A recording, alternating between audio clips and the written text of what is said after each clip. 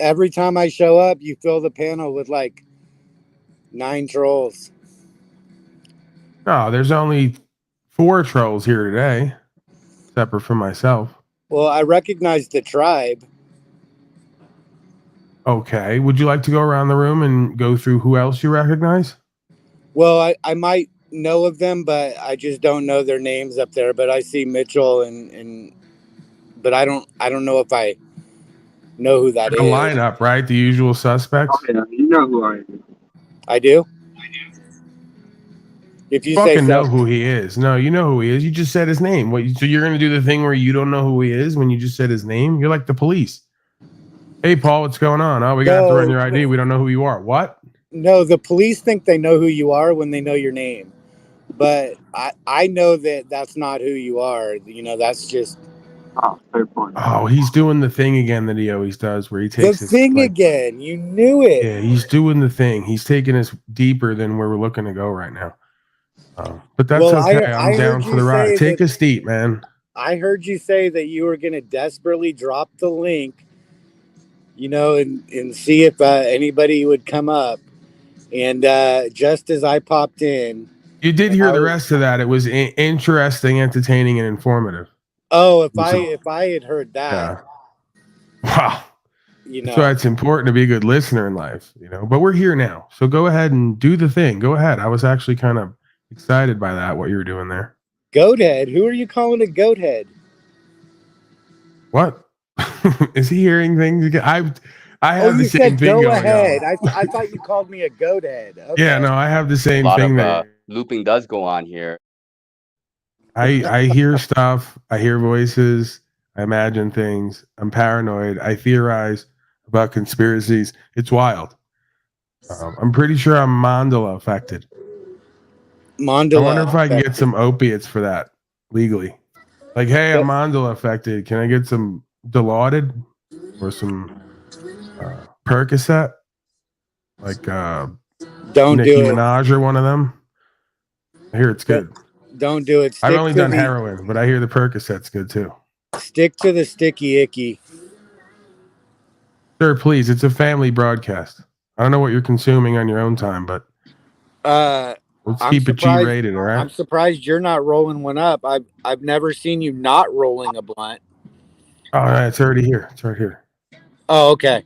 I'm just fascinated by you and your presentment, so I'm letting it go out.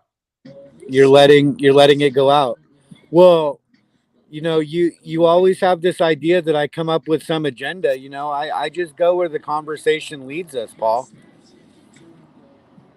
Right. Right? Until the the demons come in and they don't like it.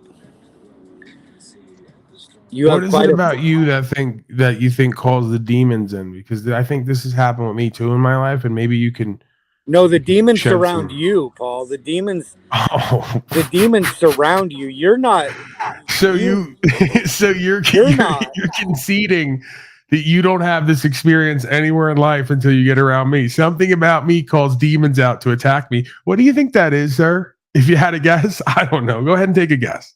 Well, I think you do know that confrontation um, gets more views, and I'm you know, aware of that, but yeah. no, that's not what I was thinking. Go ahead, second guess. Well, you don't kick them off. Okay, that's another I good mean, point. Third yeah. guess, So though, I not mean, what I was really going for. well, And I'll give you all the time you need, right? I'm a pretty forgiving host. I mean, there could be lots of reasons. I don't know Yeah, why. lots of reasons. Yeah, lots of reasons. I mean, I would kick them off. You Oh, know what I I'm know what saying? you and others would do, but Yeah, I have this like morbid sense of humor, and I'm pretty morbid. Yeah, masochistic and sadistic in my own right. yeah, yeah, for sure. I see that. There's a fine line between pain and pleasure. Ask a woman, they'll tell you. Yeah, I mean, anytime somebody gets mad when I talk about being peaceful, I know right away they're a demon child, right? Because being peaceful doesn't upset anybody. unless they're a demon child, just a spawn of the devil. Well, let's not talk about Jack Slavecott, Slow State, and others when they're not here. And they're probably never going to be here because they're, as you say, cowardly demon children. But I don't know who you're talking about. I don't. Right. Okay. You're doing the thing Mitchell's doing again. And again, I'm the idiot because no one knows these people. Why would I keep talking about them? You're absolutely right, sir. I don't know any of the peeps that are usually on your panels or whatever. Oh, you're doing the whole peeps thing now. I like when you do that, where you shorten people to peeps. Well, they're different. I'm a stickler for words, and people are people. Peeps are something other than people for sure. Yeah, they're little yellow things that nobody eats around Easter. Remember in the They basket? are. They you shuffle are. through the basket and, Yes. and the green hay, and you never take the peeps.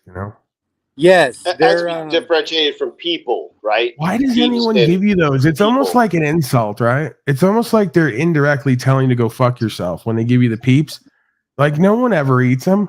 You wind up using them like some kind of wiffle ball. You hit them around, throw them at the dog, whatever. No one eats them. Why do you keep giving them? So, I have to conclude people who do that, you really don't like me. And it's a Sicilian message. Go ahead, sir. You were saying about the peeps? that nobody ever eats them, but if they did stick one in their mouth, they would fucking love it, man. It's just straight sugar. It's like they taste so good, like spaghetti. Like every time somebody's like, I'm cooking spaghetti, I'm like, no. But then I eat it and I'm like, yes. It's really disturbing. Cleveland's on the peeps too. I could have guessed. Cleveland? That's how he stays up all night and all day working. He's on the damn peeps. Something's got to be done with this kid. He needs an intervention. Fat white women, peeps. I can't go and call everybody people. No, not you, Rob Cleveland. All right, go ahead, continue. I'm sorry. This is supposed to be all about you, and I'm in my own rude way just making it about Rob Cleveland and other people in the audience. Get back I don't to know what you who were Rob saying. Cleveland is. Is that that's somebody in the chat? Yeah. African American man. We'll put the chat on the screen, man. I actually just did. That's the interesting thing about it is I actually just did what you told me to do just now. I just did it before and then I took it off the screen. But you did it before you were told, Paul. You're right.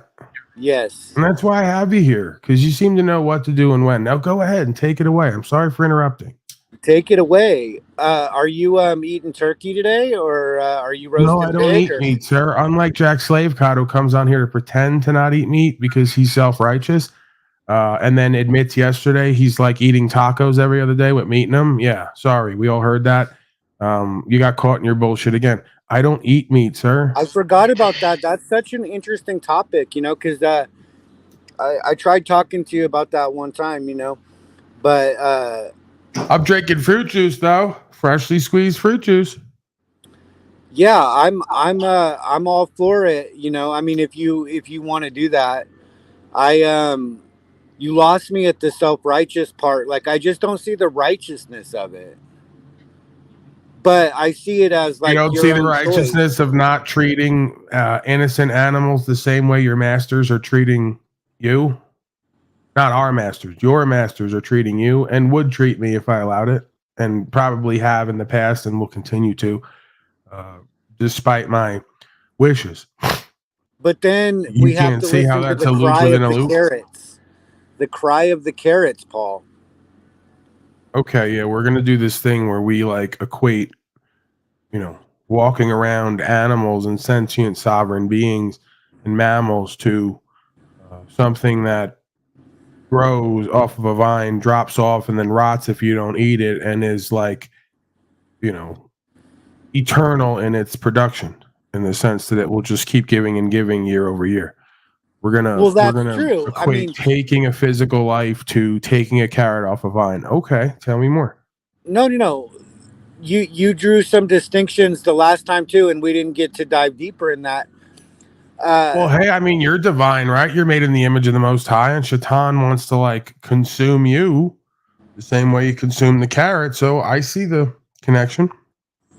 Obviously, same. No, if you're just eating vegetables that fall off after they've fallen off, I mean, you're not killing anything. I don't kill anything. I hunt all my food already killed and cooked. No, I understand that. You have other people do your dirty work for you. I actually respect that I don't less than have like them do some. it. I don't have I them could do it just for finish. me. No, they do it and then they throw it away. It's not my fault, and then I go behind them and pick it up. But you know, I don't have anybody kill my food. You know, but not because like I'm against it. I mean, I've thought about this a lot and a great deal. Are And you aware that Jesse Howell uses the word tummy to describe his stomach? Jesse Howell. Right. Who is that? Got it. Go ahead. You're on it again. Well, it doesn't really matter who it is, but tummy as stomach. That's cool. You know, I do that sometimes too when I'm, you know, I rub my But tummy. people, I have a question here. I know we all have to eat, and I respect where you're saying you're disconnecting yourself from the system that's creating all the factory farming and such. But don't you think that by example, the fact that you're even consuming the meat, that those people that maybe see you doing it makes them feel like, well, here's people. He's an enlightened being. He's eating meat. It's okay for us to keep eating meat. You know, whereas if you're in the situation you're enlightened enough to know how to forage. I'm not sure what state you're on, but in a state like Florida, I mean, you could forage forever if you really needed to.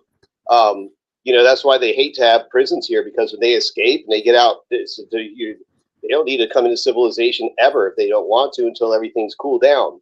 So there's usually a reason why. I mean, you could literally live in the sugarcane fields for weeks because you get all the vitamins, minerals, and water in this stupid cane that's growing everywhere.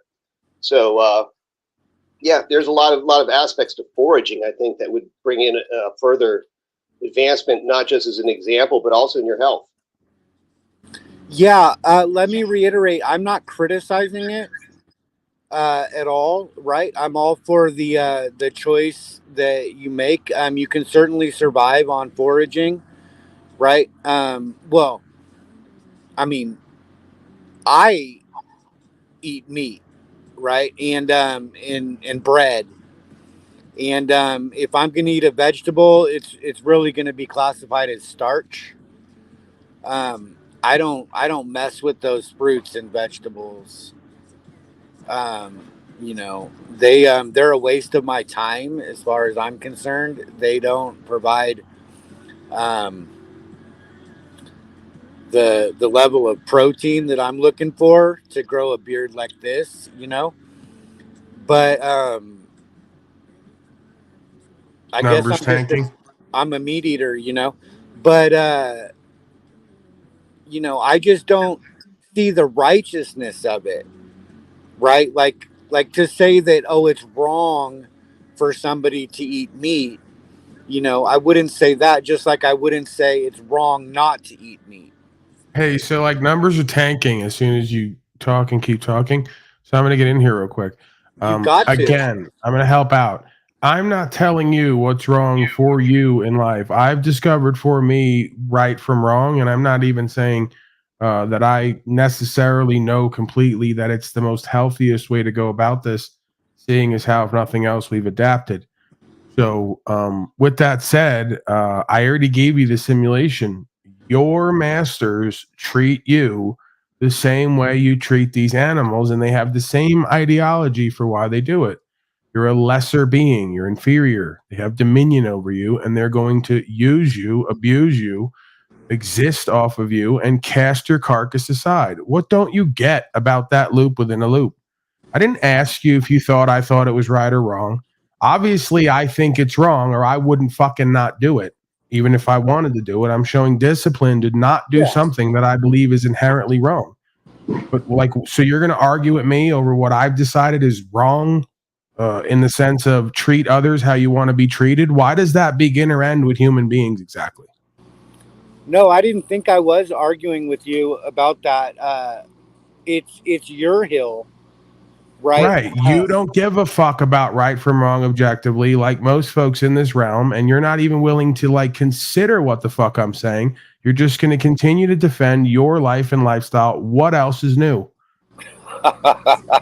I mean, it's like it's so boring at this point for me because you don't even have any good reasons why you're doing your bullshit. Your brand of bullshit that's the same as everyone else's. You don't even have any good examples or explanations or reasons or other than just this is what I've been doing. This is what I like to do. I'm going to defend it and say I don't see nothing wrong with it. Right. Well, The same way they would I can crack give and you whip a some black reason. folks. They'd say the same thing to me 200 years ago. Why do I don't have see teeth? nothing wrong with it. Why do I have teeth that are meant to chew meat? You don't. You have two somewhat canine-like teeth to rip and tear as a scavenger. The majority of your teeth are flattened, just like a chimpanzee creature. Ironically enough, so you Right, are 'cause we more can eat both. replicated with a excuse me. You're more replicated to a chimpanzee creature than you are a lion or tiger. I can confirm that energetically. Nothing else. Yeah, because we don't kill with our teeth. Right. It's called scavenge. So at best, you're scavenging, and that's like, here and there. Pretty sure that they say 98% of us is chimpanzee. That's their logic. I'm not going to accept or deny it. Although, again, the panel has been quite revealing when it comes to this perspective. I contend most human beings are chimpanzees and genes at this point. As a matter of fact, they'd have to try hard to attain the status of chimpanzee in genes. Chimpanzee doesn't destroy itself in its environment. So, yeah, your teeth are not indicative of somebody who would be A tier, top tier predator creature meant to like exist on meat. At best, you could argue scavenging. And I could give an argument for like eating living water and food versus eating dead flesh. You probably wouldn't listen to it. And even still, when you eat flesh, it takes such a tremendous amount of energy that it can't be a regular pattern. It would be something occasional in a case of famine or something like that. You'd even think about it, and your body would you'd be able to survive with eating flesh and such, but to do it repeatedly would take too much of your digestive enzymes, complex chemicals to really manage that at that level. That being said, it's there's other ways to obtain it. Like I said, foraging. There's too much out there that you're just not aware of. When they sit there and they tell you there's chicken and there's beef and there's this, it's not the menu. And furthermore, if you want to really take a compromise, what Wizard does, he fishes. If 2/3 of the earth is water, what are the fish doing near the land in the first place? So, as far as I'm concerned, they were ready to go anyways. I yield. Yeah, the teeth of a human being, just again, this is why you make the joke about horse teeth and the rest of it. It's more closer related to a herbivore than it is a predator. Well, Smooth lining of the intestines in predators, right? And we don't. We have like a corrugated lining for a much slower digestive time, which means meat literally putrefies in your intestine over a period of like 12 hours. It could be, which is too long to stay in your intestine for flesh. Cats they're done with it in an hour. And sure does it stink. I've never died, not even one time, and I eat meat every day, three times a day. So your logic for meat being good for you inherently is you haven't died yet once. No, it's not my logic for it I being had the good same for argument for heroin, and it didn't quite pan out when I went to rehab. It's my argument They against it explained to me being that bad for me. I'm responding to the comment that it's bad for me, that it should be. It was said by, I think, the tribe that Desperate with hunger, and here it was Thanksgiving Day. Nevertheless, there was something to be thankful for.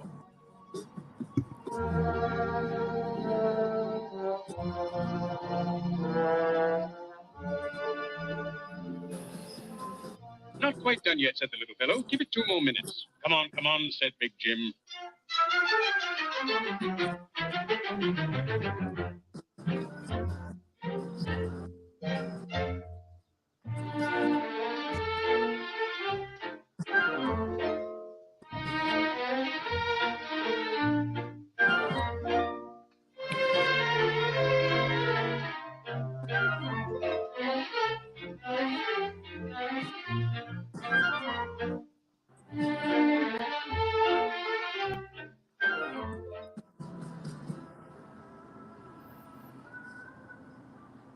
I love this topic because it gets you really fired up, Paul. No, it doesn't get me fired up, sir. It doesn't get you fired up. Yeah, for you. Gets me fired up for you. Oh, Not what I call fired well, up. I think that the world takes all types, right? Like if And I got in the room with Flow State and Jack Talcott and others, I know you don't know who they are. They're not really worth mentioning. And they tried their games like they do on here, then you would see fired up, right? You haven't seen it yet.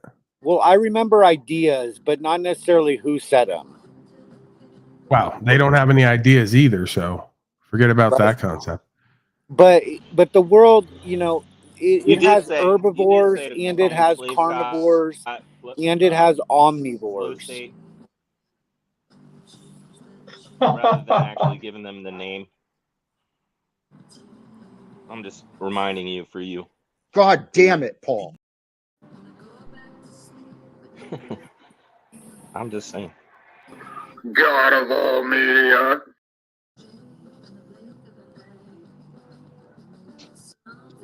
You're gonna need a headset, Lig. Your technological capabilities are getting a lot better, Paul.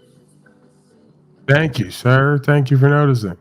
Yeah, you got blinky screen behind us all. You're just pulling Right. up If only I media could left just get and right. one other person on panel to do an actual broadcast with me, this might resemble an actual broadcast. I'm working on that. Yeah, you know what are the possibilities that you and I could do an unlisted live stream, just me and you, for like have a conversation, then you can play it later. You said, what are the chances of that? Yeah, Slim to none. that's what I thought.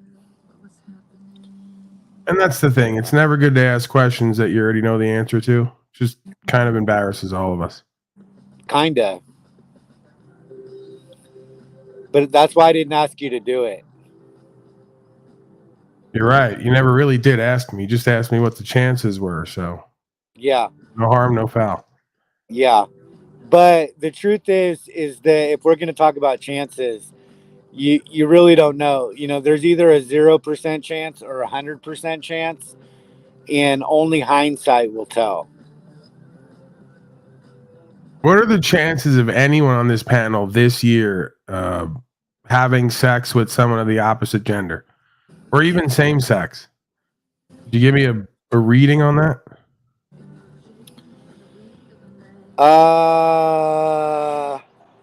Slim to none again. That'll work. Okay. Christos, you got anything before we move on? It's like this guy, 20%. people comes on here and makes the whole broadcast about him and his meanderings. There's a 12% chance. He's still doing it. Right. And he has a corny username. Hey, bro, your name's corny, bro. You're corny, bro. People. No, it's people. It's not corny. Well, go ahead and ask him because I've been through this loop with him, but I want you to ask him, Christos. Don't do it. Don't. You're not ready. You're not, but still, okay. I think he just collapsed. All right, he's back. Go ahead and ask him about where he gets the name people and who a people is and how does it work. It's great. You'll love this. Yeah. Don't do it. You're yeah, not ready. honestly. Can you tell us why you name yourself people? It's not a name. It's what I am. It's not a name. You're a people? Yeah, I'm a people, one of the people. People, if you're bold. I'm in the band. Right, okay. As in we the people, as in the rights of the people. Yeah, that's pretty hip, bro. That's deep. As in it's not nice to call people names. Oh. you didn't call him anything, did you? He didn't call you anything. He said he asked why I named myself people. Oh. See, I listen, Paul. Clearly. Yeah, I just so what's the thing with you a name? What's the whole press harder thing? Like, can you describe that? Yeah, people press, the right of the people to press, and I press on, I press harder, I press now. Those are things I do. All right. Did anybody else see? I asked him that purposely. I'm going to just be candid with you. I purposely asked him that because I knew he would say whatever he just said. Yeah, I mean, you is that set not, me up like, big really time, Paul. kind of provocative the way he says it and kind of gay? Kinda. You know, like every time I ask him about press harder, he's like, I press on, I press in, I press deep and harder. No, like, bitch. dude. I press Which on, is I what I press mean. You might harder, want to I get out press more now. or go inside. You're out And all the there's- time. And Go there's inside. 3 exclamation marks at the end of it. Okay. You remind me of that never guy been any other way. Diogenes who used to live in a tire in Rome and masturbate in public view. Since the Say first things day, like press harder. since the first day I started the Press On channel, I've said press on, press harder, press now. And now I have all 3 channels. I've taken 1 and turned it into 3. It's never been any other way.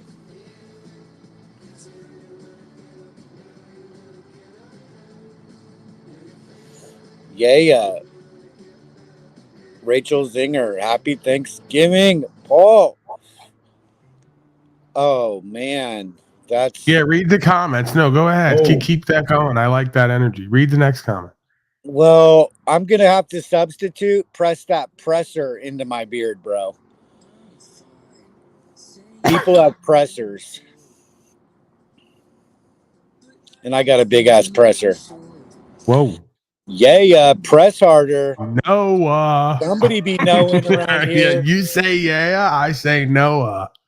As Man. in build the ark now. I think the flood's coming. Everybody loves yeah. Come on now. Do they really though? I mean, They have really you do. taken the poll? Wow, don't answer that. It's a family broadcast. Yeah, everybody loves yeah. I mean, it's that sound, right? It's a lot like Yeshua,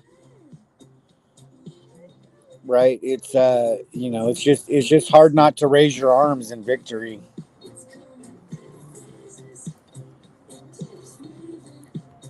I think it's a Didn't we little go light through on this the last time? consonants. No. Don't press stop. Press on, press harder. All right, read this. Now. Read this is a question, I think. Timmy a little bit. He's got issues with the grammar.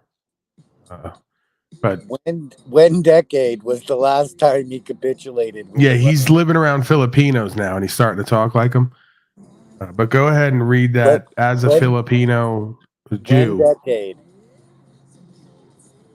Yeah, that's a good one. Yeah, try to. You know what he's saying there, though. Just read it and answer the question. Copulated. I said capitulated, but when decade was the Same last thing. time he copulated? With beta males, it's the same thing. Trust me. If you've copulated, you capitulated. Let's not make any mistakes here. Happy wife, happy life, as they say. Yeah, I really like your audience, man. They're bringing forth the tough. Thank questions. you. I've grown them myself. Yeah, I mean the answer to that is that I just communicate with my body. I don't talk the way that your audience talks. You ever been put on a list for communicating with your body? No. Not that I know. Well, you're a better man than Wizard. Diogenes says I'm pressor. Diogenes.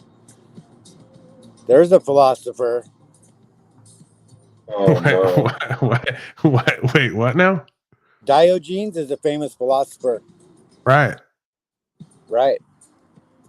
Could you give me one of Diogenes' famous quotes? No, because I don't remember who says things. It's just the ideas that I remember. Right. It doesn't matter who said it. It's all been said. I remember some, like Socrates, Aristotle. I go back to them time and again, but it's kind of like Jack Talcott. He conveniently forgets that his whole broadcast and philosophy and rap came from Wayne Dyer. He very conveniently forgets that. It just makes what he does a little bit easier. Very convenient. Hey, people, I'd like to give you some critique on your channel if you don't mind, because I actually watched you.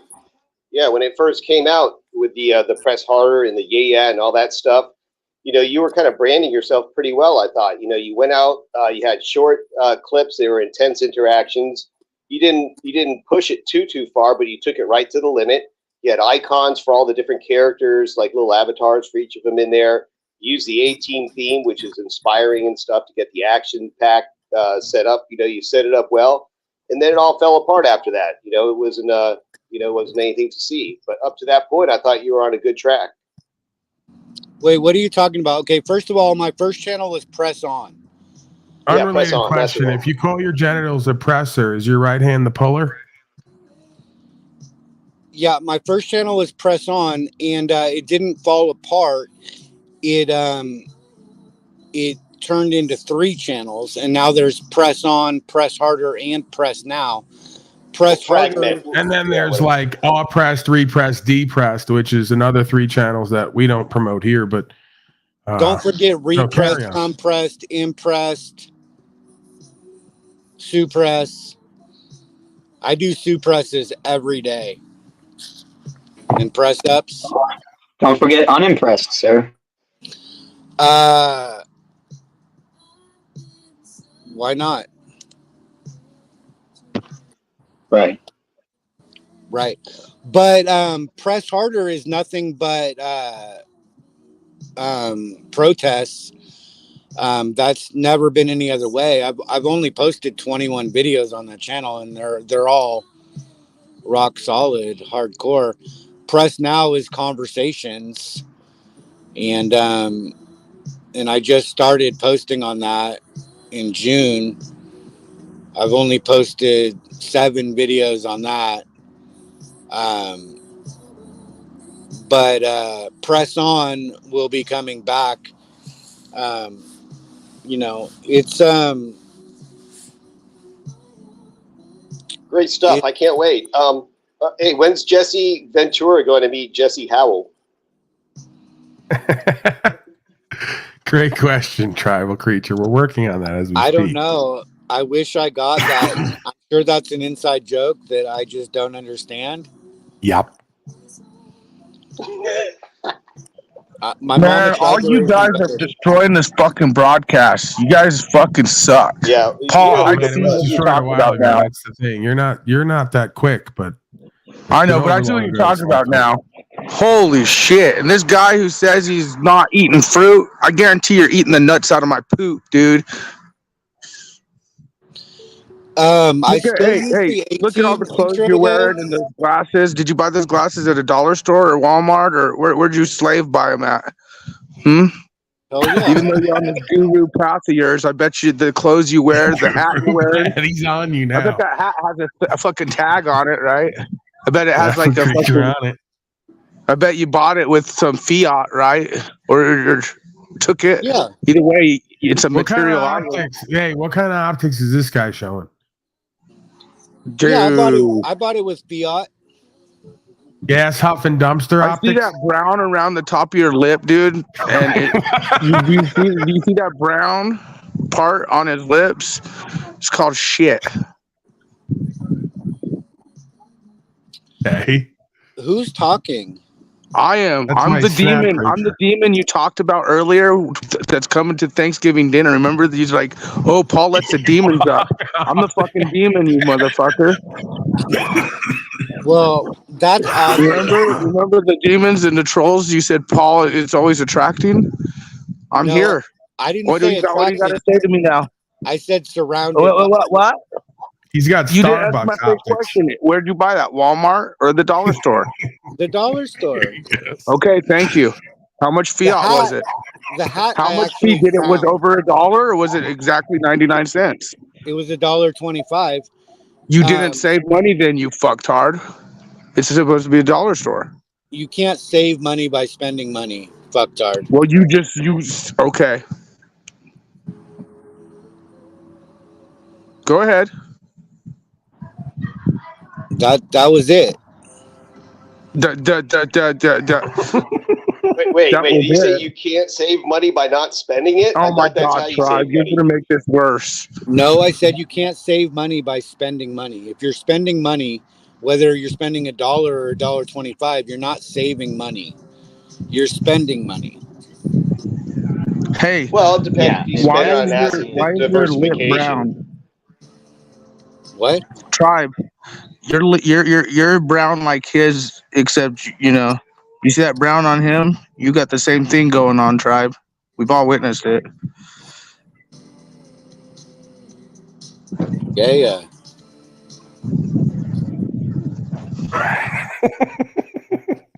Are you gonna pick on my low fruit, Mr. People? My On your low hanging fruit. Your low hanging fruit? No. Why?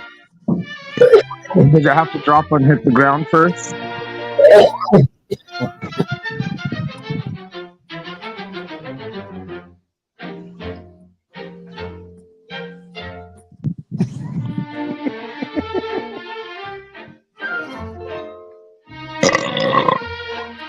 Happy Thanksgiving, pagan holiday.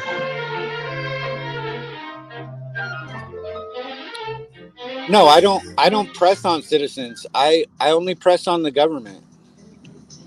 Looks like you press your lips on some shit, is what I see. Looks can be deceiving.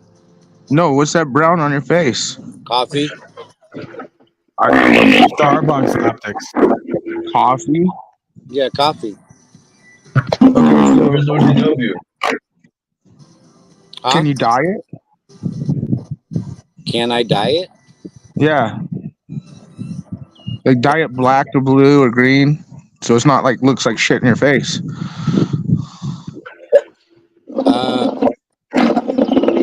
I can't do anything I can't do. Not if I don't Hey, have any dye. why'd you choose the aviator glasses look at the dollar store instead of like the secretary sexy style with the big beard look? Or like what made you think I want to be like Tom Cruise with the aviator look? I don't know. It's just always been my thing. I've always worn aviators my whole life. You've always been I'm an aviator guy? Yeah. Oh, okay. I call them Did pimp little shades. Taiwan boys make those glasses in China? China Ian Town? They might have been made in China. They probably were. Oh man, you're a mess. A mess. You need Paul's help here at Unslavia. You're at the right spot. It'll be all right, man. Things are made in It China. will be all right.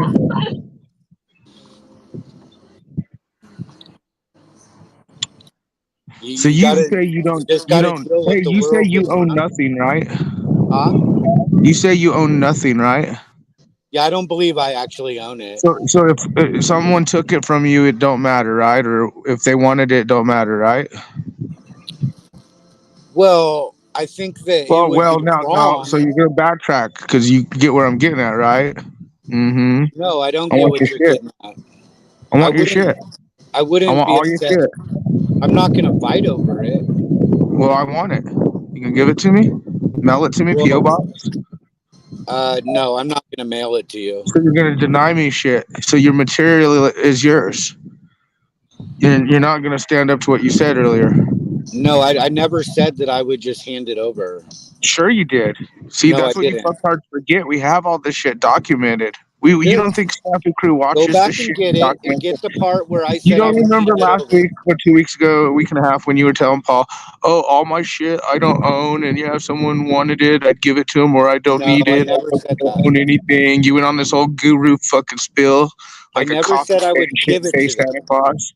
Come I on. said that The if they Fool is take one of the it, most I'm relatable, not going to intriguing, feel a and sense of recurring loss. figures in the world I'm not going to that get have been force upset of over both it. surprise and laughter since time immemorial. We worship folly by seeing it in people and in the world, and by willingly displaying it in ourselves. It is This one is of the for you. timeless archetypes which we all inherit at birth. Many of us suffer from the absence of the fool in our lives. Frenetic and upright, we take ourselves too seriously, trying You're the so fool. hard to conform to a world which promotes workaholism, efficiency, and productivity that we might as well be cogs in a Everything machine. you're not. As William Shakespeare said, all the world's a stage, and all the men and women merely players. Forgetting that playfulness is a basic human need, we wonder why we so easily become bored and exhausted, losing all capacity for spontaneity, authenticity, and passion. The antidote to this would be to give the fool archetype some space in our lives. To be in a balance and not become excessively foolish and irresponsible, we need to develop the archetype of the sage, who, despite being wise, recognizes the limits of his knowledge and can laugh at himself every now and then. Archetypes are not part of a mechanical system, but pieces of life itself, images that are integrally connected to the living individual by the bridge of the emotions.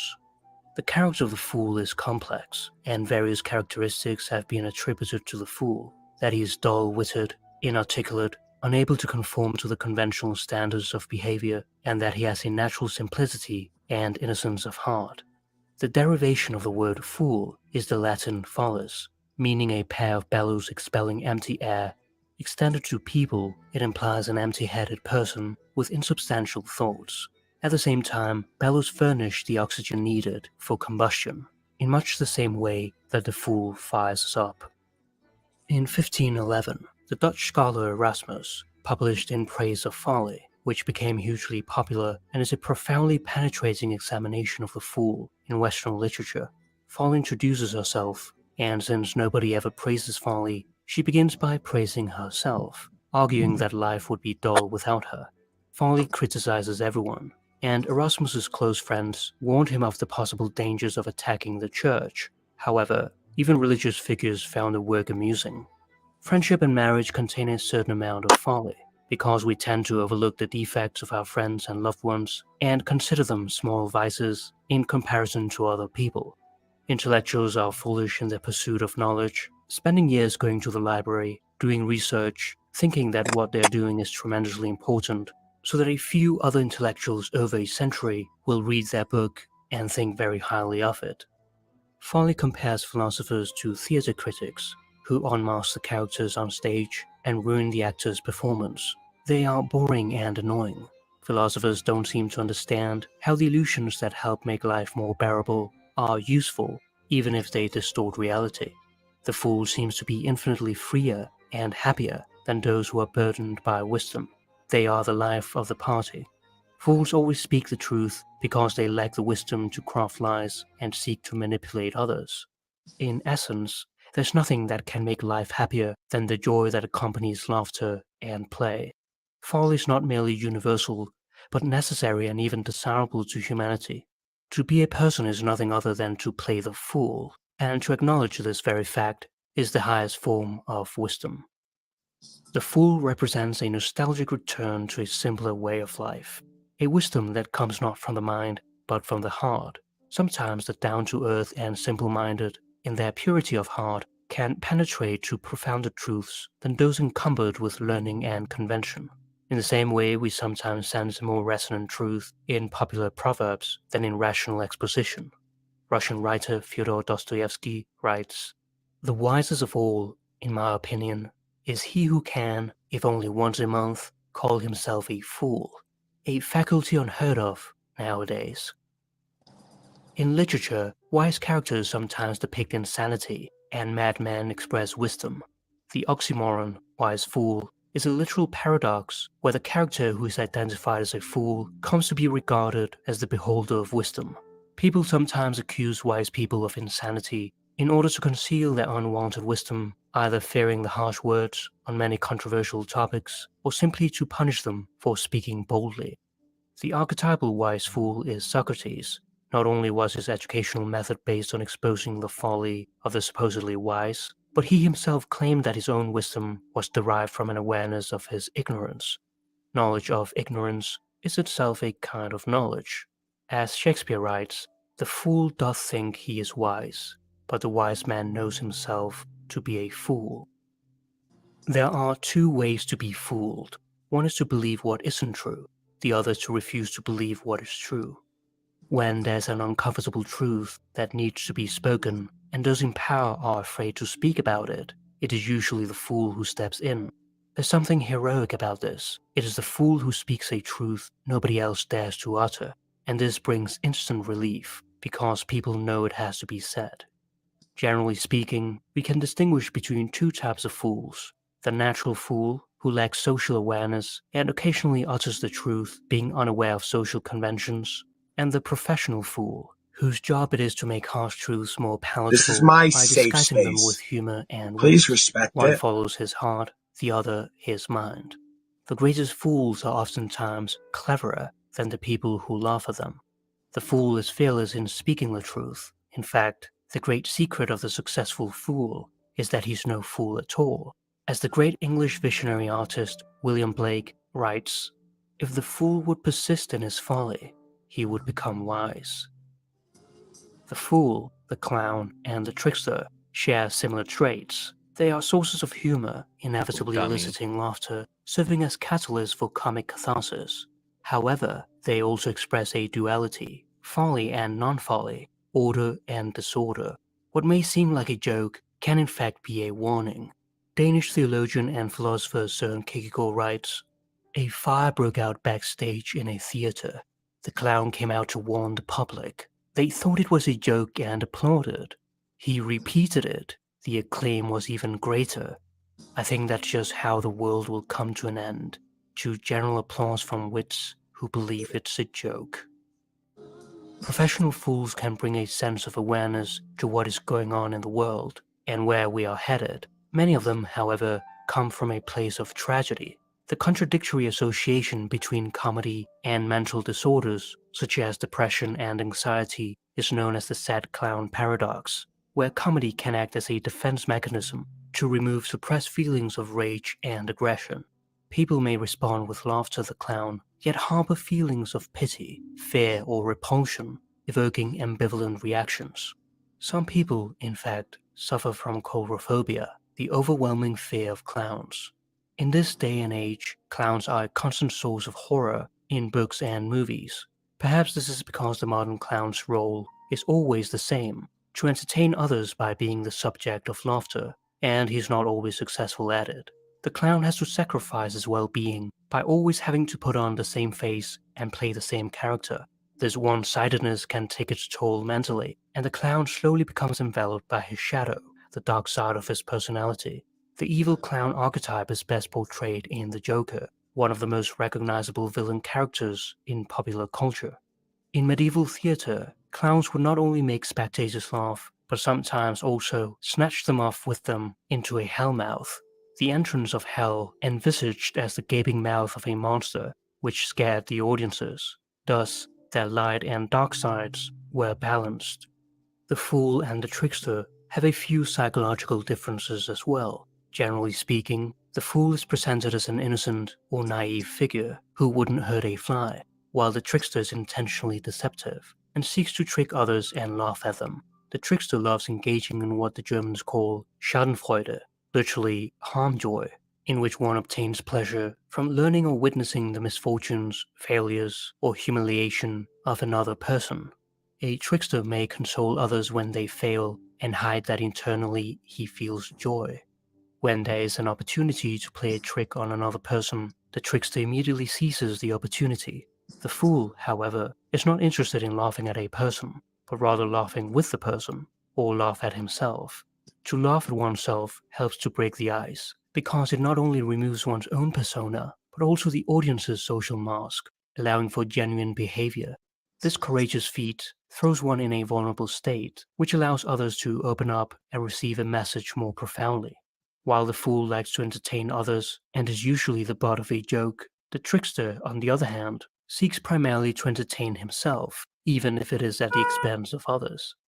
The fool is able to have a sense of humor even in difficult situations, which radiates hope in others. In a tense atmosphere, the person who is hurt takes the risk to make a joke, even if it means making a fool of himself, not just to set himself at ease, but also to bring relief to others. When a person acts like a fool through some kind of outward action, it is immediately apparent to the audience.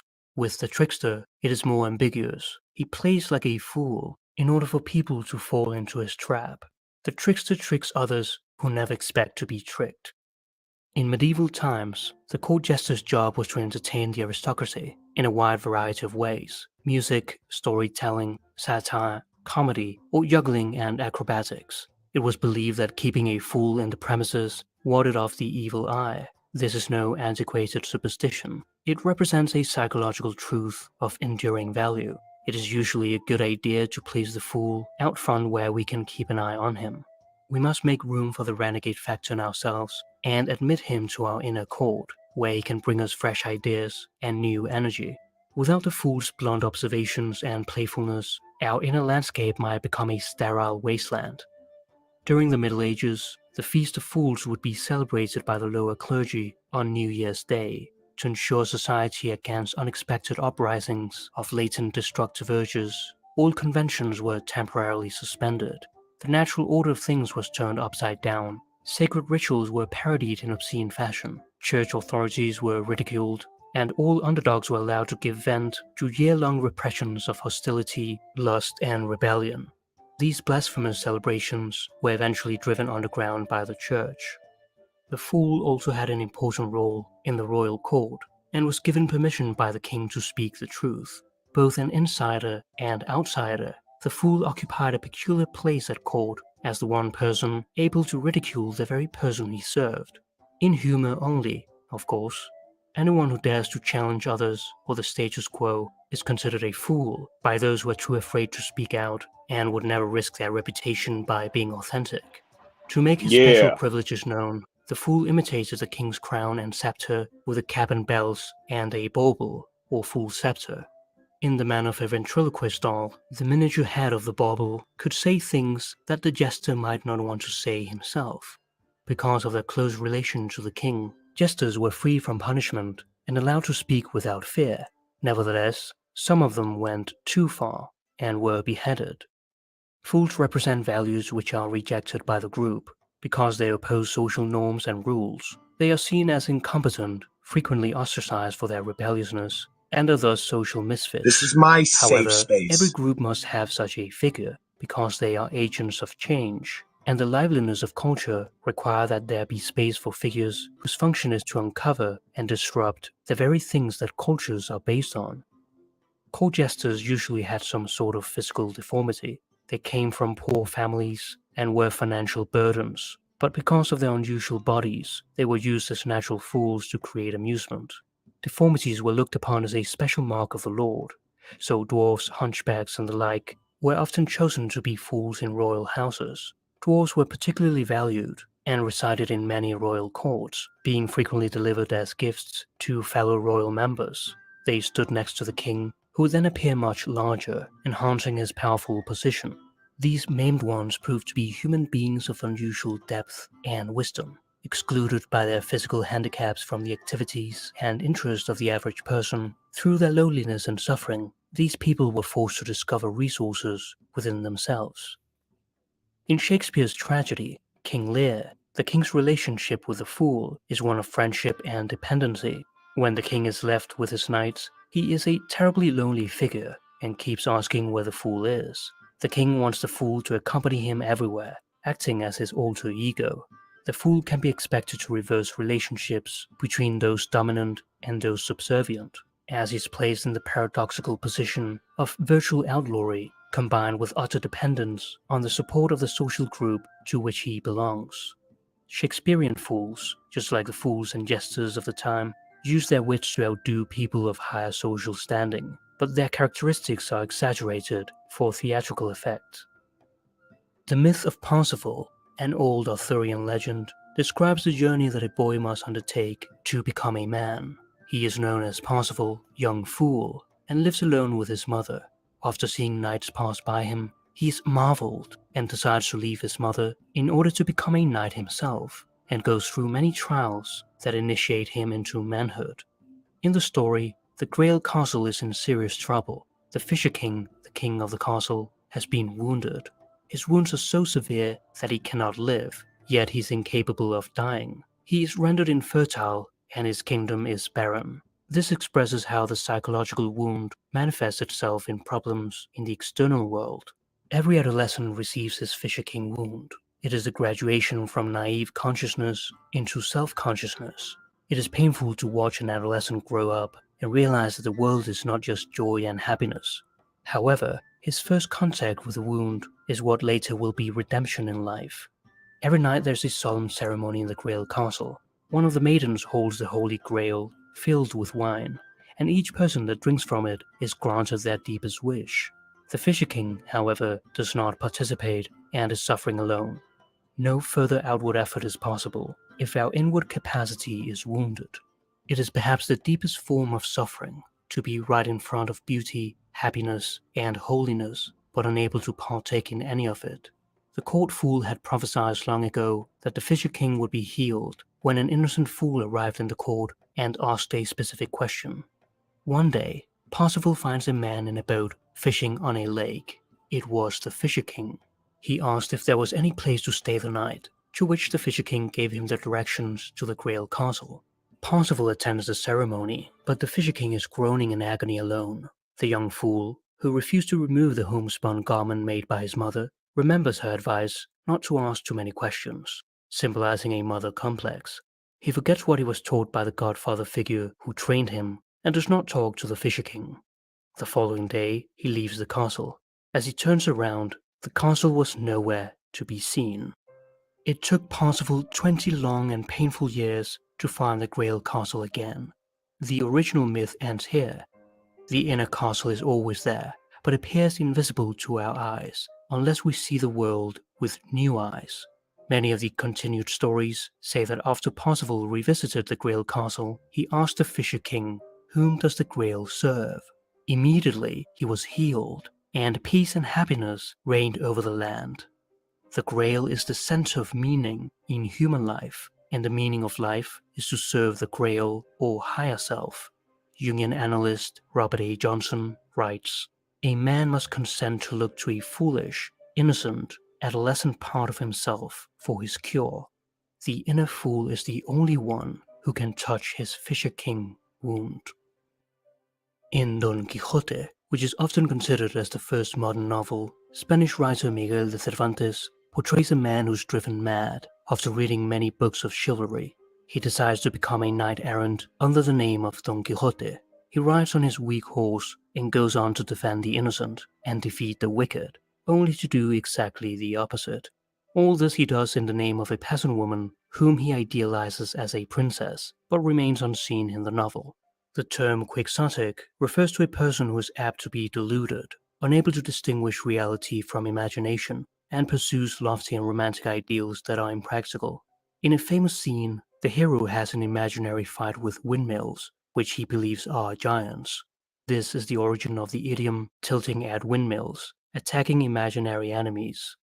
Don Quixote recruits Sancho Panza as his sidekick and squire, a down-to-earth peasant who is puzzled by his master's grandiose fantasies, but being promised great wealth, follows him riding a donkey.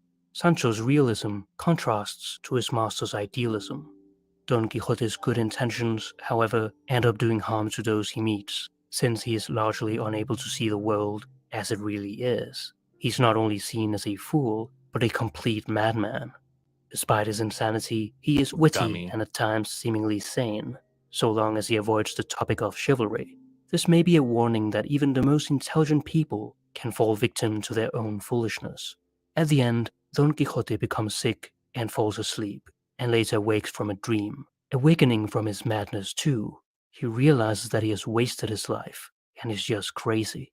The atmosphere of the novel turns from comedy to tragedy, and the people who looked at him with scorn can't help but feel pity for him. They insist that he's wrong and that he really is a knight.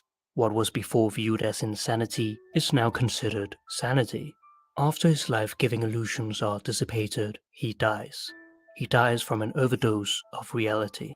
This brings in the question, is it better to know the truth and be unhappy, or live in a fool's paradise? In his novel, The Idiot, Dostoevsky explores this question to some extent. He portrays the ideal man, a positively beautiful individual in a morally corrupted and decayed world. The protagonist, Prince Mishkin, returns to Russia after spending time in a Swiss sanatorium, receiving treatment for epilepsy and idiocy, until the 20th century, an actual medical term for neurological disorders. Starting with a train ride to St. Petersburg, he's thrown headfirst into the corruptness of society. The character appears different from other virtuous fools in fiction by emphasizing innocence rather than comicality. Dostoevsky writes, "First of all, this prince is an idiot. And secondly, he is a fool, knows nothing of the world, and has no place in it. Mishkin's open-heartedness, innocence, and lack of social experience is an instrument of satire, standing in sharp contrast to the corrupted, cold, money-hungry, manipulative, and egocentric society he finds himself in. The prince is frank, open, and unable to hide his true feelings behind a persona in order to impress others. He says what is on his mind, regardless of the social setting. This leads people to call him an idiot, even though he has deep insights about human nature and what it means to be a true Christian. The antithesis of Mishkin is Ippolit, a young atheist and nihilist in the final stages of tuberculosis and near death. He loses his will to live and rebels against society, nature, and God, and famously states, "It is better to be unhappy and know the worst than to be happy in a fool's paradise." Prince Mishkin, on the other hand, does not understand why someone would choose to be unhappy. Instead of philosophizing, the prince spends a considerable time with sinners, serving as their moral and spiritual guide. It is the small acts of kindness that truly matter in the world. Redemption is a key theme in the novel, to save the soul from the state of sinfulness through humility and compassion. In the most popular line of the book, Dostoevsky writes, "The prince assures us that beauty will save the world." In many fairy tales, we see three brothers, the youngest being a simpleton whom everybody laughs at. But it is always this fool who becomes the hero in the story. He is the foolhardy brother who rushes in where angels fear to tread, This is and by my doing safe so, space. wins the hand of the princess and her kingdom. The fool seems to possess magical powers, and has Lady Luck on his side. His spontaneous approach to life combines wisdom, madness, and folly. When he mixes these ingredients in the right proportions, the results are miraculous. But when there's one-sidedness, everything can end up in a sticky mess. One of the most beloved figures in Russian folklore is Ivan the Fool. The Russian writer Leo Tolstoy wrote a story titled Ivan the Fool, alluding to this figure. In the story, Ivan is the youngest and third son in a peasant family. He is taken advantage of because of his naivety, kindness, and capacity to easily forgive others, even at his own expense. His brothers are tempted by money and military power. However, Ivan lives a simple way of life. He lives on a farm, taking care of his old father and mute sister, and works in the fields. When the two brothers run out of money, they insist on getting their share of their father's wealth. The father objects because it is Ivan and his sister who have helped him. Ivan, however, agrees to his brother's demands. The old devil, seeing Ivan's generosity and lack of conflict between the brothers, sends a little devil to each brother to start a feud. The two devils succeed in tempting the two brothers with greed and power, and they get into trouble. Ivan, who is stricken with illness by the devil, only works harder and overcomes all obstacles. The three little devils get together in order to defeat Ivan, but they all fail. As Ivan finds each devil one by one, they beg for their life, and tell him that they'll grant him any wish if he spares their life. And so, Ivan is granted a wish and innocently utters, "God bless you," which makes them vanish. He can make gold out of leaves and soldiers out of straw, and decides to give the gold coins to the village peasants and conjure up soldiers to sing and dance. Finally, the old devil loses his patience and goes to Ivan, but is also defeated. While Ivan relies on his heart and believes in legends and mythical beliefs, the brothers focus on their minds and practicality. Ivan ends up marrying the Tsar's daughter.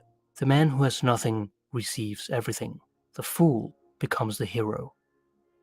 In tarot, the fool is commonly depicted as a man holding a white rose, symbolizing innocence and purity, and a small bundle of possessions in the other. He is willing to sacrifice everything for the trip.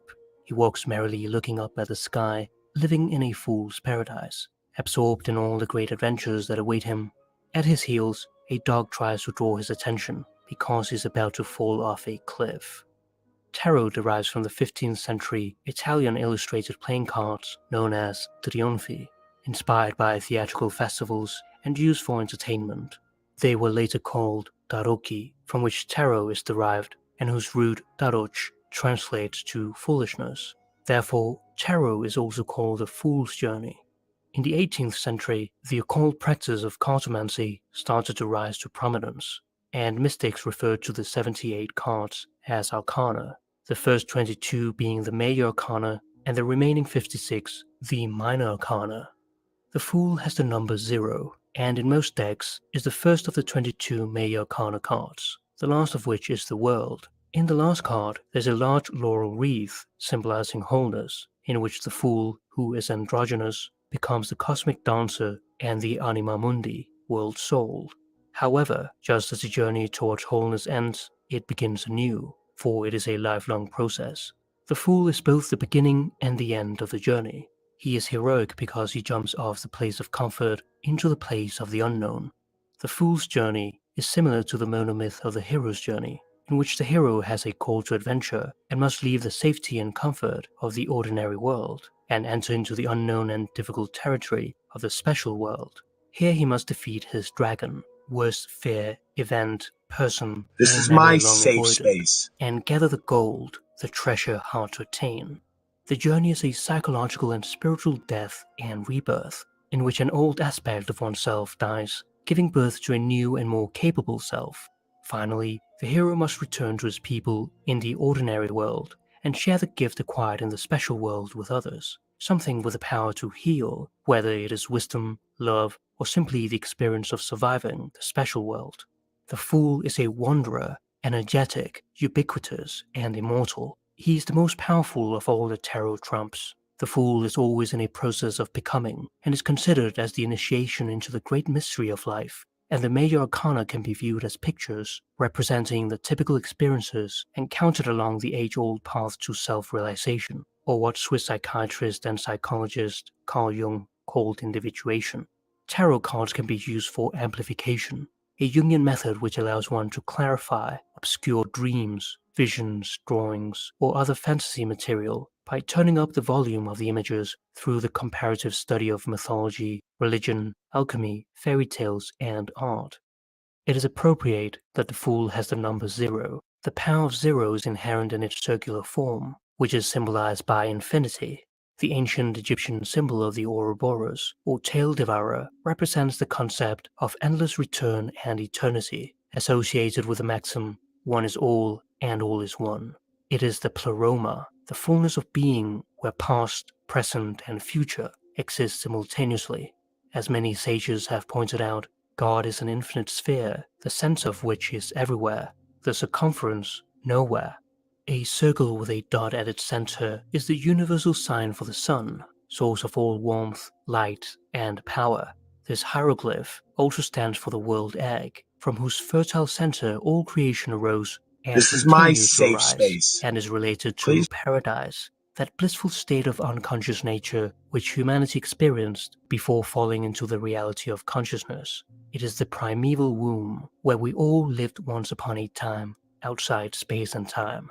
The nostalgia we feel for our childhood reflects this great longing to be contained once more in the perfect circle, the original state of wholeness, where the union of opposites is attained. In Jungian psychology, the dot is the ego, the center of consciousness, and the circle is the self, the center of the entire psyche, which embraces both consciousness and the unconscious. Jung writes, "It is not I who create myself, rather I happen to myself."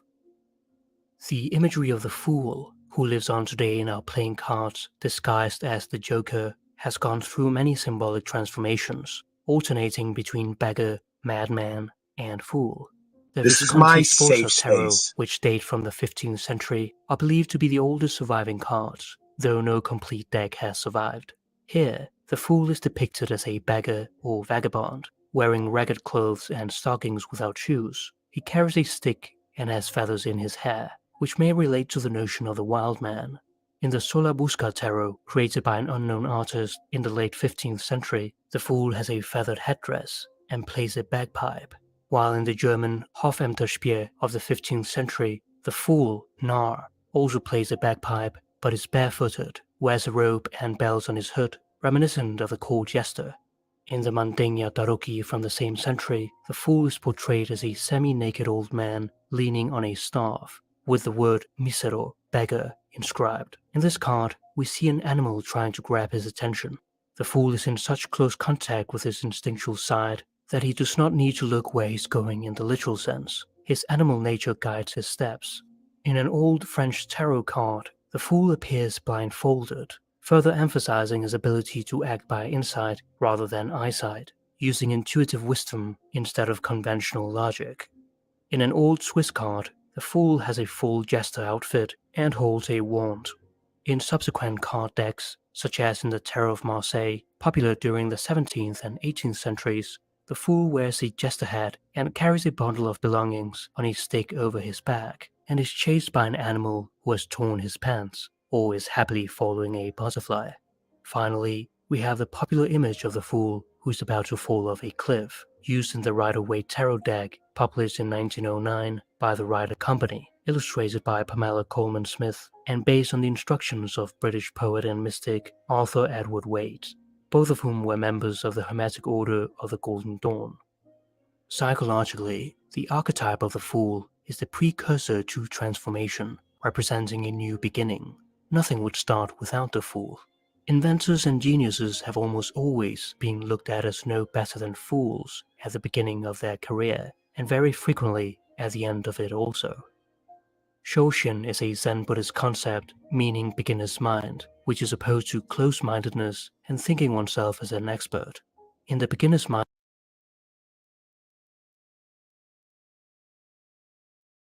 but I do think that it's a good recipe. But I think that with that sort of mindset kind of comes what I'm just talking about, which is just have a little class. Well, I mean, like, obviously that's your business with your girlfriends, how you guys want to, manage your household affairs or whatever. But I don't really think there's anything wrong with having roles. I mean, it's as long as, adults can agree on what their roles are, that's fine. But I think what's important is just being respectful to one another, and just being considerate. Frankly speaking, I think, and I'm not speaking about Paul or Snafu specifically, but a lot of people online, I really don't think they would be speaking like they would like in person. And I've actually crossed that line before, so I'm not totally absolved in the situation. Like I threatened Snafu, I think once, and I don't feel good about it, and I apologize to him. But like, if you come to my place and you talk shit to me like that, like, I'm not going to take it. No, I don't. I don't care how big you are. I have I'd rather die. I'd rather die. Sir, and you go to the hospital. Your duties and obligations today, Right. sir. Okay, so would you like to tell me what your belief is about what I have to do? Would you like to tell me about what you believe that I have to do? I clicked on, and I'd like you to identify yourself too, please. First and last name, since you are a public servant. Just for a minute, when you and Paul were talking earlier about something that sounded like it was him bashing monogamy again. I don't know. I didn't listen long enough to know. But that's actually what made me kind of go, hey, maybe tonight I'll do this thing I said I'd do. Was that what the conversation was? Well, it went in a few different directions. I mean, there was a point we were discussing your show and that interaction with the monograph situation there. I said I thought it was a pretty lame broadcast in the beginning because it was just a Paul bashing session. But then I thought it got productive because we were talking about rights and freedoms, and everybody was expressing and articulating what they thought, that meaned and how it worked out in a practical sense. And then, of course, it got derailed into this whole thing that I won't say the trigger words because I do have respect for you on that level and don't want to screw your broadcast up. And so I thought that seemed kind of orchestrated and a bit, like syndicated. Just the fact that when you get to something that has meat where people are actually getting to what their differences are on how they view important issues, it just gets like towed into all this drama nonsense. And maybe I'm reading more into it than I should, but I just see a lot of black and white type of symbology and things going on there that just caused me to be suspect, a little suspicious. But what do I know? Well, I can assure you it's not orchestrated on my end. I I don't But think when that's the you, case. I don't get that yeah, sense, no. And I'm not saying Snaps is orchestrating that or anything either. I'm not insinuating anything. I'm just saying it just seemed oddly suspicious to me. And, you know, I don't know. I get what Call you're it how I saying. see it. I get what you're saying. I've definitely like I said this in a few of the comments on the videos I uploaded recently with that interaction that I called Snafu a gang stalker, which I don't know if he legit is like, but goddamn, if that's not what gang stalking looks like, I don't know what it is. Yeah, there's always these different allegations made on both sides, and it seems like there's a lot of gray area. And I know Snaps wouldn't see it that way. He'd say I'm misrepresenting it. I just watched something he did, a little stream there. I saw that he had a premiere about me. There you go. Yeah, and then you got Tarek running around saying I'm like treating the guy as a celebrity or whatever.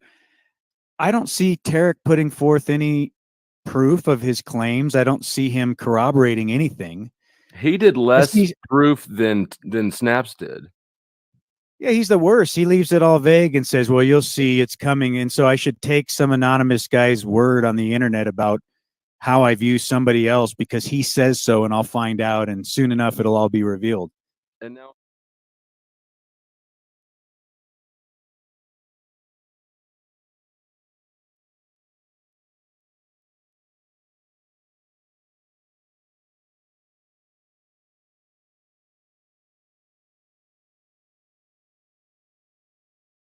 he gets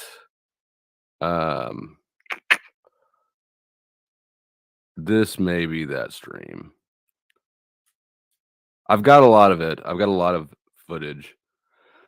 But there's a couple clips that I've played a few times already on live streams. And so I figured those could be an easy review. Get them out of the way since they've already been seen. And there is more. There's always more. But we might just start off with the stuff that's already been shown and go from there. Play it by ear. I'll probably that's what I'll probably do. I'll probably just play the ones that have already been shown and then drop the link maybe. Will I wait for more to come in? I could. I don't generally do that a lot.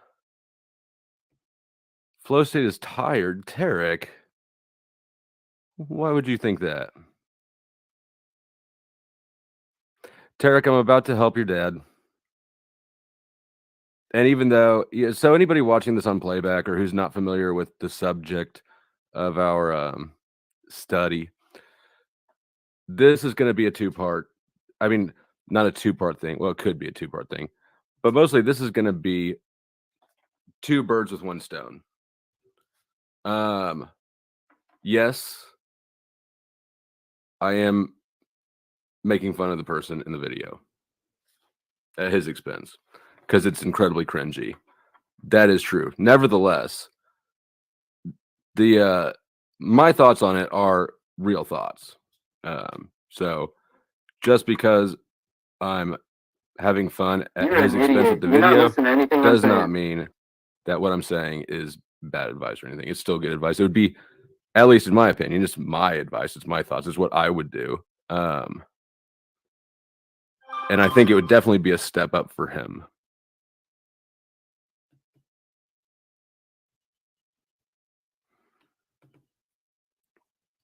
Praise God. Nope, not really. Both birds are stoned. All right.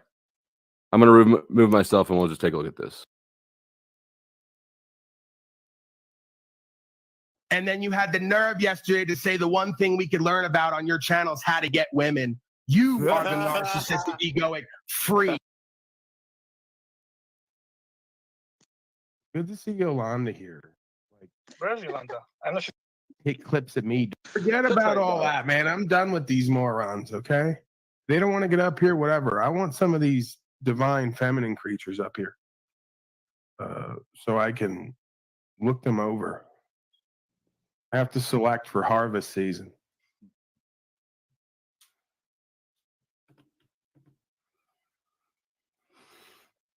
Oh, I'll just keep playing it, and we'll just keep going. Your thoughts, Benton? Shout out to Music Holds a Secret. I saw him down there. I wanted to say hi. I need some fresh pussy. I love how Benton just like straight deflects. Shout out to Brian O'Shea. I'm like a caged wild animal out here. I'm gonna restart this. I'm longing for my. You missed it. Your thoughts, Benton? These people are disgusting. Shout out to Music Holds a Secret. I saw him down there. I wanted to say hi. I need some fresh pussy, Brian O'Shea. I'm like a caged wild animal out here. I'm longing for my natural habitat, and I'm longing to frolic with the women of Unslavia. These people are disgusting. Gratuitously. All right. First piece of obvious advice. Pay attention to the feedback you're getting from the person you're talking to. Obviously, this is not. You should have abandoned the this approach the minute that you saw that face. To look out the window, oh fuck, face. That's your red light. Also, and this is a common theme throughout all 21 minutes I have compiled here. A common theme is talking. He's triangulating, right? He's talking to O'Shea, but about Jackie. That's not a good approach. You're never gonna actually connect with somebody if you're talking about them. It just is an awkward social dynamic. Of course, it's more comfortable for the person making the move, right? Because you're not directly talking to the person. It's kind of got sort of that. It's detached. It's indirect, and you can be like, "Oh, it was just a joke," which is what he does with this. But you know, did I play it? Your thoughts? Oh, I back that up. Yeah, well, yeah. Thank you, Jackie. I'm glad you beat me to it. Yeah, good plan. Oh yeah, and even though direct sexuality has its place in public on a YouTube live stream, not a great place to be explicitly graphic. Jackie, you're all right, man. Like you do a lot of fun on the whatever, man. She's out, whatever. You know, she's lived a full life at this point. She's like, you know, I don't have too many go-arounds on this, whatever it is, globe, I guess. Is that we're going with? Calling somebody old also not going to help. It takes a lot of work to make Brian O'Shea look smooth. Pair, you know, there's not too many go-arounds left. See, that's why middle-aged women, they're higher value to me. Once Jackie started to really get it, pissed. At a certain point, she becomes like that mother archetype, but there's still also something going on there. You see what I'm talking about, O'Shea? Like that nurse thing. Like she is a nurse, actually. Where you want her to like care for you, make you soup, and also, well, you know, family broadcast. I don't want to get into it. Where's the dish? That's all you need to know. So everything is sterile. Your thoughts, Julian, on any of this? I didn't really hear what was going on. Julian, I gotta think that Julian, and this is just interpretation, but I gotta think that he came in like to sort of dive, you know, push Paul out of the way of the bullet. Right? He comes in, he doesn't know what's going on. He kind of got that awkwardness in his demeanor. Who knows? Maybe I'm just speculating it into existence, but that's what it looks like to me. Something about That's what it looks like to host it. I literally loaded the gun, showed you the gun, loaded it, cocked it, pointed at my own head, And he thinks that I needed Julian to come in to stop the bullet. Fascinating. Let's continue. Feral disc clubs. So you catch this guy It's like the whole Julian on kind the of nurse land. fantasy, like where they just kind of, well, I'm not going to get into it. It's a family broadcast and probably going to lose more viewers. That's for the Unslaved After Hours show. Yeah, I mean, there's not a man here that if you ever wind up in some hellhole like a hospital or a prison, that you don't just kind of wish or hope that one of these women would show you some kind of love and care and, you know, maybe rub your jaw. It doesn't mean it. Ah, shit. I edited it weird. Hold on. Let me see if I can jump around. and Stupid find pieces of the, shit. The rest of that little clip. These people are disgusting. Got it. I don't know. Just saying. You know, it's like you're down and out, you're in pain, you're suffering. The woman would just come along and care for you in the right ways. Be very Tweet just inspirational leaves. and loving. Rub the back of your knees. That Sounds into like me. a whore.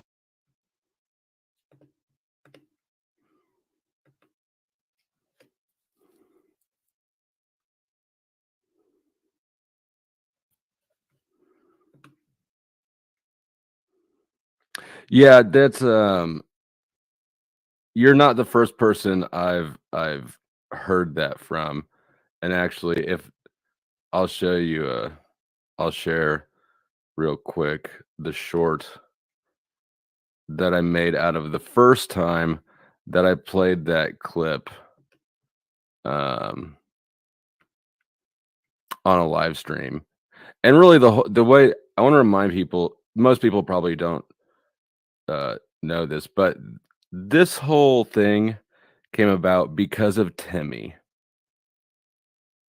So Paul, you can thank Timmy for this. Timmy came onto one of my live streams and started douching it up, and salute. His answer to what the fuck was he thinking was that, well, he thought that what we were talking about, God of which all was another media. channel at that time, not Paul's. I don't remember which one even. I think I was joking at OTW, but he's like, he thought that our topic was stupid and that he'd come in and change the topic to something that was actually stupider. But my response to him was that this isn't his channel. He doesn't get to decide the topics or what we discuss or what we don't discuss. And that for the rest of that stream, I was going to talk about nothing but other channels. And so then I played this as part of that commitment. And I also made a promise to the audience that I would go through and critique and maybe give Paul a little advice on how to do better with talking to women. Hank has been the sole person continuing to request that I do this video. And I'll admit, like, this is a way slimmed down version of what I had in mind. I'm basically just reviewing shit I've already played. There's not really a lot more to say than what I've already said. But there could be more.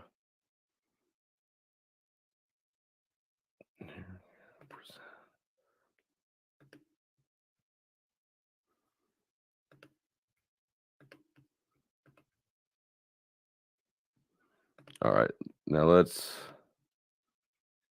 check this out. So this is the first time that You guys are fucking pathetic. Beyond pathetic. Played that clip we just watched. Fresh pussy, Brian O'Shea. I'm like a caged wild animal out here. I'm longing for my natural habitat, and I'm longing to frolic. Humble, baby. The women of Purple. Enslavia. Mate with them gratuitously. Your thoughts? Oh, I Sounds like back that up. Yeah, so yeah, thank you, Jackie. I'm glad you beat me to it. Yeah, good plan. Jackie, you're all right, man. Like you do a lot of She's fun down on the with line. whatever, man. She's down with whatever. You know, she's lived a full life at this point. She's like, you know, I don't have too many go arounds on this, whatever it is, globe, I guess. So we're going with pair. You know, there's not too many go arounds left. See, that's why middle-aged women, they're higher value to me. I need some fresh pussy, Brian O'Shea. I'm like a caged wild.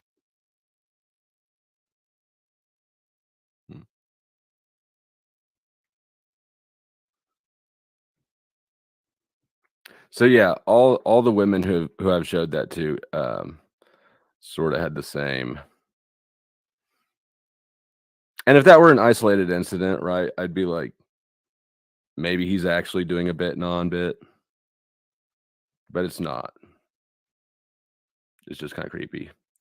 And even if it is, let's say hypothetically, I'll just play along with the thought exercise, which I don't believe it is.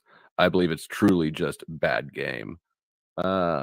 If it were, that doesn't necessarily make it better. It all actually kind of makes it almost worse, because now what you're doing is you're intentionally making a woman on your panel uncomfortable. It's even creepier, sort of, to intentionally make a woman feel creeped at for your audience's amusement. I don't think it's a recovery.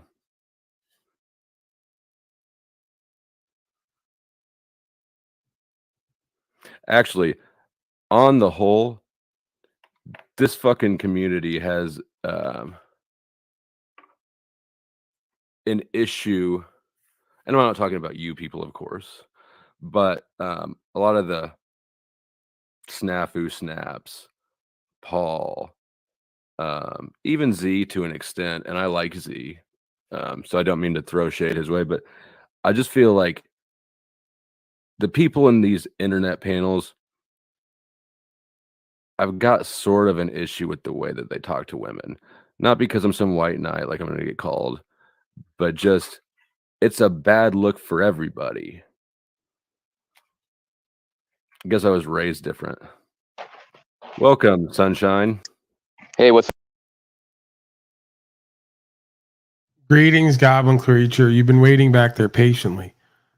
What do you think about this new series of helping me out to be better with women? Because Flow State's a ladies' man.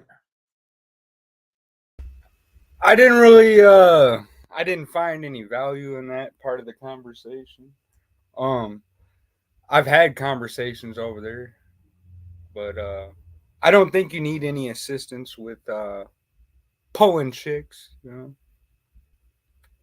Presuming I'm looking to pull them, if I did pull them, I'd still have to figure out what to do with them. You know, I have limited space at this time. That's the key. I don't think I can legally keep Jackie in a closet. You know what I'm saying? Jackie's a good woman. She's got respect. Yeah, but that's the whole point, is like they just don't know what I'm doing, when, why, how, and how it all comes together. It's quite a sight to behold, the confusion of the folks who lack discernment.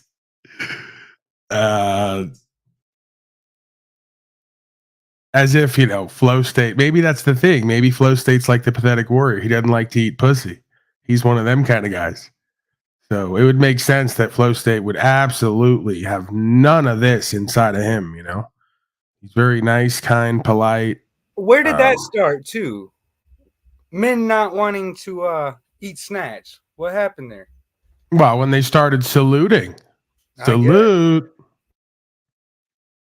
So, yeah, I mean, what they hold up as a virtue, while mistaking what I'm doing, I say is two things. Not only do you lack discernment to realize what I'm doing when I've called it out directly, you're like got the spirit of your mama. So you think that it's like masculine to tell me not to do an entertainment broadcast and incorporate taboo sexual elements of the subconscious to kind of mirror and or play off of. And two, let me give you a hint, pimping and macking. Yeah, I'm going to take temperatures at times. That's how it's done. I'm going to shoot right at the pussy and see what the response is. I know you like simp ass, trick ass, host state type guys like to take a woman out on 15 dates, bullshit them, listen to a story about their cat because you're nice, polite, kind, civilized, and sophisticated. Maybe I'm not. I'm a white gorilla, you know? And I like to play with it. I like to play with the whole idea of us being somewhat chimpanzee, somewhat conscious and aware, in theory, spiritual folks who live in faith and truth and have a conscience. So it's kind of an interesting dynamic, right? Animal body, angelic spirit. How do we reconcile it and work it together and have some fun with it rather than like be at war with self and others? Does that sound familiar? Yeah, it definitely does. It goes back to I don't even like to use the word traditional, but yeah, traditional values. Right, like traditional values before what? 1960? Because again, traditional values, depending on what you ask, leave it to Beaver. Ward Cleaver never did what the fuck I just did right there. Never said fresh pussy. I mean, you know, who knows, man? I mean, again, it's an entertainment broadcast, so I don't necessarily just go around town at Olive Garden yelling out to the waitress, yeah, more cheese and fresh pussy over here. Table 2. You know, bring the grater, like the one you turn, the handle, because like I don't stop on that one. I might have to bring a second block with you. So you're the guy asking for more cheese, extra cheese? That's you? Yeah, I am that guy, right? I'm that guy who I'll let you run out of the first block and then load another one and then give me the look like, is he going to stop? And, you know, hey, you said tell me when to stop. That means first block, second block, third block, whatever we got to do here. Get it done. So, yeah, I'm trying to be interesting, not only informative, but entertaining. I know that's like confusing to a lot of folks who come on monotone, deadpan, and have little to no personality, insight, on and on and on and on. Yeah, I'm trying to be exactly the opposite of how you all present on here. Not you, Goblin Creature. Slow State, specifically. I hear you. Okay, so I think we're good on that. That went on for 6 more hours. I'm not interested. Sure you're not either. But I have another one here. This one's only 6 minutes. 6 minutes. And Slow State has this Pope hat he wears. He thinks is like makes him look cute. Like if you imagine a broken child who dances on the table for mama because he's got the spirit of mama and he puts on her earrings and her slippers, her little heels, right? Like he's got 2 earrings on, you know, in the video. Yeah, he puts on mama's earrings, gets up on the table. He's nice, kind, and polite, but he does a little dance. And mama says, good job. You did so good here today. So it's the same thing like watching Flow State do what he just did there with a Pope hat on and think that all the broken bitches in chat who are, you know, just like his mama with that spirit are going to go, oh, how cute and clever and precious. You know, Flow State's a little pretty girl, mama's boy. So, yeah, let's get to that. 6 minutes. See if you can handle it. I know Flow State, very interesting, entertaining. Not creepy at all, by the way. You know, he's very nice, kind, polite. Oh, there's Host State in a Ninja Turtle shirt. Ooh, Host State a Ninja Turtle shirt. You get that for Chris? You get that for? Hey, you can't knock the Ninja Turtles though, bro. That's classic. Yeah, I'm just saying, like, how often do you meet a grown fucking man with 2 earrings in their ears who blinks one eye at a time, wearing a Ninja Turtle shirt? Who you say this guy's really groundbreaking? He's really moving and shaking. We got a player here. He's on the field. You know, chances slim to none. So I'm not knocking the Ninja Turtles. I'm just saying, you know, when are we going to grow the fuck up and stop acting like a little bitch boy with his mama's spirit? And or somebody who hasn't moved on the intellectual or emotional intelligence or spiritual intelligence beyond maybe middle school, high school. I'll give you college at best, but you're 48. Okay. So it's a little fucking embarrassing at this point. Damn, I didn't even know he was that old. Well, I say 48 just generally. It's a number I just kind of stuck on.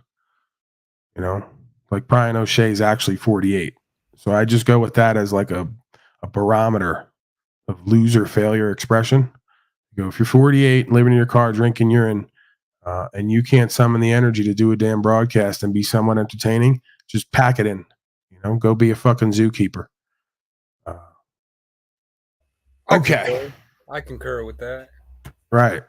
Yeah, there you go. Bentard. That's a good example. If 6 of 8 hours of your material is snafu snaps and Illumitami, don't compare yourself to me for the last 6 to 8 months. It's a different story, different idea. Okay. Yeah, you got a problem. So let's go to this one. This is part 2. Talk to her, not at her. / get some better game part 2. So this is Host State's specific series to me, helping out everyone's daddy, Uncle Paulie, stepdaddy, right? I'm actually Uncle Paulie, but I'm stepdaddy to a lot of folks, because I fuck their mom and eat their pizza rolls when I come over.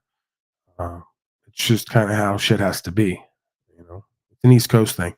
Okay, so we're gonna get to this, get some better game part 2, and I'm gonna get helped out because Flow State is obviously a ladies' man. And I was distracted by the chat, which was more interesting to me than the video that I'd already seen several times. So for that, I apologize. It was fairly lackluster advice, and I would like to, like I said, fill in the gaps. Now, if you didn't see that, go back and take a look at that if you want. Go to timestamp 645. That's where the relevant parts begins. If you don't want to jump back and do all that, you just want to hear me go on from here, then I'm basically critiquing what was a bad interaction. I don't know if I'd call it however it was. The guy was sort of making advances. The girl wasn't having it. And he did a few things wrong. Now, on top of the vulgarity is one that I mentioned. Really, the most important thing I think that I failed to mention was the most important thing of all, and also I failed to mention it, is that he's talking to, in both clips, he's talking to another guy about the girl. So it's an indirect approach. And while for the guy making the first step, that's obviously going to be more comfortable, right? There's a degree of separation. You can sort of test the water and see what response you get. But then also back off it and sort of have plausible deniability because, I'm doing a bit. I'm just joking with my friend. However, it adds in that layer of security. What you want to do with a woman is form a connection. And I mean, if you spin it around and put yourself in her shoes, and imagine being on someone else's YouTube channel, you've got 100, 150 people watching at that time. More will watch later. And two dudes are talking about you, with you, right there, but not to you. It's a pretty uncomfortable feeling, and it actually creates more distance than less. You want to create less psychological distance. So what would I suggest doing there? Well, first of all, talk to her directly. You're forming the connection with her. You're not forming it with your buddy. Women are going to, their sexual attraction to a dude is going to be based way more off of the interpersonal connection than just raw physical attraction. So when you're talking to your buddy, you're going, oh yeah, I'd fuck her. That's not how her brain works, right? If you were talking to a dude about another dude, or if chick brains work just like dude brains, then this approach would work because you'd hear, oh, that dude wants to fuck me. And then you'd either be like, yeah, I'm in, or yeah, no, I'm out. But that's not what you're dealing with. You're dealing with a female brain. You have to connect with her. So leave your buddy out of it altogether. He's not involved in this. It's the two of you. It also shows, I mean, it's probably the least obvious to the person doing it that when you hit on a chick indirectly by talking to your friend, it's cowardice. It's fear of rejection, right? So approaching her directly or interacting with her directly will also display some confidence, which is really the best thing that you can do for yourself. If I could give you one trait or piece of advice, whatever, a trait that closes the deal, it would be confidence every time. It doesn't matter if you're fat, short, ugly, stupid, goofy, smell weird, broke. If you're confident, you can overcome all those things. So anyways, that's what I thought was really missing from last night's sort of, I don't know if analysis is the right word or review or whatever. But I did want to do a little more due diligence and try to give some actual feedback, not just kind of bounce through it to get to an open panel. So definitely don't triangulate your communication to a girl. You want to go and connect with her directly. If you do it in front of an audience, it's going to be a little harder. You're going to have to tiptoe. Just be aware that she's also going to be aware of the audience the whole time. So err on the side of not crude or vulgar. Yeah. That's what I got. Thanks for watching. Like, subscribe, comment, share. Do all the things. For stupidity. Some clever dick on the internet didn't find the great loophole in all of the world's law. Bitch snitch. Your thoughts, Goblin Creature, on the Get Better Game segment? We're waiting anxiously for part 3. I will definitely cover this host date. You got my word on it. I will promote you directly or indirectly. This is amazing stuff. I'm not sure. At the moment, I lost my blunt. Go ahead. Oh, well, go ahead. No comment, really? Charlie Chaplin? Any? Hey. Yeah. All right. I need to get more confidence and like energy and presentment, like Mr. Hostate, so I can be better with women. Just keep rejecting. What the funk? Yeah, just Gotta keep love that rejecting. funk. Hey, go ahead. I'm really afraid they're going to reject me on panel when I purposely open cringy, awkward, uncomfortable doors with them and put the gun to my head in front of everyone, and also do a little bit of pimping and macking, sort of taking temperatures indirectly. So it's a little bit of this, it's a little bit of that. It's usually not this or that. I'll be completely candid with you, as I always do. Wow. Okay. Just dug myself a huge hole by playing this guy's like material, because it's just an overwhelming dark cloud of loser failure energy you're left with, and you're not really sure how to move out of that other than just create a new flow state, your internal space, and bingo. Maybe I go to some break and slave news because I can't shake this dark cloud of loser failure energy. I'm still talking, but I don't feel it leaving. So maybe we just kind of segue, transition, break and slave news, come back. What do you guys think? I mean, I'm throwing links. Nobody wants to come up here because they're just fucking shocked at this point. I'm game. Let's go. Yeah. Let's do that. The sun goes down over the Western Hemisphere. See. Tribal Creature, your thoughts, questions, comments, concerns? Maybe your own version of good game for me so I can get better with women? Man, I mean, I'm trying to unhear everything I just heard from that. You're trying to unfuck us, right?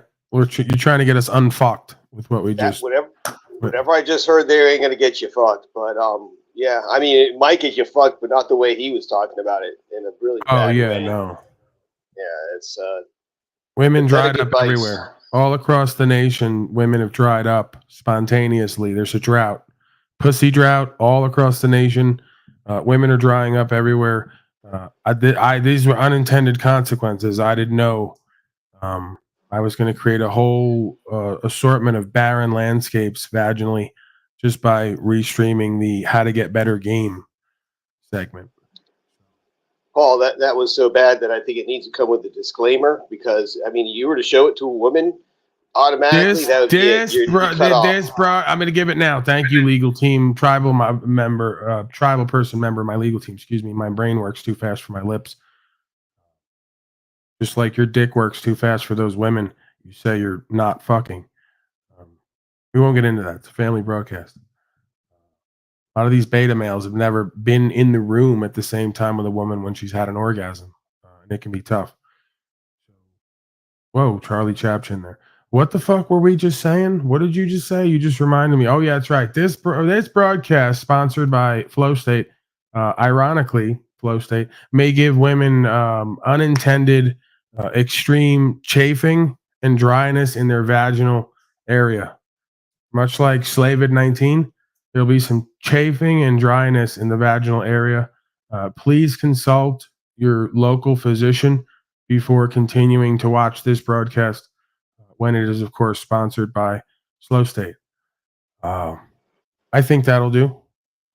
Yeah. I'm pretty good at this thing, huh? Yeah, and pre-existing conditions too. If they have any tendency to be deflected by distasteful, conceited pricks, then they definitely should not watch it at all. Yeah, I mean, we're pretty much like, we're getting the reports right now. Nielsen ratings are just through the floor. And again, the drought, more and more, getting more and more coverage. Vaginal areas are similar to the Dust Bowl, late 1800s.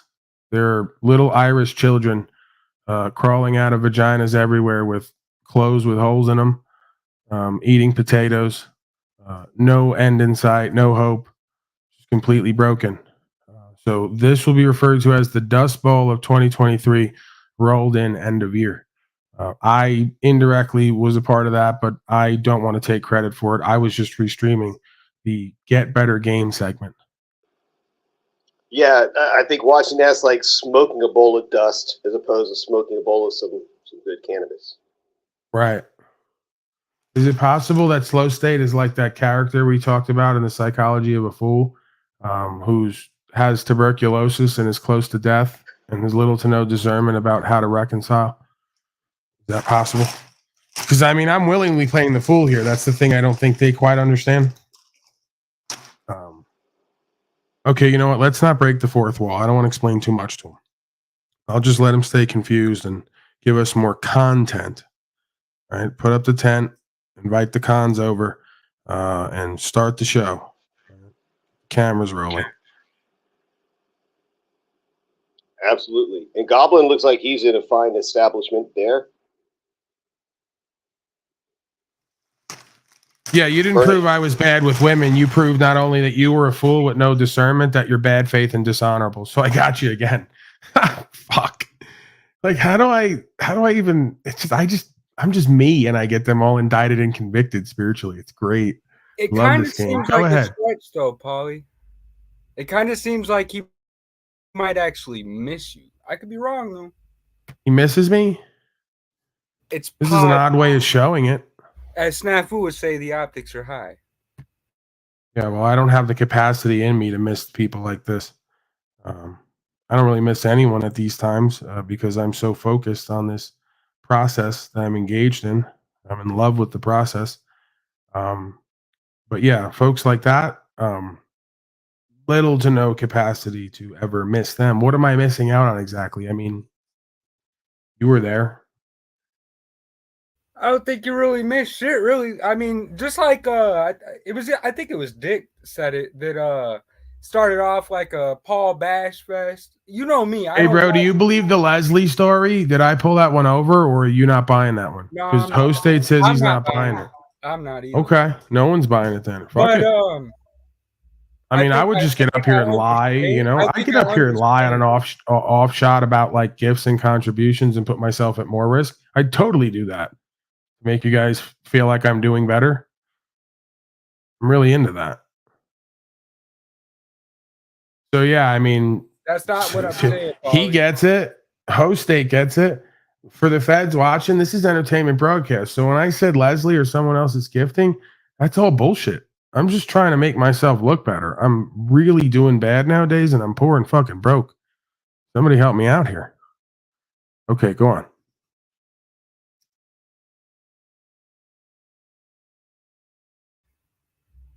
I am poor and broke. Okay. I mean, I'm just People failing like horribly me, with women. the I'm wizard, gross and unattractive and creepy. y'all are motivation for the ones to pick your ass up and get yourself right. I don't know. I'm having fun this Thanksgiving, as they call it. I'm thankful and grateful every day nowadays, even being horrible with women, poor and broke, and fat, among other things. Still, I summon the ability to be thankful and grateful.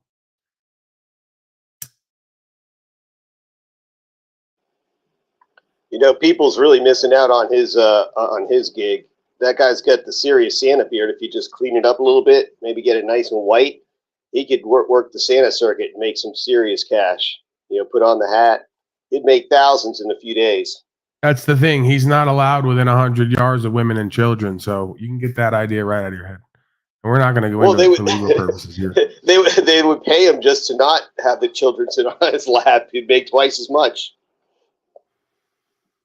That's not Santa. That's a homeless man. you bring Paulie Jr. in there, I immediately just blow the lid off that place, right? Like you bring Paulie boy, like 10 years old, into that mall, and he's there. I go, that man's poor and broke and lives outside Starbucks. That's not Santa, right? You know how many times I fuck shit up in my life doing shit like that? And I didn't even know what I was doing. Like all the other kids are happy. They're jumping on this guy's lap. I'm like, I'm pretty sure that's a pedophile. I'm kidding. I shouldn't use that word. Minor attracted person. And, you know, at the time, listen, nobody was really attracted to me or interested in me. So part of me, like Slow State said, maybe was hoping for some action. But I got upset because the homeless man who played Santa Claus at the mall never hit on me. You know, he hit on all the other children, but not me. So just my luck, huh? Always the bridesmaid, never the bride. All right. Tarek is here in the back. Go ahead, sir. You got anything? Of course I do. Come on. We always got news for you. Shout out to Hank, by the way, for like outwitting everyone again. They keep saying he's retarded. He outwitted everyone again, which forced Host Day to do a I'm good with women better game session, which is going to give us like an immense amount of content. So great job, Hank. You did it again. You proved that you're fucking smarter than all these people and able to manipulate them and lead them in their own pride and ego, but right into the clutches of daddy doing what he does. Pimping and macking, of course. On my off time, when I'm not doing ministry, of course. I am an ordained minister. I just never bring it up because it's literally like one piece of paper to get that title. So it doesn't really mean anything. I mean, Joe Biden's also an ordained minister, and come on. Oh my God. I mean, technically, right? On record, he's got the black card and everything. He's a sinister minister. Paul, go ahead, Pride. So the news is what?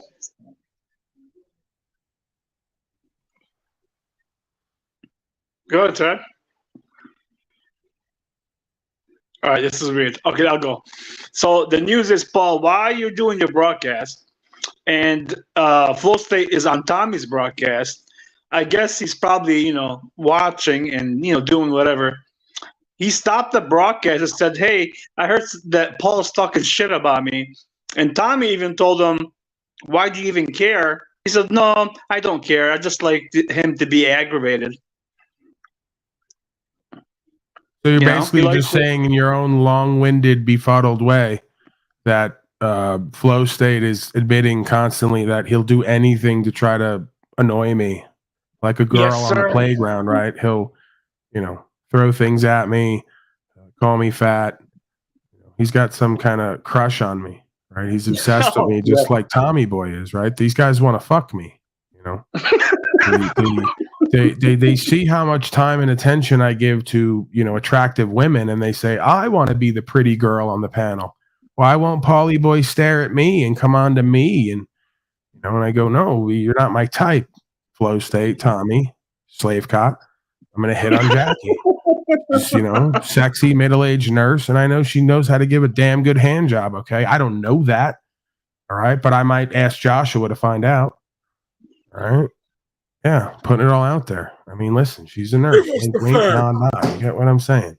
Josh, we need for certain things. Yeah, we I'll need ask some more. first. No, Hey.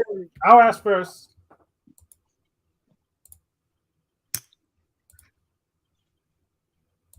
Like I'm here- such a here's Hank. bad man for Hank being will give you open the to hand full jobs now. Shut up, Tarek.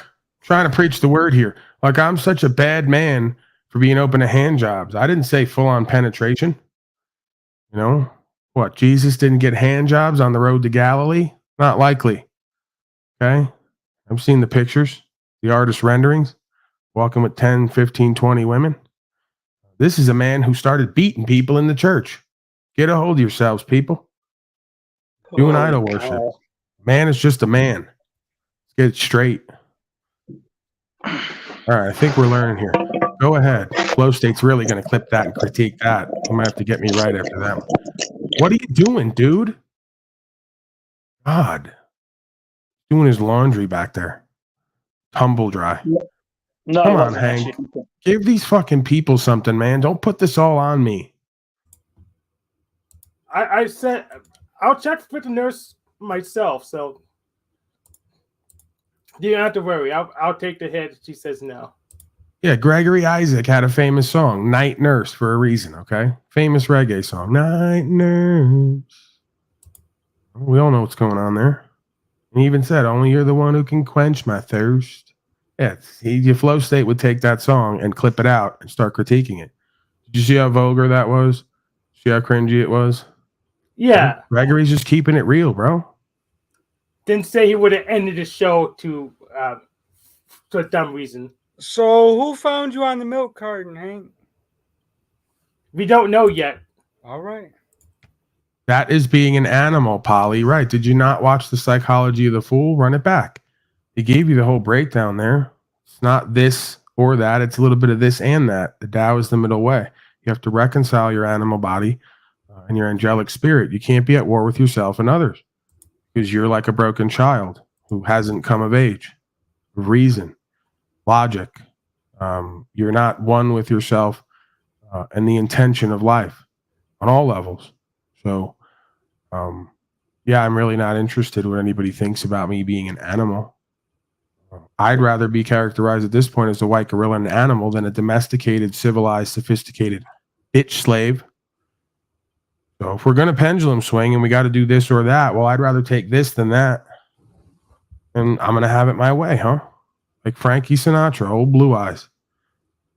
Italian, East Coaster, New York. It's all the same deal. You have it your way, I'll have it my way. It's working for you, clearly. So why is everybody worried about me? I'm free to be an animal. No. Free to explore myself in life and get results. Life on life's terms. Life on my terms if I choose, if you want to call it egoic and prideful. I'm done. I never listened to you people to begin with. I was going to say I'm done with listening to you. I've never listened to anybody from the beginning. I'm not going to start now.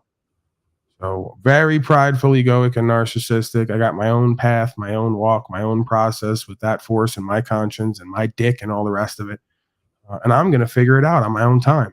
And I'm not taking your brand of sophisticated, civilized, proper instruction from someone like you. I don't want to look like you. I don't want to live like you. I don't want to walk like you, talk like you. I don't even want to be next to the goofy bitch you're with. You could talk all the shit about the woman I'm with being older, but she's red hot. I'll tell you that. And when it comes to conversation, she's got it. When it comes to discernment, she's got it. When it comes to career and success, she's got it. When it comes to being a leader in the community and working with children, she's got it. So you ain't shit. And that's why the goofy bitch next to you ain't shit. And I definitely ain't going to take your advice because I don't want to wind up like you. No offense. So are you going to use the correct fork, Paul? Excuse me? Are you going to use the correct fork at the dinner table? I mean, listen, if you put a fork there and you tell me that that's the one that I'm supposed to use, I might entertain that. You know, we'll all do it together, pick up the same fork and use it. I mean, I might not, but I don't take any of it personal. But I mean, I think I'm good with one fork, though, to be honest with you, Hank. I don't really feel the need when I go out to have more than one fork. Like when I was living on the land, I just had one plate and one fork. It just simplified everything. You cook the meal, you eat it, you wash it, you use it again. I'm a simple man. Makes sense to me. Right. I'm a man who wants one dish and one fork and multiple women. You know, I hearken back to a time when men were men. What's wrong with that? There's probably something wrong with that. Tarek, what's wrong with that? Do you ask me? Hank says there's something wrong with it. He just can't figure out what it is. So he's going to you. Please help him out. I don't know, Frank. You know, a lot of people like women, so I'm assuming you don't like women, or you like both. I'm assuming you do. No, so. Frank is a very sort of outgoing man, gregarious in his own right. Okay, but I'll go ahead. I'll answer the question, Frank.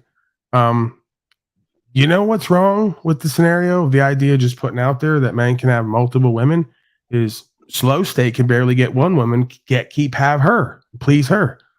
So, you know, why bring in even the idea of adding another one on there when there's already one who's miserable with him? That can be a problem. So it's best we not even really talk about this stuff around other beta males of low value, status, and worth. It kind of upsets them. But what's shocking is, go ahead, Chad. Who's Frank? He's talking about Hank. Oh, Hank. All right. So we're back to Frank Sinatra. Yeah, he's on a milk carton. They're still looking for him. Ain't that right? You said they didn't find you, Hank? I'm right here. They can't find me. On the milk carton. Hank, don't you think it was kind of weird that Slow State, while he was on Tommy's show, stopped the show and asked, you know, that Paul is talking shit about him, and then he says, you know, Tommy told him why you care and whatever. He said, I just, you know, want him to be aggravated, kind of, metaphorically speaking. No, this is like a normal thing. If you watch Hold on, I gotta stop, Vancy. I gotta stop you there. Just hold that thought, and I'm gonna get right back to you. See, this is the problem we have with the words and terms and the understanding. Vancy says, I'm with you, but I have my morals. My understanding of morality is objective loss, injury, and harm. You're talking ethics, pal. You got this idea, this fetishized ethic of get, keep, have one woman, fixate, and obsess over. I don't. Maybe because I didn't have a mama. I mean, there's a lot here when it comes to the analysis of psychology. Like, we could start there. Paulie didn't have a mama, so that mama's spirit didn't get uploaded in him where he has to get, keep, and have one woman all the time.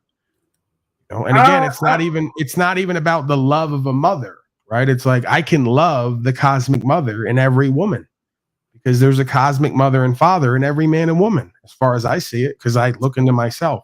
So but I this need to have my mama's love, like you all seem to demonstrate at the point of becoming pathetic, embarrassing status to achieve it. I'm not interested in it. I'm a throwback, right? I'm the authentico. I'm willing to die or go to a box. I can't have the kind of worldly attachments you all got. Sucking a woman's feet to please her. Saying, I love you so much. You should love your fucking God and country as much as you love that mama sitting next to you who don't respect you just like I don't. And that's the reason. Why would a woman respect a weak-ass motherfucker who made her his whole life?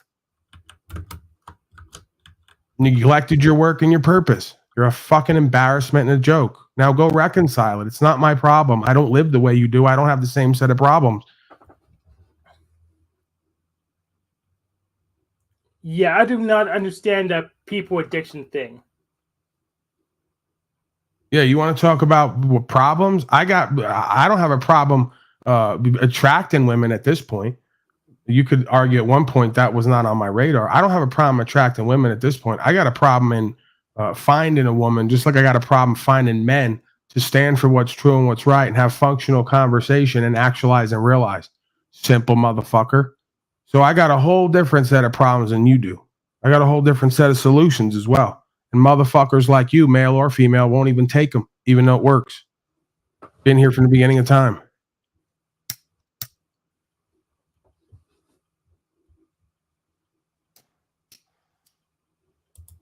Yeah, a lot of game-changing tactics and strategies we have here to choose from that we talk about. Few are implementing them.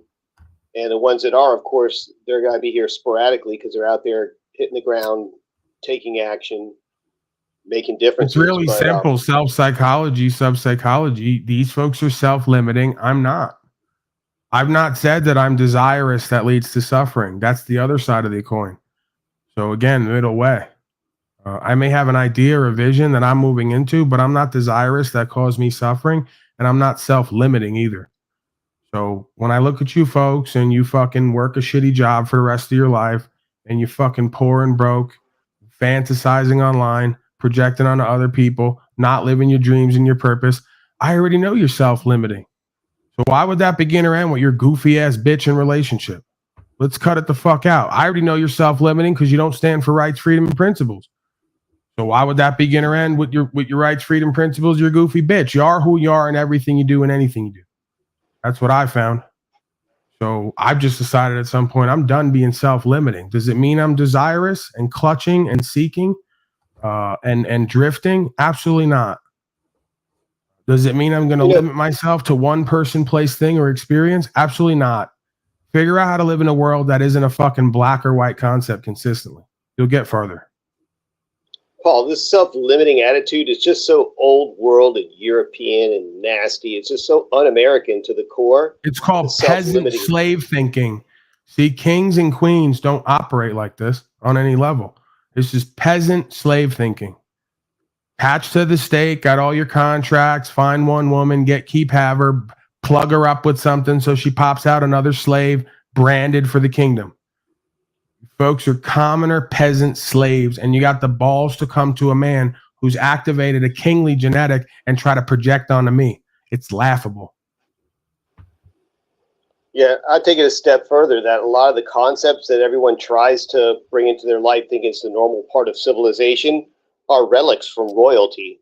You know, things like monogamous marriage would be for transfer of inheritance of great kingdoms and such. So it was too much of a risk to have polygamy when you had that much wealth. So it's really a relic of the kings and such when you look at these principles that we somehow think it's normal for everyone, and it's not. America was one breaking away from that whole divine right to anything and saying the people are sovereign as long as they're not inflicting loss, injury, and harm to anyone else, and the government stays out of their way. Bro, they don't even understand this is objective logic from the supernatural standpoint. It's 2-to-1 women to men, and it's less than that when it comes to honorable, presentable men who are going to do what's necessary when the time comes. You bitches ain't got no choice. How about that? I'll leave you with that. You could simmer with that. Let that percolate. You ain't got no fucking choice. I mean, you do, but you don't.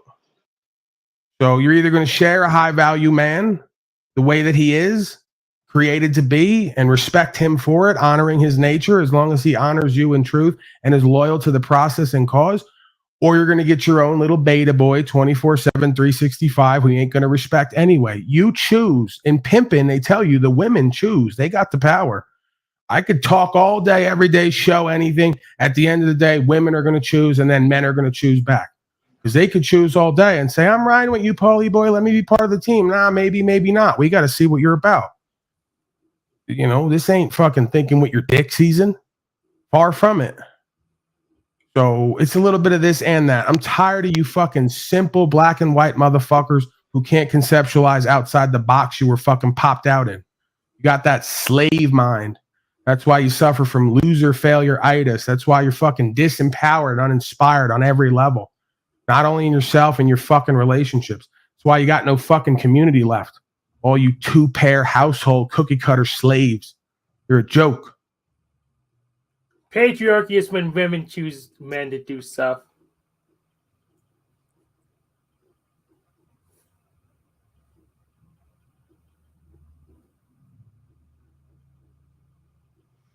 Exactly, Hank. You got it, Frank. I'm pimping and macking today, Rob Cleveland, huh? I'm in rare form.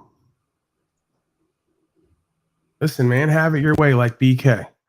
You know, that's the way I look at it. It's your walk. It's your life. It's your choice. I'm not mad about it. But I'm going to expect the same thing for me that I extend for you. And you can keep hating and talking shit. I've already proved the concept. You got a whole stack of women who come here all day, every day. A lot of them don't even talk down there. A lot of them contributing the most or doing whatever else in the background the most. You don't even see them down there. So I don't need to prove to you a concept I proved in my own life. They got a stack of beta boy bitch males in their fucking inbox. They ain't as entertained by them, and they ain't entertaining them as much as they are Paulie boy. So they already chose directly or indirectly. I don't need you to get on record with it. I'm good at reading between the lines. So long as you and I know, we're good. You know, it's just how this shit goes. I'm not like them. I'm not fronting for fucking views and attention online. I'm talking real shit or nothing at all. What is that now? I didn't even get to read that. Santos Bonese is doing what now? Killing children? Or no, he's not doing it. He's telling you to kill children online, right? For God and for America and whatever the fuck else. I didn't see it. What was it? Of course, I'm kidding, right? We don't support that. Yeah, I don't even support that character you just mentioned there. I just Right. hear We don't about support him dangerous too, drugs, these killing channels. children, and anything else the inept folks with no discernment can't figure out on their own time.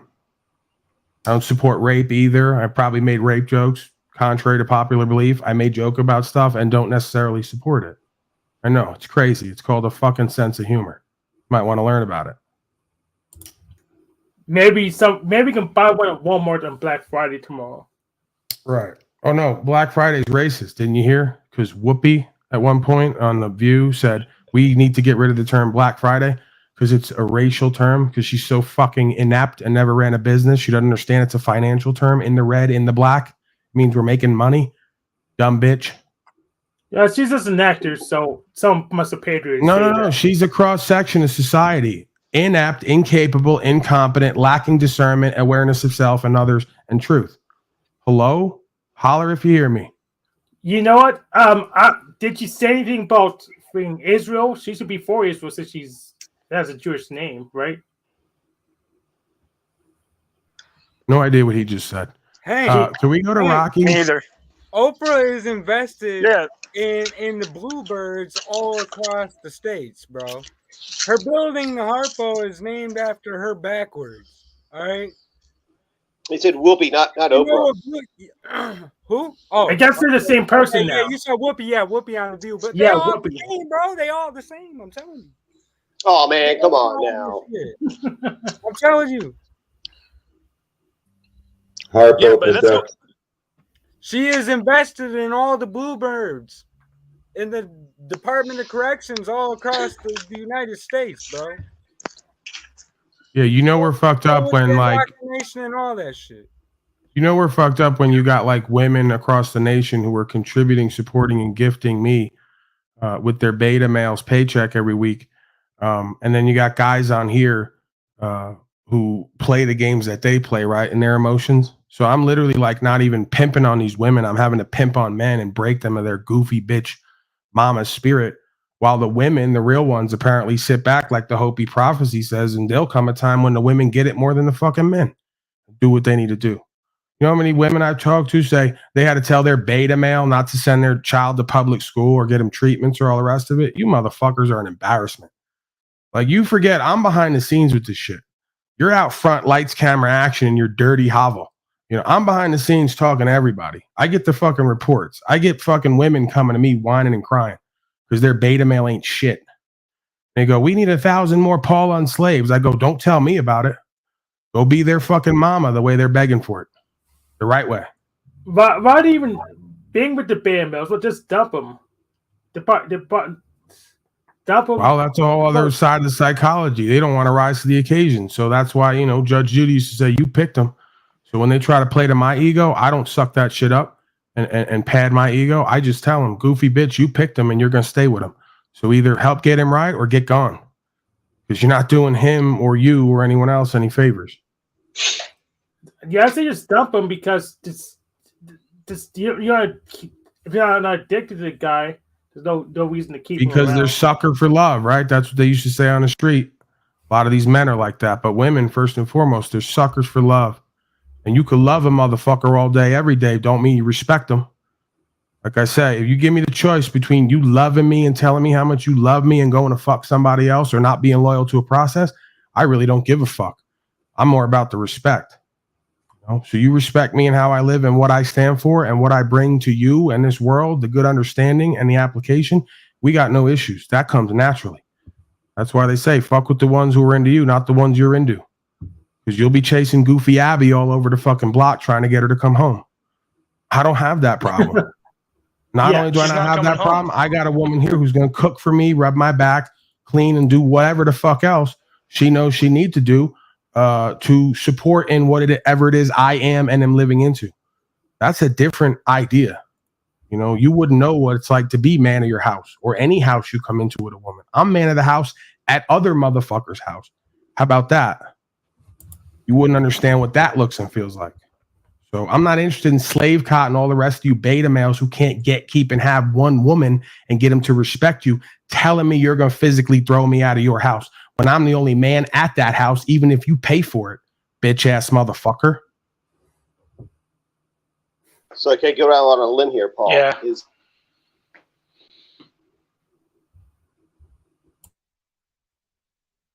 good results for the women around them.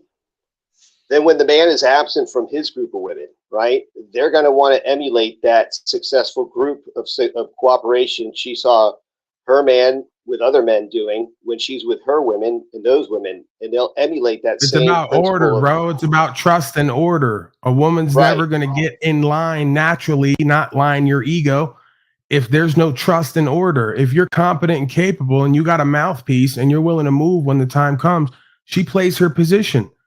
But the problem is we got a bunch of weak ass beta males who are incompetent and capable. So you got a bunch of women running around acting like men, trying to subvert the position. I don't blame them.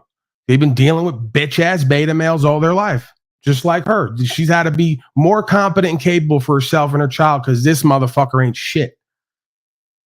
So you wonder why it takes me a certain rearing time for her to realize, oh shit, she even come to me at some point and goes, I'm sorry I've not trusted you the way I know I need to because I'm so caught up in the past shit that I don't even recognize what the fuck is with me right now. And the fact that I've never had to worry about you with anything. Quite the opposite. She goes, intrinsically, I trust you and know you're competent and capable more than the rest. So it's the recognition of that. If you play into that emotional game and that trauma, they're going to wrap you up in that love shit. And you're not going to get respect, right? So they have to learn to respect a man again based on you being an actual man, right? You want to talk about a woman needing to connect with you? Motherfucker, how attractive and connective do you think I am meeting life on life's terms? That includes women and children and truth. That is honor. That is trust. That is competence, capability. That's all the fuck I need as a man. I don't have to talk to a goofy bitch's fucking heart space and emotional attachment center to get her to connect with me. You deceptive, manipulative, predatory bitch. All I got to do is show up and be me and walk the fuck off. Whoever's coming with me is meant for me. Whoever's not is not. You never seen a group of chimpanzees? They don't make a connection, you bitch ass motherfucker. They show that they're alpha. They walk by and a bitch follows and doesn't leave. And 2, 3 more follow after that and don't leave. You're a little too clever and smart for your own good, kid. You really don't get the game on the lowest level, right? The shit that scares you the most taboo, you haven't looked at it and observed it to understand it and reconcile it. You're confused. That's why I don't like sophisticated, domesticated, civilized motherfuckers. They always think they're so cute and clever, and I always got them beat 3 to 5 moves ahead of time. Because I win without fighting. You motherfuckers undo yourselves in your confusion.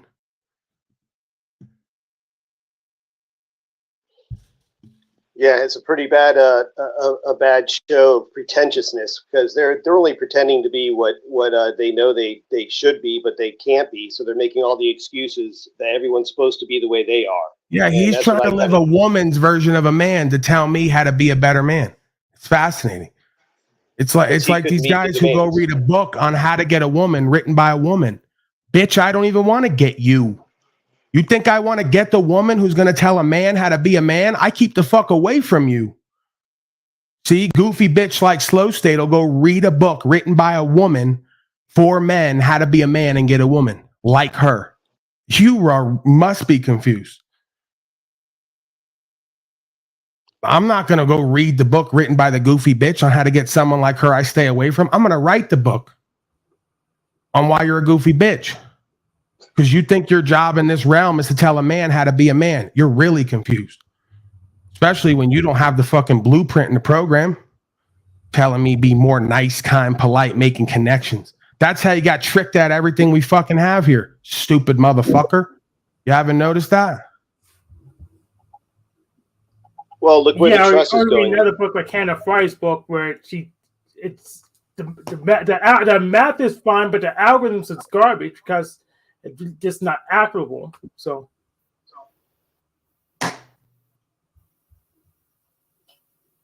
called Flipping the Script and Flipping the Game, and it's called Jezebel Harlot Season, and it's called Babylon Optics. Well, that's where I was getting at. Is where do the people you're seeing in mass putting their trust? Is it into personalities or is it into results? You know, it's these fantasies that of imagining that there's certain aspects to a personality that it's almost like a talisman, you know, that because of that personality, good things will come. Almost like that myth of the gospel of prosperity and such, that just attaching yourself to an idea will make other results that are totally not connected to it. But because in a fragmented metaphorical approach, you have some story that tells you so. And that just doesn't work. Slow State wouldn't know what it's like to interact with a woman who appreciates when a man is powerful and can lead and be a little bit out there with it, you know, shine a little bit. Yeah, so they're going for personality and not results. That's why we're in such a big mess. Hey, bro, I contend that I have a little bit of both at this point. You know, if I could toot my own horn, I really don't need to. Other motherfuckers will do it for me, pun intended. Well, it's not and it's not this or that. It's this and that. But the balance has been so much out of proportion for people's judgment to judge more towards personality than results. That the fact that results have almost become insignificant in that process of judgment. Right. It's called true actualization, realization, and self-confidence. Does anybody believe that Slow State is more actually realized and actualized and self-confident than I am? Anyone buying I think that? actualization is a bullshit concept, so I reject actualization. You can always do better. And no alignment between his personality and his results. Can you say that again, Hank? I'm sorry. I reject actualization as a concept. You can always do better. Be your best self is bullshit. Actualization is garbage. I reject it.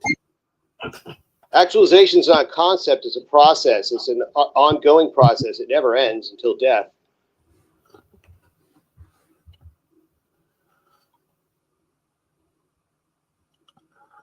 Well, it's presented like by Maslow as a place to get to, and I reject that. Yeah, it's a hierarchy of needs. And again, we can go into the cosmic consciousness idea of, you know, it's never over till it's over, and there's always more to actualize and realize or understand. But typically, especially for a man in his prime, there's a hierarchy of needs that we can draw on to identify somebody's current state of self-esteem, self-awareness, self-worth, self-value. I mean, I could start with, what do you do for a living? Let me see the woman and how you interact with. What's your attachment style? What's your core value system and principles? What's your faith system? And then we can go to like the physical hierarchy of needs. You know, are you fucking poor and broke because you haven't actualized and realized your purpose and meaning here? You don't really bring value to a community where they see you as higher value than just another jerk off on the street. You don't think that's part of a real process? I've experienced it. It shocked the shit out of me. Still does. I showed you the Leslie situation. They say I'm lying. I'm humbled and shocked as shit. Not as shocked because part of me goes, dude, you put in the time, you put in the energy, you got the understanding, you can entertain and hold people's attention. Why wouldn't you come up? You can't keep a good motherfucker down. Isn't that what we came up on? Right? What's true and what's right and what's good that stays consistent, has an ethic, always wins in the end. When did the fucking villains start winning and becoming the cool guy? I didn't come up on that. I was the last vestige of folks, vestige as Tribe said, who came up on that teaching. And I guess it stuck with me. You know, Disney did something right. I don't know. But yeah, I mean, at a certain point, when you reach the rock bottom, all you have left to come back to is a core set of values and principles and understanding and discernment. If nothing else, radical authenticity. Because I'm not trading my honor of myself and my process and program and you know, authentic communication to please at this point. And I just, again, this is like philosophy 101. This is the fool psychology 101. Again, I say it regularly here, at least once a month, like the video said. I willingly play a fool on here, if not unwillingly. I'm aware of the dynamic. That's kind of what makes it all work in its own way. That's what makes the asylum work when it's an asylum, because I'm accepting, I'm willingly playing part in a simulation that is foolish, because there's nothing that could come of it on these panels. The work happens away from here. The trigger happens here, and then the work is done away from here. So, if you think I'm slave cotted out, where I come here with some high important sense of self and ultimate goal, I don't. I surrender it. I can only control me and what I do in myself and on the ground. The rest of it is extras. Do I lean into it at times because I know we may need it? Yeah. But I don't confuse the venue that I'm in. We're on the metaverse. Doesn't mean that I forsake my principles and my core values and my authentic expression on here to just be a part of the fake ass two-faced motherfuckers who don't live nothing on the ground because they're here. I'd rather burn the whole thing down and be hated than assimilate. I'm just known for that. It's just always how I've been. And again, that's part of the ethic. I'd rather not get it than not get it the right way.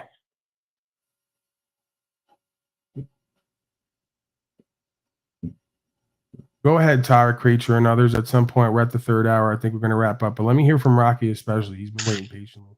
Yeah, Rocky's Got been something he waiting. wants to add. Yeah, he's been washing dishes too, just to let you know.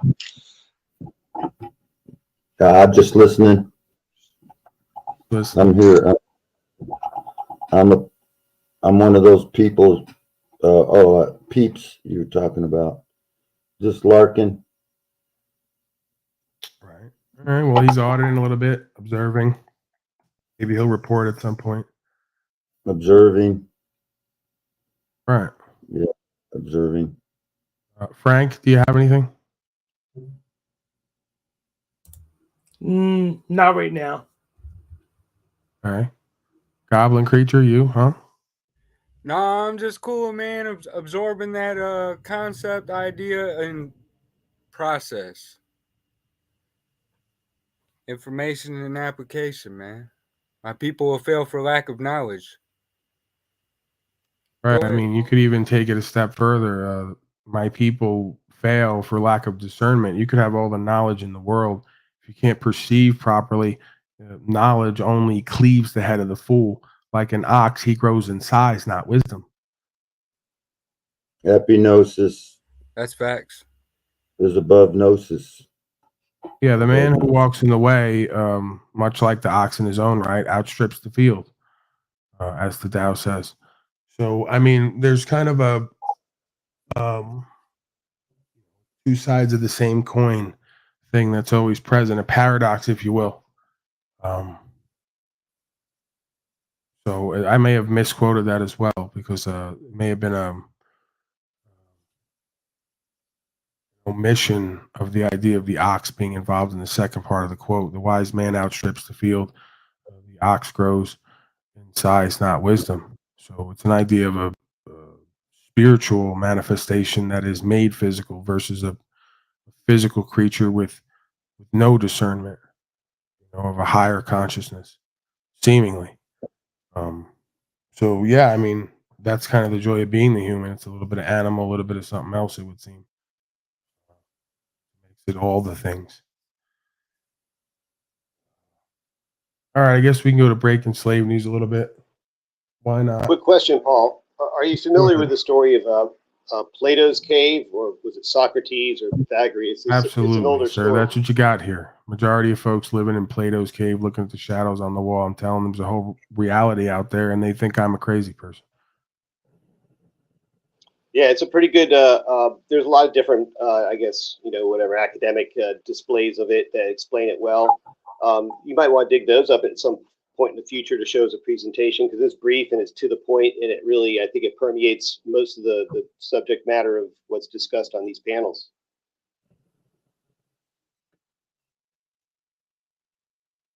I accept that, Tanya. I mean, at best, these written words are a guide to a state of consciousness, but they are not a substitution for that state of consciousness. Far from it. being who does not cultivate discernment will be misled by even the best of the spiritual texts. This is shown consistently. Folks misinterpret scripture, ancient texts regularly, claim to be right, defend their nonsense, can't explain it, and have horrible results. So conscious awareness is key. That's where the value and the power is. The rest of it is, what do you do with it?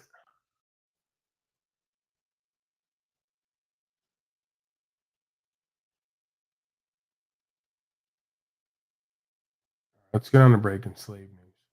Dead silence is my cue. Surveillance video shows car go airborne before the Rainbow Bridge explosion. So apparently they're investigating. One report is, I don't know if it's mixed reports, but the report that I guess up to recently is that this is not a terror attack. So they jumped out the window yesterday, said there's 2 cars we're looking for, terror attack, suspected, alleged. Now they walk that back.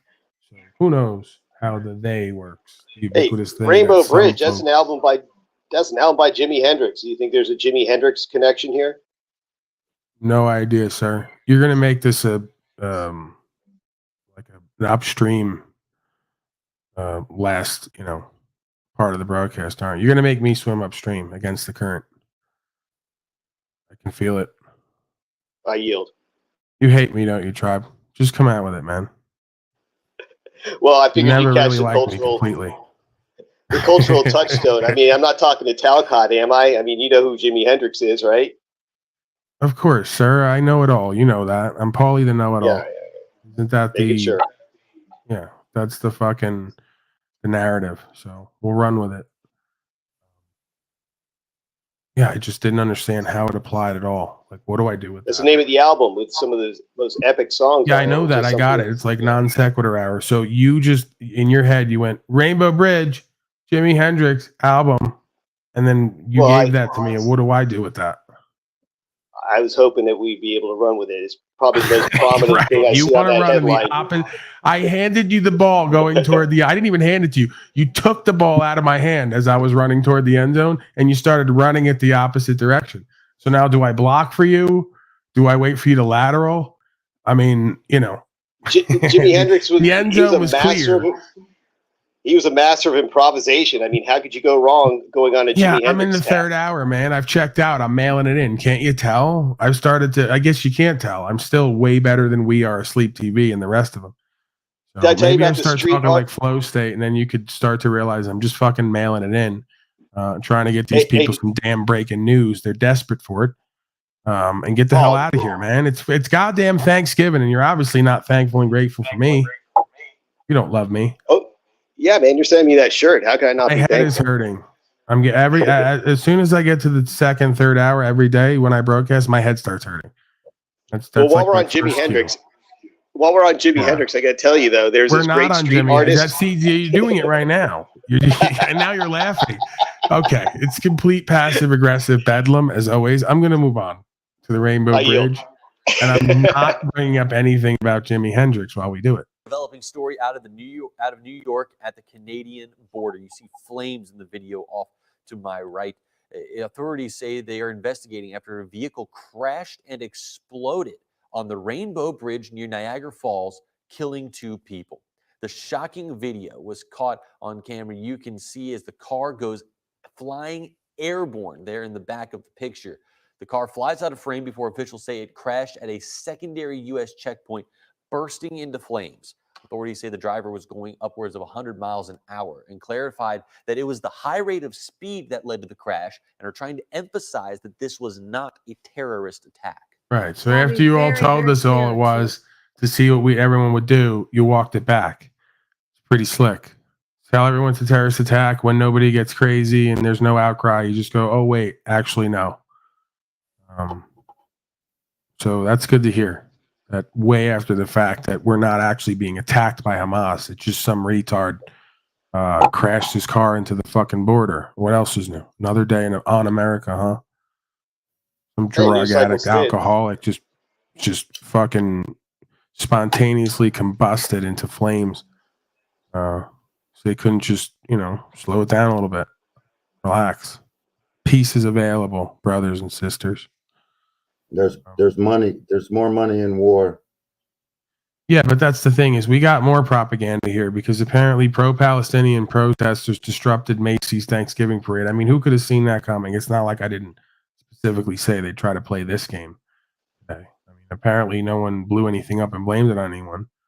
So, I mean, that's good or bad, depending on who you ask, right? Never let a crisis go to waste. You ask old Rahm Emanuel and a few others, and they say, kind of a sad day. Well, what happened? Nobody blew anything up. We have no one to blame. And I go, oh, well, tough luck. We'll hope for tomorrow. Yeah, let's get to that. What's that now? Paul, what do you think the agenda is on the mass migration in the Western world? Oh, there's no agenda. If you have a country without borders, you cease to have a country, especially if you want to do globalism. So, hey, leave the damn border wide open.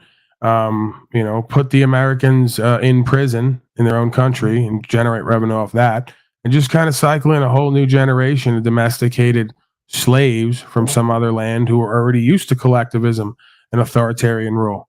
Seems to make sense to me. I mean, you got to have one crop of slaves going out, dying or going to prison, and a new crop of slaves coming in. Some would argue the next crop is better. They'll work for cheaper. They'll vote quicker, more effectively. They'll just expect policy, statute, code, and tax inherently. I mean, the ones here already have that pretty much. So you think bring them all on in. They're good slaves. Why not? We're destroying America anyway on the global scale. Destroying nationalism, the idea of a republic for the people, by the people, of the people. So it's almost got to happen, huh? I mean, these people here begged for it anyway, directly or indirectly. You give them too much credit, Paul. They're not out there to put people in comfortable prisons or FEMA camps. You could look at just the math. The life expectancy of the current generations is like much, much less than the older ones. And there's a quickly going down curve as far as birth rate for people that have already been here in America. It's not even about the fucking. First of all, I could argue that statement that my ancestors' average life, I looked it up, was like 30 something. So I'm on borrowed time times 3 at this point between drug overdoses and the rest of it. So I stay thankful and grateful and faithful. 10 kids. Paul, they had okay, but it's not. But it's not about. It's not about a quantified idea of how much time. It's a qualification. What's the quality of the life? I'd rather live a good life that's shorter than live a life of slavery that lasts 80 years. I don't know. I'm weird like that. What I'm just getting at is that the population has a decline over time. So they replace that population with the immigrant population coming in, which are already preconditioned for the slavery. So they don't need to vote. They don't need to do any of that stuff. I think you forget that we are the immigrant population. You're a Polak who fucking pulls the pin and throws the pin and holds the grenade. This guy next to me, same deal. This guy below me, who knows? Not below me, below me with an E. And I'm Irish and Italian, they tell me. So we already are the immigrant slave population who was bred before we ever got to America to follow statute, policy, code, and parliamentary process. To some extent, but there's also basic rights that were given to our ancestors when they came over here that they weren't used to, that they quickly took advantage of, whereas the new batch are not getting those. They're quickly learning that they don't have those rights, even though they do. So just by that fact, they're not going to exercise their rights. They don't believe they have them. They're totally convinced, and they believe. Yeah, the only thing that made this great place somewhat great, as they say, is the cultural idea, the ideology of serving something outside of oneself and the authoritarian system. God, if you will, and conscience. Objective logic, morals, and ethics. Yeah, the government or the royalty wouldn't interfere with that. That was the premise. But it's up to us to take that path or not. And if you don't live that, you don't get that. You might live that and still not get it because you might have to die for it. So we know that. It's a cliche archetype at this point. It's every fucking movie you've ever seen. Right, but I'd rather take that uncertainty of success than a certainty of slavery. A chance of success than a certainty of slavery. It makes a lot more, especially if you have all the toolbox that basically people. All right, Tribe, please. I'm going to release a group of Palestinians on you any minute if you don't fucking stop. All right, because they're already invading the Macy's parade. I know you don't give a fuck because you're a very un-American, unpatriotic man. You're not like Sean Hannity. Bill O'Reilly, a terrible person. And again, if you don't Deplorable. stop, I'm going to release these Palestinians who are just completely like orderly in a square line. Oh wait, maybe that's them on the street. I don't know. We have to find out. Let's get to it. Okay, no narration. Yeah, that's them. Those are the Palestinians. They've invaded the parade. They're in the middle of the street. All the other citizen slaves are orderly.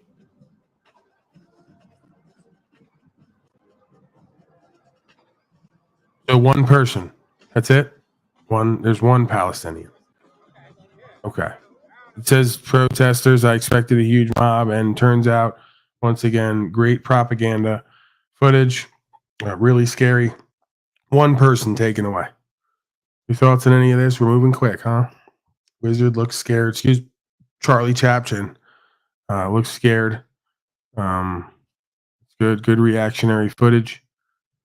I prefer silent actors on the panel nowadays.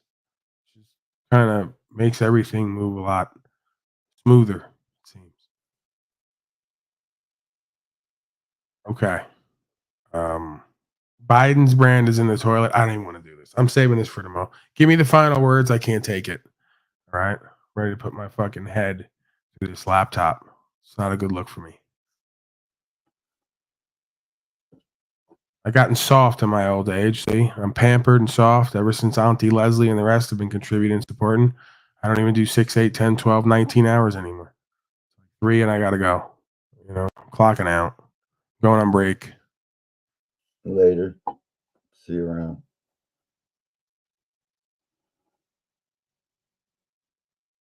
All right, Rocky. That's good stuff. Final words. It was very stoic, as Antoine says.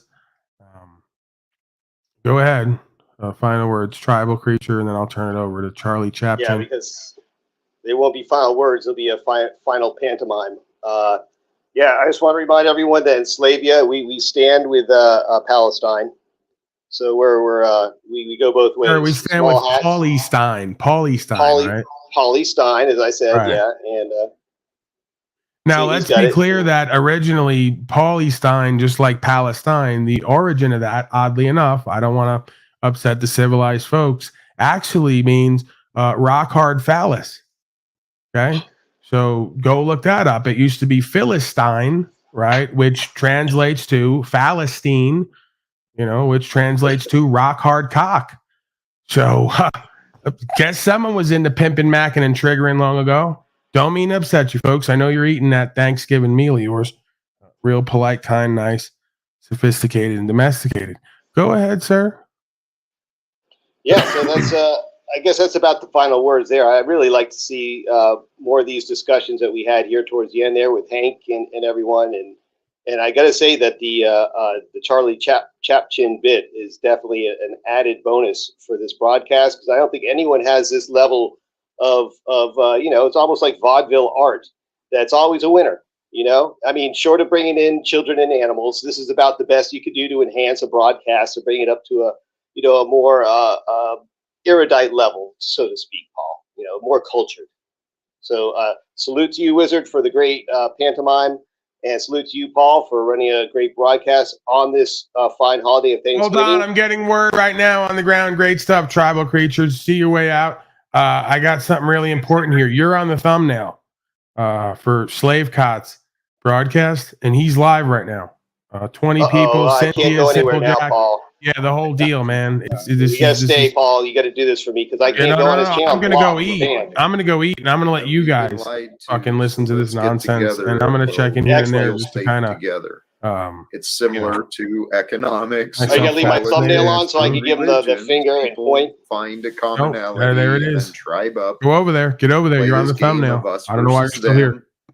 And we can find the truth when humanity stops lying to each other and playing these stupid wars with each other.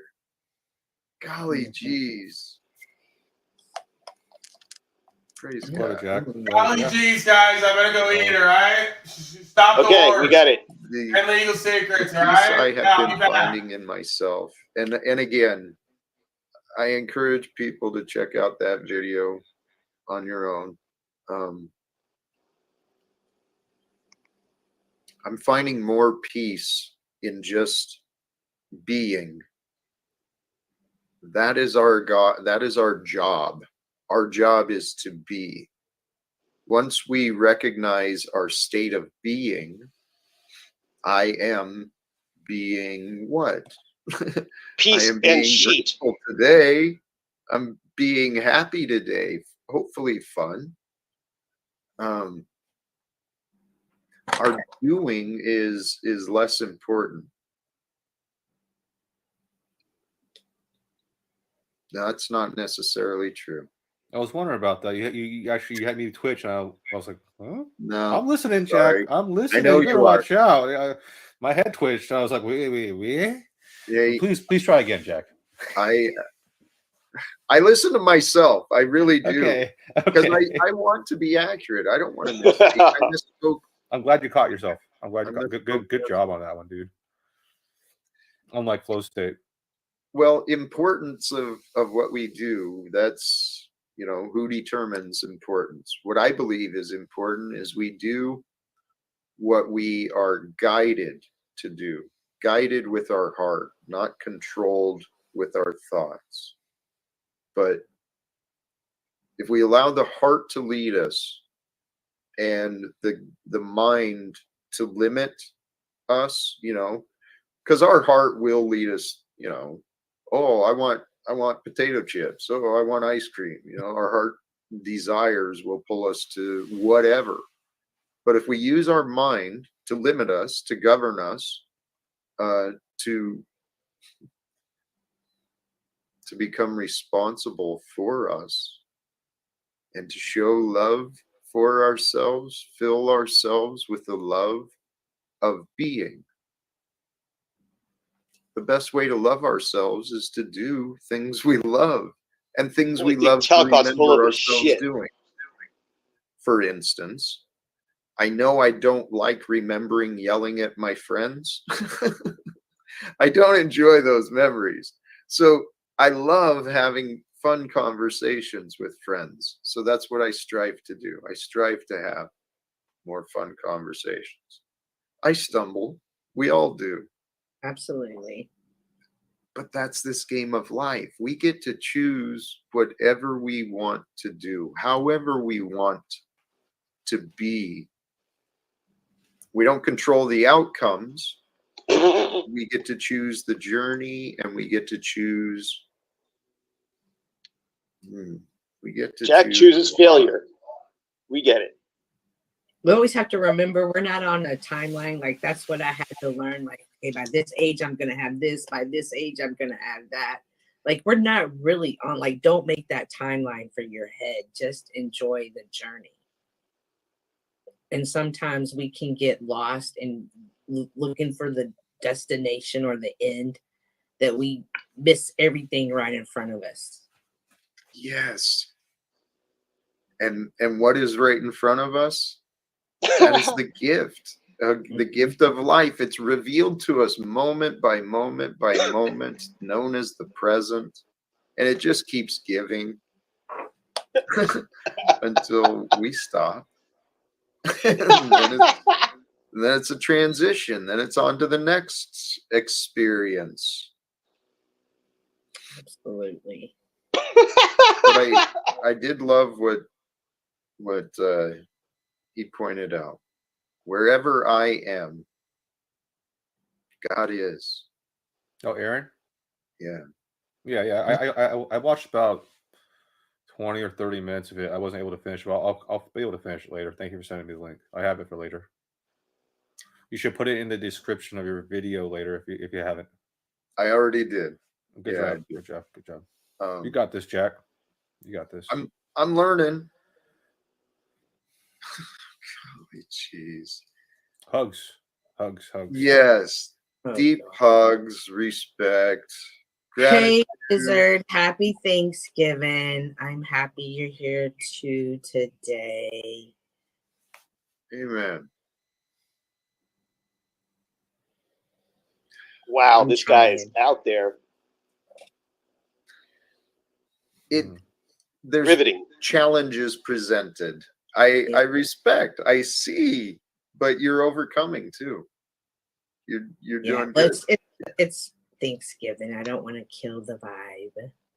Hey, he could be overcoming there. Just don't come over here, Jack. I actually, it's kind of getting cold around here. I did consider trying to boot up the fire, but there's It's your heart, glare Jack. and there's all sorts of things I got to figure out. The I light. think I'm just gonna put candles, like all those white church candles, in my fireplace, like stack them, because I ain't got, and I don't know, I ain't got time for all that wood stuff. I just don't. But I'm gonna definitely need it. You gotta work on that. It's totally worth it. It's like, and it's You right, just talked about the journey of life. and it's take your right time, here. and you What don't if it want to take the time gets to hot and I burn burn a myself? fire. Come on, Meow. Right. No, Right. y'all. I'll close, like, in that thing up top. I'll probably have it closed and smoke out the house, and then I can already see disaster coming my way. I'm aware of myself to know I shouldn't handle fire and really, really electrical sharp instruments.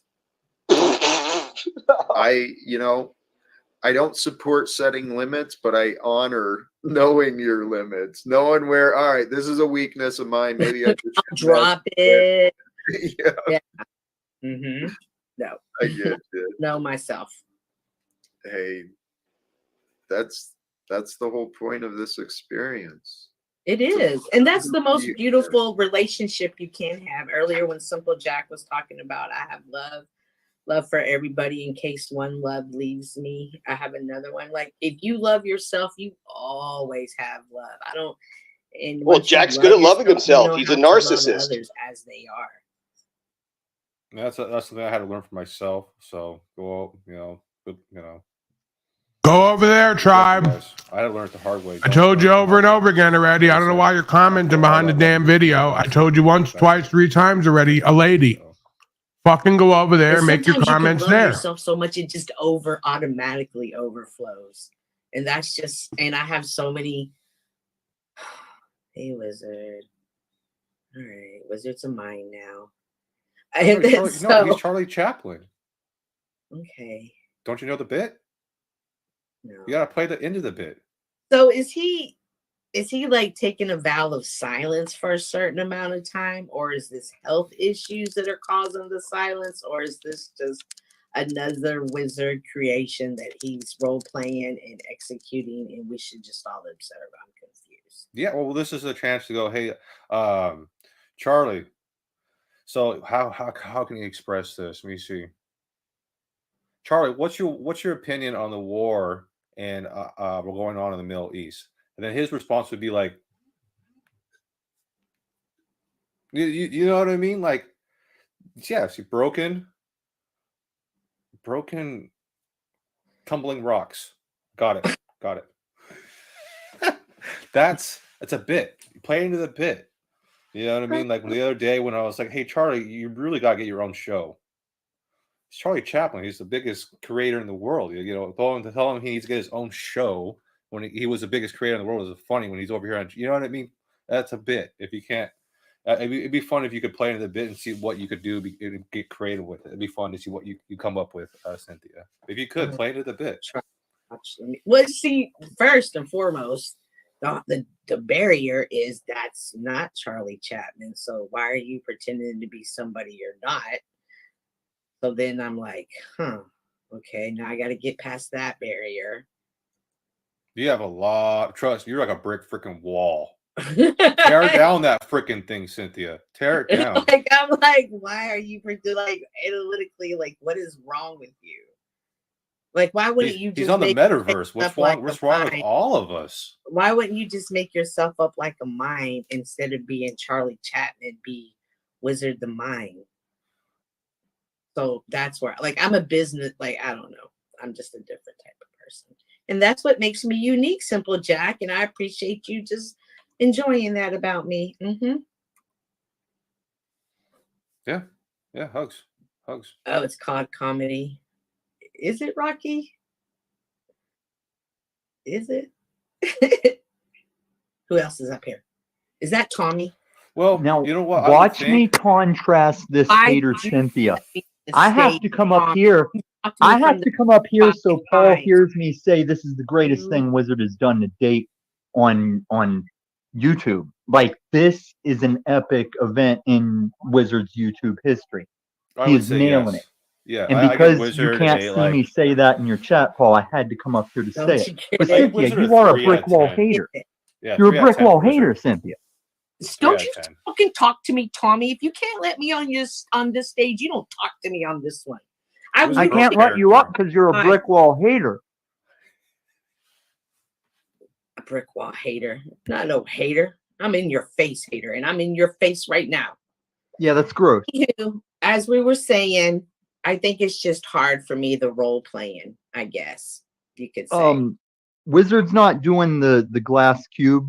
That's you're in his face and he's trying to make his way around. Like it's in the dark and he's feeling along the wall.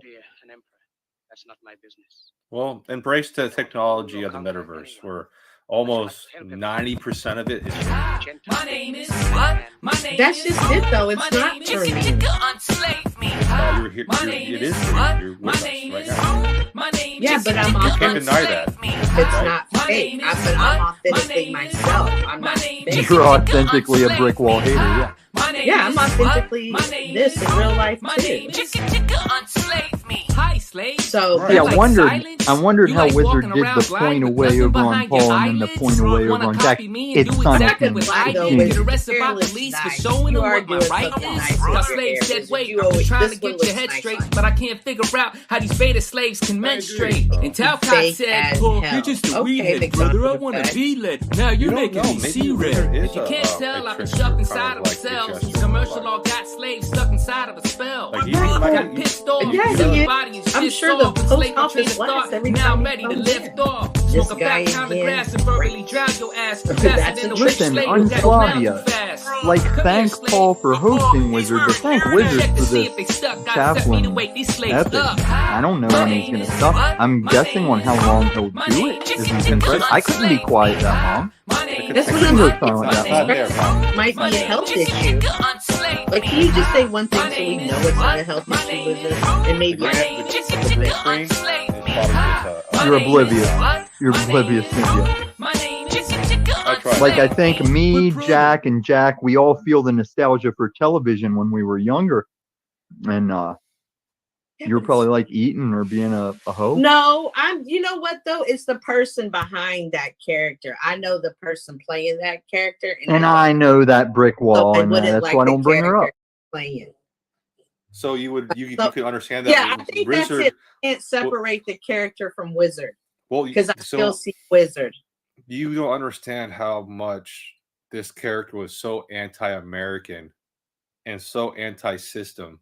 Point and nod, Wizard. Shake it. Like, give the big nod while he says that. I mean, there's a reason why Wizard reflects and resonates with this character. It's not just a dumb, like, I picked this character, I picked this hair. It's this is Wizard at full Wizard, but good Wizard.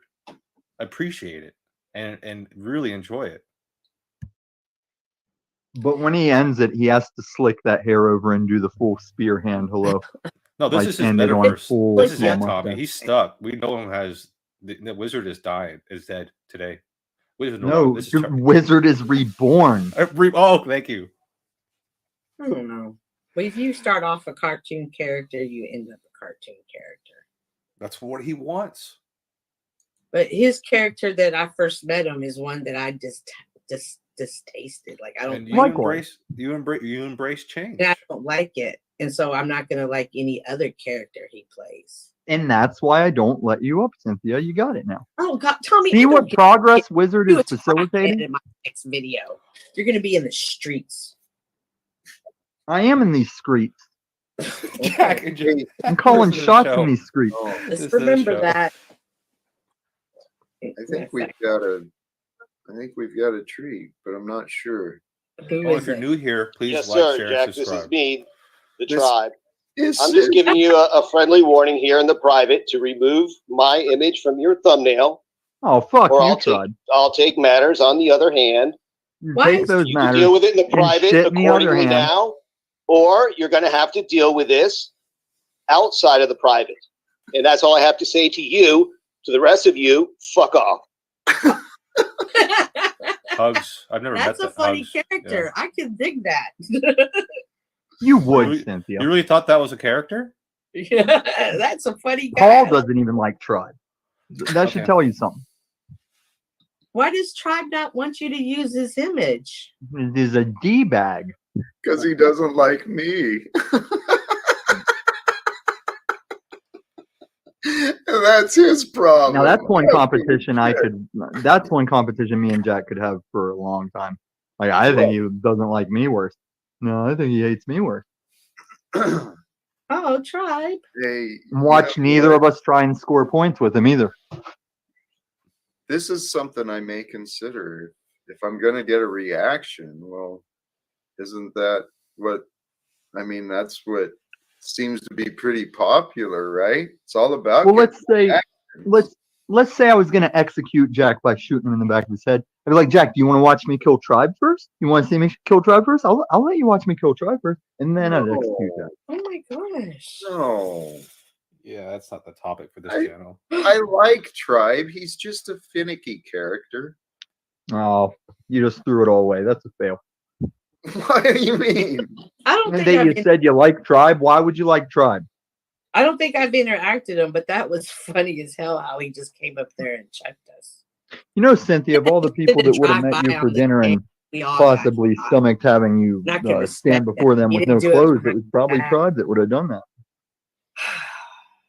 Hey, I'm on notice, Tribe, for what? A funny lawsuit in the matter of a YouTube thumbnail. Are you fucking kidding, Tribe? Grow up. You know, after the nonsense slander that has come out of your mouth, video recorded on ample occasions. This all of us? Hilarious. Praise God, man. I love these characters and their foolishness. Panel ref, unnecessary praise God, illegitimate, 5 yards, first down. Oh. Yeah. Oh my goodness. I'm actually competing with the Unslavia chat for like best burns. Like I'll verbal burn against their live chat. I missed that. What? Yeah, it gets. Yeah, I was confused one day too. So many people were restreaming Paul that I had 2 different streams going, and it was like, Paul, drop the link. No, Paul, I don't see the link. Drop the link. Oh, it was a funny day.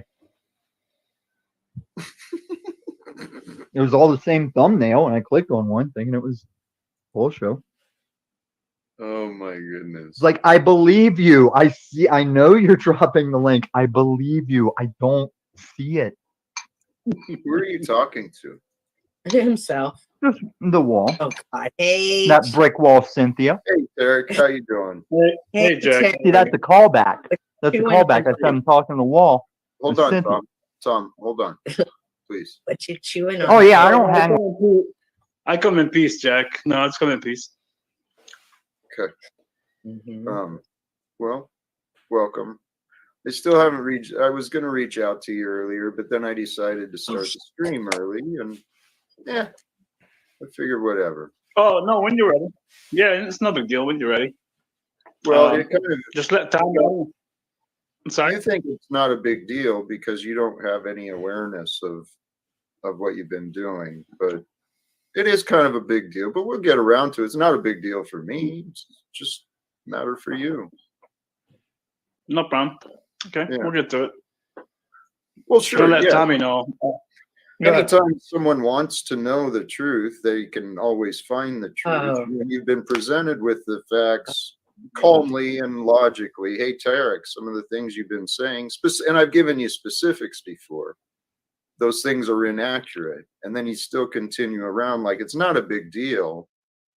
So you're right. It's not a big deal, Tarek, for you to be wrong and to present yourself on these panels with your arrogance and your belief that you're right. But hey, you know what? Let me get off my high horse. You're a nice man. And yeah, we'll find. I I know, but Jack, I don't have to again agree with you. You can have your opinion. I can have No, mine. I don't give a shit about what you agree to or not, but you need to recognize what is true. And I don't need and I don't care if you agree with me. I care that you Uh-huh. agree with what is true. So Okay. it's on you. You can either be truthful and honest, authentic, or you can present yourself as a character and you and Paulie live in your delusions that you guys do nothing wrong. I don't care what you do. I'm offering you an opportunity for you to learn. Okay. I never said I don't do anything wrong. That's first foremost. Second, your truth is going to be different than mine. I'm sure Simple Doesn't Jack, have to Cynthia, be. it's Doesn't going have to be to be. different. Doesn't I'm have to saying, be. but it will. Yeah, I know it doesn't have to be, Jack, but I'm saying it may be different because everybody's got a different mind, different perspective. So in the same time, you have to have respect for other people's perspective of the truth, if you know what I mean. Do you? Of I course don't I think do. you do. No, I know that you do not, based on what you've been saying about me. So, Okay, Tarek, hey, let me back off. Welcome. Yeah. We do still have unresolved issues based on things that have come out of your mouth with directed at me and affecting me. So, well, not affecting me, affecting the minds of others in my experience. So, okay. Today's a day of gratitude. Welcome, my Yeah. friend. No problem. Hey, Rock. You too. Welcome, brother. Thank you. You know, I don't mean to change the energy. Where did he go? I don't know. No, Maybe that was- connection. Sometimes No. he's got connections. You did good, Jack. Because if it got out of control, then you have a moderator or someone from an outside point of view to bring it back down to levels. And it's kind of good sometimes to have a conversation out in the open to help people moderate. Not always good, but sometimes it is. There can be benefits. Yeah. I mean, and that's actually in line with the scripture too. That's what I do believe. Where two or more are gathered, that's the purpose. And then there's that other part to go gather a witness if you got disagreements. We can help each other. We can help each other resolve disagreements just as easily as we can jump in and pick sides. Maybe not as easily. Well, I think it's just one of those things where a society that has its turmoils out in the open is, I think, a little bit better. Honestly, it won't be a secret. Amen. And the person can't be like, well, you said, I heard you said, she said. So if you have the conversation with the person directly, there's no misunderstanding in the conversation. Ideally, there would be at least. Oh, yeah. You're right. Ideally. Yo, Yolanda. Yes, welcome. Hey, what's going on, everybody? Just came up to say I'm thankful for every single one of you guys. It's been a wild year. Even Charlie? Yes, Wizard is hysterical. You're too nice. Yes. You're too nice. Yeah, you're too nice. I was gonna give him coal this year. I'm like looking for it right now. I'm tindering the fire and looking for the coal for a stocking. So he's. I thought he was a bad boy this year. He brings some entertainment. That's for certain. Yeah, enjoy. Wizard's a clever guy. Stop cupcaking, Yolanda. No. I'm a cupcake promoter. Cupcake all you want, Yolanda. Oh, Jack's selling cupcakes now.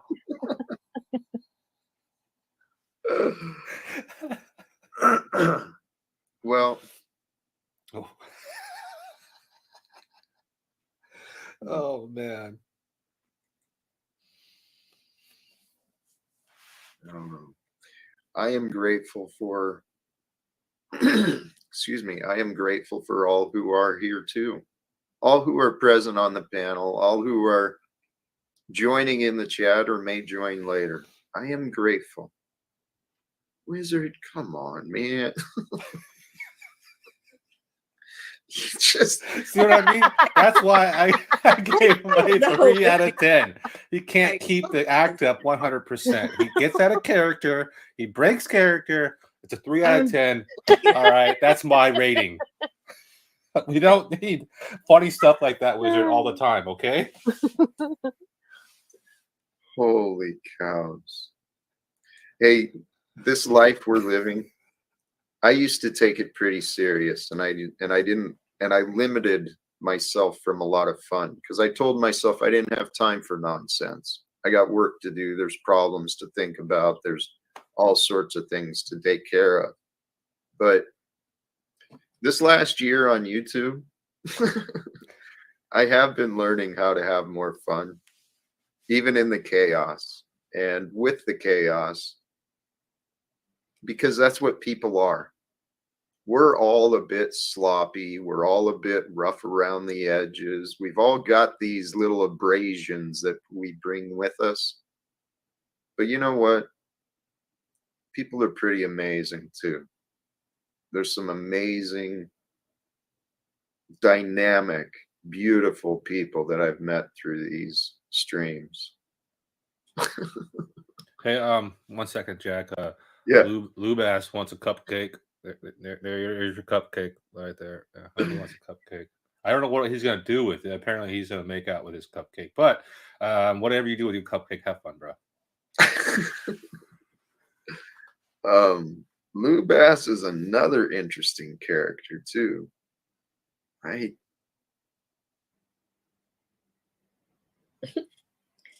do realize I'm embracing this cupcake thing, and your next show, I'm gonna have cupcakes to hand out. I don't know if I can eat them all, but I'm gonna have like, here's a real cupcake for you. Here's a real cupcake. Oh, dude. Now you got me thinking about cupcakes. Yeah, there's a joke. For real. There's a joke on there's a TikTok with a guy selling the white only pies. Jack would have white only cupcakes. I haven't seen that. Yeah, it's just ones with banana cream filling with white top, so they're just all white pies.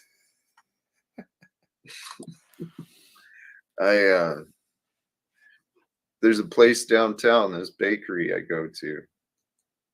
Vegan, gluten-free cupcakes, and they are probably some of the most amazing things I've ever had. I'm telling you, life is amazing.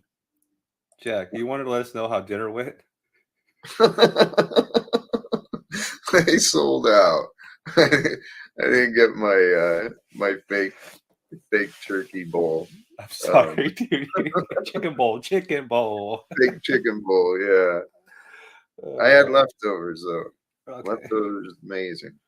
Some rice, noodles, veggies. Do you, the people, the other friends on the panel, do you enjoy vegan? Do you enjoy tofu and stuff like that? I'm not a fan. I'm just curious. I can't say I do. Yeah, but I do one vegetarian night a week. That counts for anything. That's. I have a friend who's vegan, and she invited me over for pizza, and it was the most disgusting pizza I'd ever had in my entire life. It tasted like shit. Oh no! Yeah, it was like it was something like a cauliflower crust and whatever the hell vegan cheese is, but that, never again. I tried that. Well, I've tried a version of a cauliflower crust, and I didn't like that either. And some of those vegan cheeses, I don't know about a lot of this stuff because it's made with a lot of fats and just modified food stuff. But yeah. So Venus, it's actually called Apple Jacks. It's an apple strain with a Jack Herer strain. What vape I have, so it's called Apple Jacks. Sounds yummy. Yeah, it's pretty good. It's a Terp is the brand, and the great deal on these cartridges. I enjoy the cartridges over the flower now, just because there's no smell. There's no smell, and I do have roommates, and they don't enjoy the smell. So out of respect for them, I still enjoy. Beautiful. It works. Actually, I might enjoy more because of that. I've found that same path. I've been wondering though, and I haven't done due diligence, but wondering about the safety of the chemicals and stuff. Not to throw a wrench into your enjoyment, but no, I totally agree. This one is cold press. We use ice. Interesting. Yep, ice. I For always wondered if it was Jack or Jack Herrera. You know, it's like Jack, and you just kind of look at me and giggle. That's funny. Yeah. So, cheers. Huh.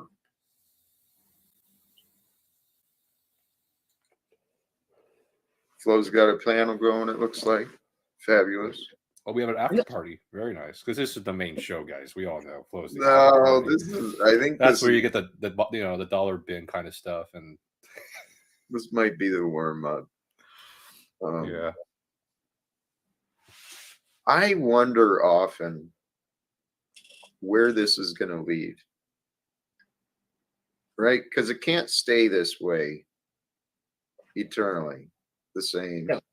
It's got to change. There's got to be growth, got to be development for all of us. And so what will that look like? I've wondered about what it might look like if Wizard and I got along since he's here. And you know what? His presence here today tells me that we're moving in that direction. We're going to find we're improving. We're heading that way.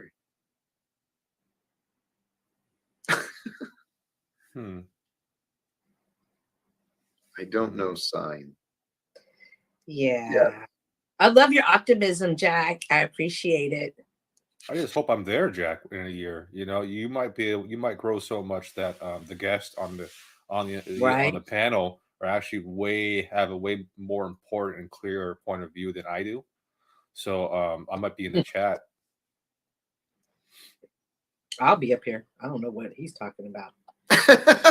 There's only room for 10, Cynthia. There's only room for That doesn't matter. I'll still be here. I'm that good. And I know it, and I'm going to proclaim it and say it. Oh. I'm telling you, these panels are transferring over into TV. And the four people going are making some mistakes that we could learn from if you watch it and play your cards right. I didn't follow that line. Who's the four? Who's the Yeah. four? Okay, I'm on a different if our page. panel conversations are now making it to mainstream media on TV, eventually they're going to come around looking for people to be on mainstream media shows. Oh, okay, yeah. Your platform. And now that becomes in, are you going to sell out to become in the mainstream media? Like, what's that war going to look like? Because you can't control panels. You can't tell a blogger, content creator not to talk about something. You can't control that because you don't pay them. And so they're going to take the good ones, the marketable ones, and try to do something with them. Yeah. They're gonna make bobbleheads off Jack. They're gonna steal our idea. Okay. Look at the content creator who talked about Cardi B. She just had a YouTube channel and just slandered Cardi B and thought she couldn't be touched, and she got sued for $4 million. I mean, it's a game. I'm so sorry. I'm not following. I'm trying to. It's a game being played on here. Like, this is, y'all just don't understand it yet, some of y'all, and that's okay. Have you looked into Fiverr or Canva for your editors? I already have Canva. You could network on that. Do what now? You can network. You can find people who edit and who yeah. So StreamYard too. You can find people on StreamYard too. Nice. Hey, I want to give a shout out to the mods. Thank you for what you guys do. I know there's been criticism and complaint, but I think some of the there needs to be some order. Can I change the subject? I'm curious. What do you think tribe means? His final notice, and what do you think I should anticipate from that Joker? He could strike you. For what? The thumbnail. Really? Mm-hmm. For what? His image. And that's what I'm saying. Like, if y'all don't know the rules to this game, they can get you out of here at any time. Do I think he's gonna do it? I don't know if he's gonna press the issue that much. And will it stick? Will it stick? I don't know, because it's been altered a little bit, but it is a big part of his image. And Are so you restreaming right now? Are you restreaming? Me? Yeah. No. Oh. Why would I restream? 'Cause Why? You should be playing the game. Why would I restream? Why would I restream this when I'm here authentically spending Thanksgiving on the metaverse with my friend? Because that's playing There's the a game. time that it's something and there's a time that it's not. If I'm playing the game. And I got to know when to turn the game off and be myself. And this is that time. Simple. God of all media. Well, so I'm curious then. I mean, if it's that simple, and if that clown little tribe boy wants to play some games with me, well, maybe that's something. No, Jack. Like, that was a parody. You don't have to worry about that at Yeah, all. It's a parody. That's what I'm saying. Is it good stick? But it's free he speech. he can present it. You know what? I don't care. Try right. Pull your head out of your ass and have some fun. We're having fun today. A day of gratitude and fun. So lighten up. And Snafu, I'm going to bring you up, but please, let's not jump into combat. And I don't know where everyone else is at. I'm curious why Wizard is pointing out you're using a trademark.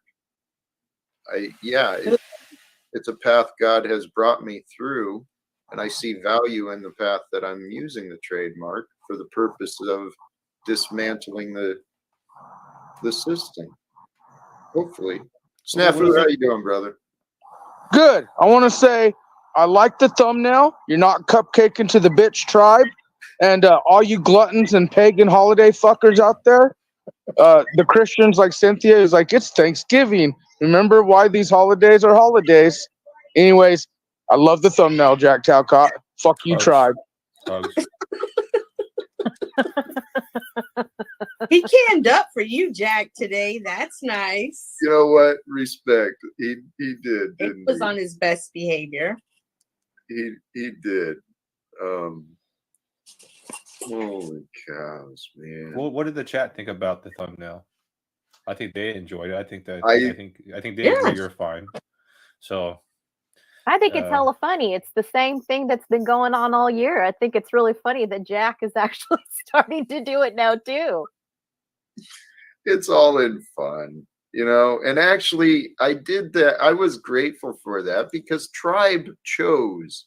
He chose to just every chance he could get coming out and slandering my name. I mean, I wouldn't even be present around him and I'd hear my name coming out of his mouth all the time. So I thought, you know what?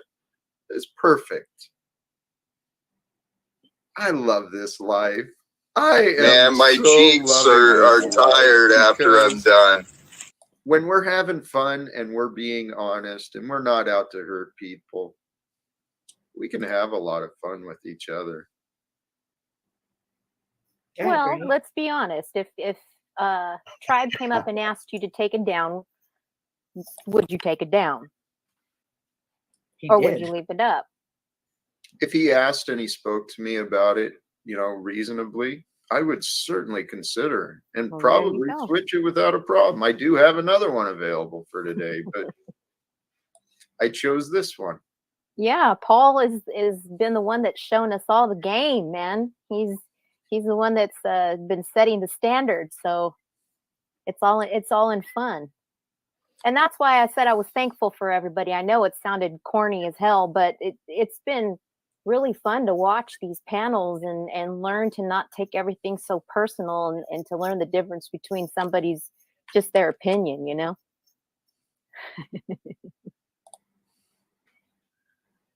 Fascinating. Ah, okay. So Enslavius is watching too. How's it? Salutes to Enslavia. Oh, Yeah, that's you know where- they're not celebrating today.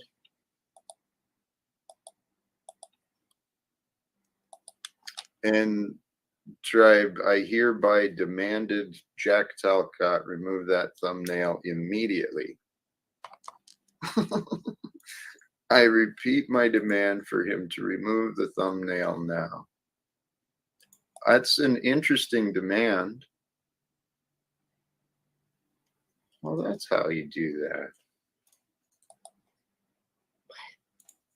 Okay. How do I get out of there? Well, Tribe, I've never been one for to just immediately cow to authority, and as far as I can tell, you have no jurisdiction over me. If you have an issue with something I'm presenting, please approach me, present your case as a man. Doesn't have to be in writing. You don't have to present any formal process either. Just be an adult, have a conversation like an adult, and we can be reasonable, like adults. Isn't that what we're supposed to do? Seriously? Tatakaria has spoken. Yeah, dude, we're good. We're all, everybody in the chat's on the same boat. I'm on the same boat. Keep the thumbnail. I don't think there's anything wrong with it. There's nothing wrong with it, dude. A dude underneath, like, it doesn't look like he's underneath the table. It just looks like he's in front of the table. I mean, he can assume you're using his, you know, it's oh, you're good, dude. Hugs, Jack. You're doing good.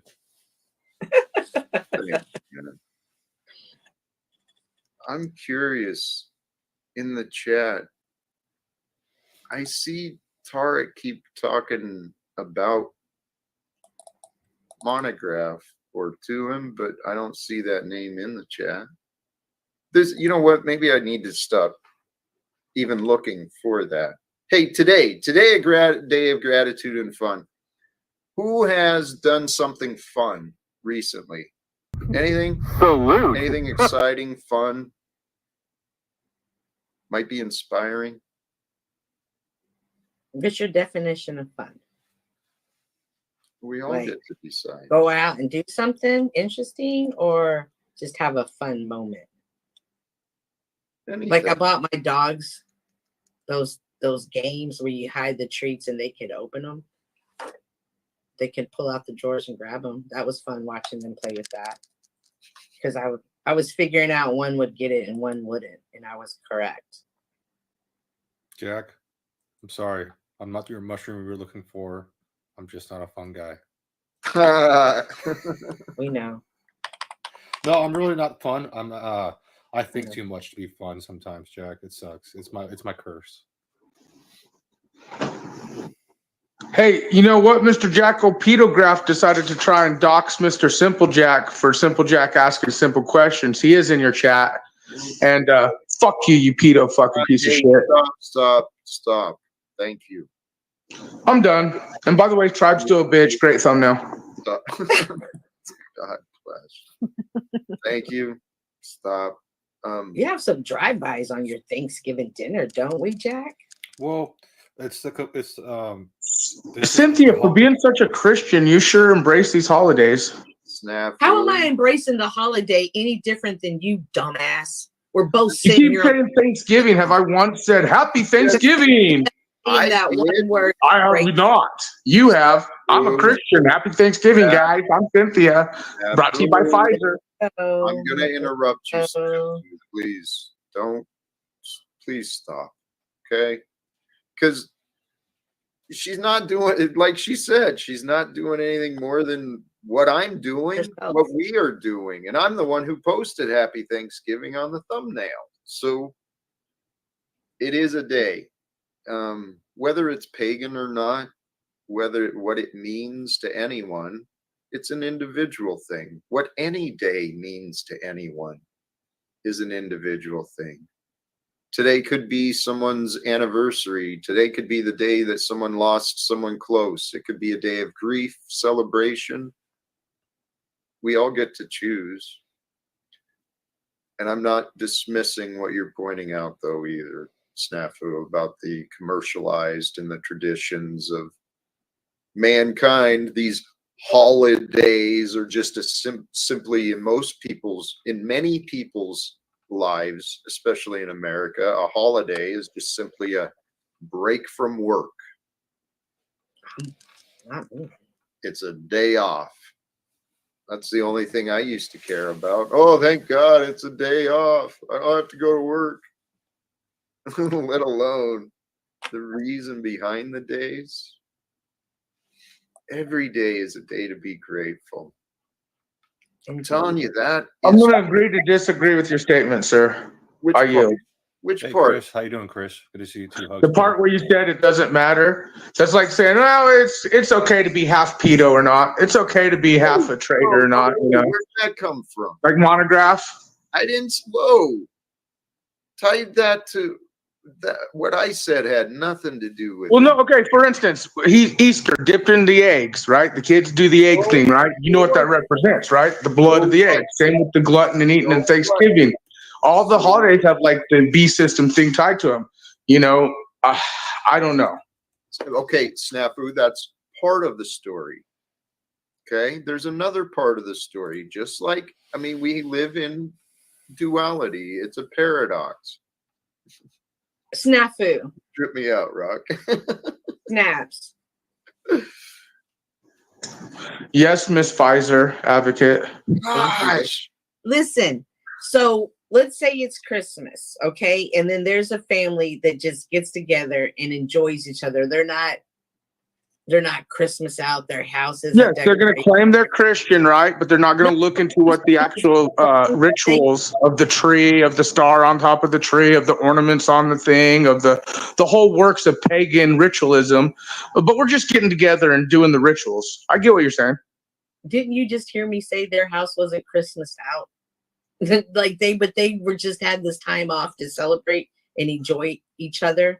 Is that still wrong? I don't fucking celebrate a LGBTQ day or drag queen fucking story hour day. You know, it's kind of like you saying, well, I'm going to celebrate this day, but not in the name of the day, but hey, it's their day. Yay, pagan rituals. Actually, thank you. I appreciate your opinions. Why does anybody ponder old Snappy? It's a good question. Why do I? Why does Jack do this? That's my question. Please don't you guys ask. I got a question. Please. Excuse me, Yolanda, are you here? Yes, sir. Hugs. Thank you for being here. How is your Thanksgiving going? I'm on board with not wanting to do the whole celebration of the holidays. You know, it's more of a holy day outlook for me sometimes. But yeah, I don't do the whole festivities. I'm just enjoying the day off today. Keeping it simple. Thank you. Yes, sir. Rock, how you doing?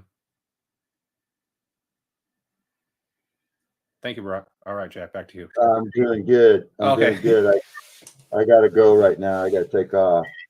Thank you for being here, Rock. Hugs. Yeah. I got to go. My wife's got dinner for me. Enjoy. Good for you. Good for you. Enjoy and share the gratitude, please. Well, I don't know. I'm curious to see what's going to be happening over on Flow State tonight, with listening or reading what Tarek's got typing up down there in chat. I'm curious what that's going to be all about. You've got me curious. I didn't give it as much attention. I missed most of what's been going on, but I know there's drama. There's always drama in these people, human beings. We are living lives of drama, and it doesn't have to be so dramatic. It can be fun too. So I'm not hating on Flow State. I'm just being observant. All right. But it looks like the Coliseum over there, and he sees her, and he goes, "Nah!" And people just get their heads cut off over there, bro. you gotta be a warrior to head over to Flow State. You gotta be a gladiator. So be prepared, guys. It's whoo. I like flow states. Yeah, it's great. I enjoy it. Thanks for having platforms to go to platform. Thanks for sharing. Salute. Thank you, Jack, for sharing. Mashed potatoes. Someone brought mashed potatoes. The contributions from people are just overwhelming.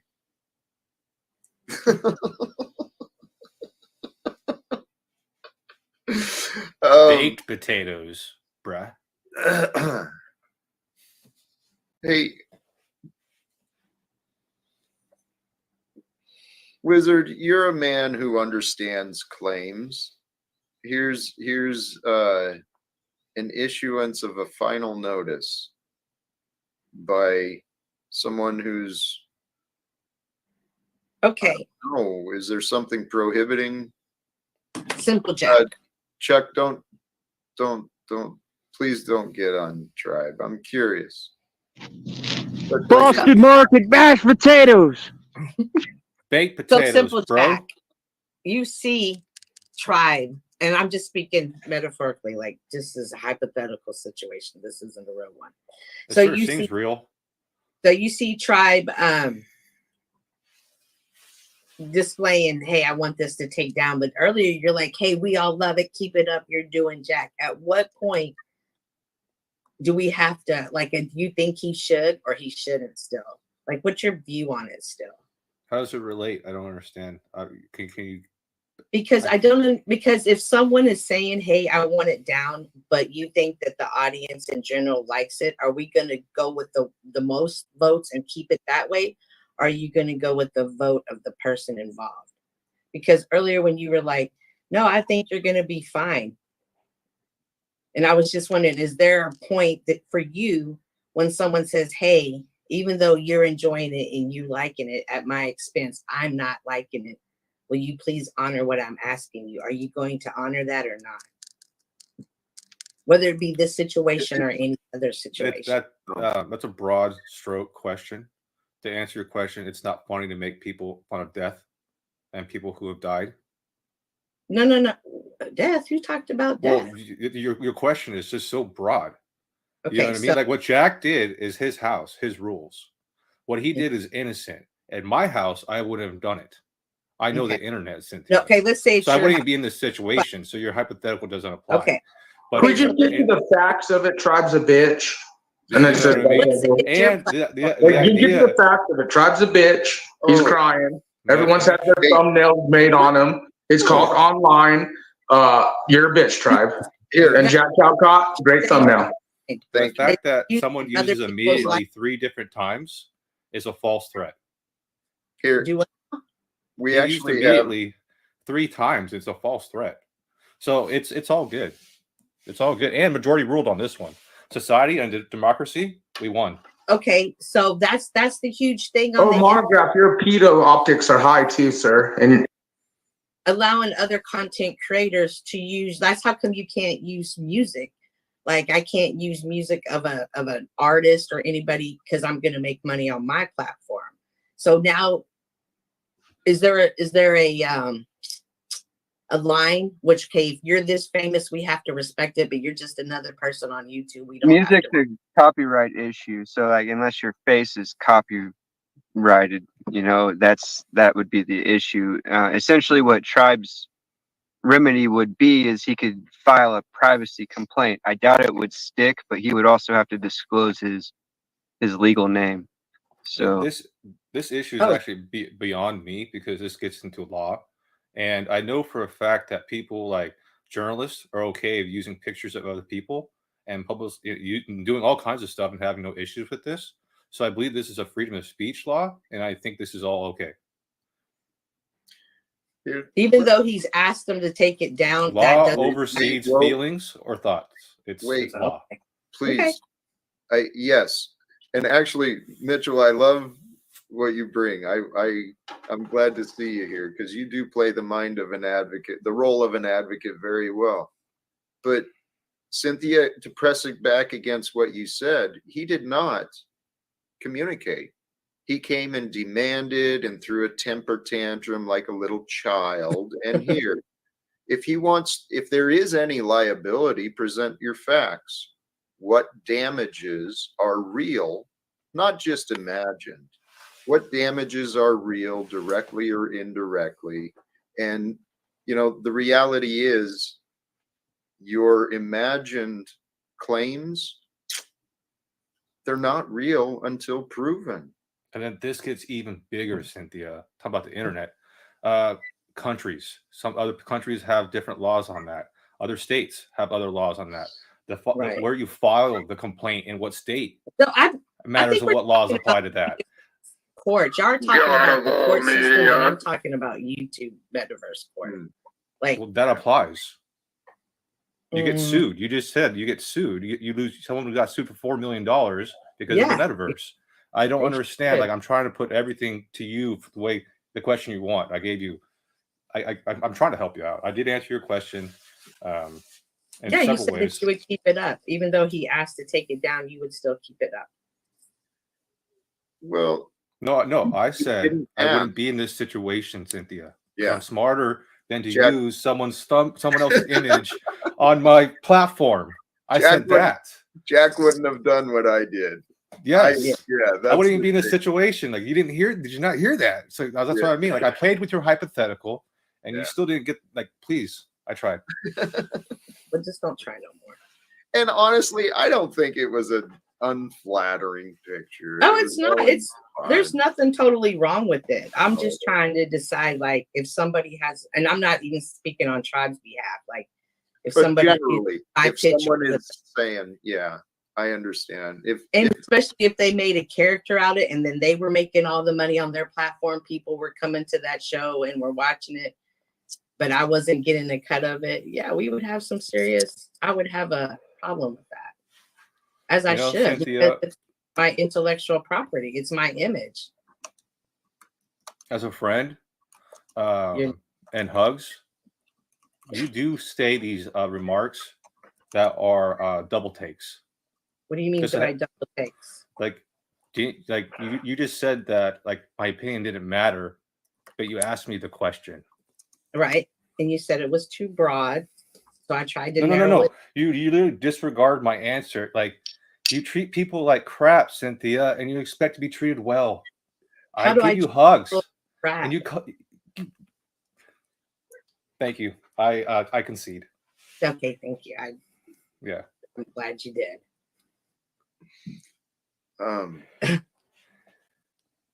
This life we are living, it is something incredible.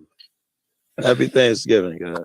Hey, Joe. Yes, blessings to you. Thank you for joining. London, good to see you too, brother. Mic check, mic check. Happy Thanksgiving to you folks. Hey, London. Hey, Joe. Hey, guys. What's going on? Topics of gratitude. You got some gratitude to share today, some fun to share. That's really, guys. Sound like y'all was mad at each other when I came in. You know how these panels are, man. I try, Joe. Cool. Change the mood and change the vibe. It's like they don't get it. It's hard to read the room sometimes on here, but it's okay. It's all a learning experience for people who want to learn. Or for people who are open-minded. Do you see how that remark was double take? That's what I'm trying to point out. And I just you don't want to learn. Minded. You don't know what I want to do. So just a heads up, hugs. Just a heads up. Hey, all right. Now I'm interested. Oh my gosh. I was a little interested. Someone put an image up of someone, and someone wants them to take it down. Something to that effect. Okay, yes, so yes, sir. That's what's going on, Joe Cool. Thanks for bringing us back. And so Tribe even came up and said, "Take it down," and other people on the panel. Who picked the image of who? Image of who? Tribe. Image of Tribe. Okay. And he said to come up and take it down. He said it in a very rude, like, "I'm demanding you take this down." Like, he showed up with an attorney. Like, he came with that attitude. Who did? Tribe? Mm-hmm. Yeah. And then some people on the panel were like, no, you don't have to take it down. It looks good. Majority rules. The chat likes it. It doesn't need to come down. You're okay. Fuck the chat. What was the image? Why, was it meant to mock him? Just out of curiosity. No, it's a good image. It's a great image. It's by any means, it's not grading him. Sounds like a huge overreaction then in that case. Oh, absolutely. Oh, stop, Trav. You're being sensitive. Absolutely. Joe, you're at the table with. I'm about to say I got a million of these about me, bro. I'm getting pressed. I'm getting pressed that that should be taken down, bro. No. Yeah. No, what I'm saying is if somebody asks you, even if we love the picture and somebody asks, are we as a content creator, is it your responsibility to be like, okay, I don't agree with this, but it is your image, I'm gonna take it down? Or is it like, fuck you, I can do what I want over here on my I guess it depends if you're gay. If what? I'm kidding. Yeah. If you're really sensitive, though, you may or may not, and I wouldn't fault you either way. If you did take it down, great, and if you didn't, great. Is dudes being sensitive. Can't take a jump. Fuck them if they can't. Take a joke, right? And that's lightweight shit. Hey Jack, did you put that together yourself? No, I have contributors who help me with the creation. This is how slow I am. I didn't even realize this was the show y'all was talking about that the image was on. That's how slow I am. It was on this show. You're a goldfish, Joe. I recognize a goldfish. When I see one, bro. It's here. He just came up. Let me pop in. Snafu had a mod on. Snafu's mod ability has been taken away again because he's shown that he brings his personality into his choices. So, and yeah, that's what it was. Snafu timing people out. Just pack the bowl for you. Sorry, but yes, Joe. So the thumbnail today was the topic. Apparently, Tribe likes to dish it out, but he doesn't like to see anything offered back to him. Does Tribe really dish it out? I'm not sure. I've only seen him act in response and react badly, but I've never seen him outright attack a motherfucker first. Is that something he does? Oh, dude. I'm asking the wrong guy. Yeah, You take critique as attack. Well, Joe. Not critique. He critiques everyone. Not a critique. When my name is brought up as an example of a failure, of an idiot, of whatever. Okay, idiot might be. I'm not even there, Joe. This Tribe is bringing up my name constantly. He has been.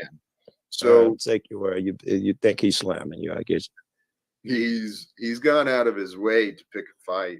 He's been wanting my attention for a while. And as a matter of fact, I've seen it. When I used to go to Paul's panel, Tribe would be there right away to try and get my attention, try and show everyone he's better than me. Well, because I'm a YouTube head, I would assume then that you and Trav have been going back and forth. And then again, I'm back to I can't slam him for what he's done. I'm guessing you guys go back and forth now. No, we don't go back and forth.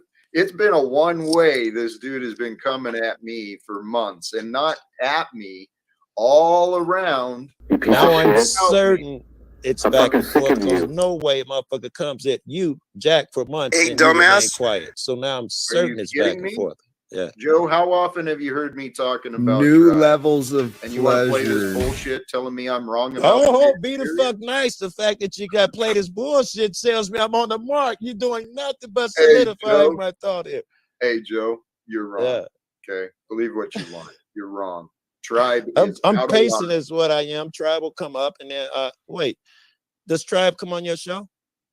It's been a while. Has he tried it? No, I don't think he's come up. When he comes up, what? Yeah, go ahead, London. You know, they say the apple don't fall too far from the tree, right? I've heard that. Yeah. All right. You just remember where these folks are coming from, what camp they're affiliated with. Let's please think about that.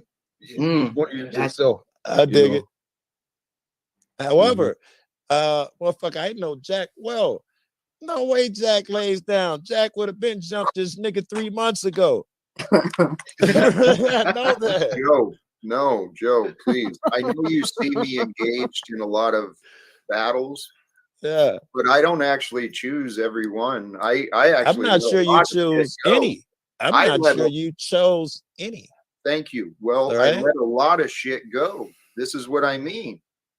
Tribe's just one of the many. Matter of fact, this Joker right here next to me too is another one that we'll be having some. We'll be finding some resolve eventually, but I haven't chose looping does to go poke on fun here. at him as much as you dumbass. Tribe.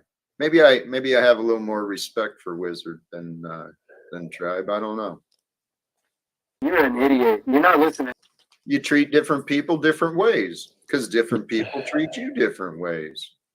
But I'm honest with everybody. You know, I'm learning to try to treat everybody equally. It's a tough thing, Jack.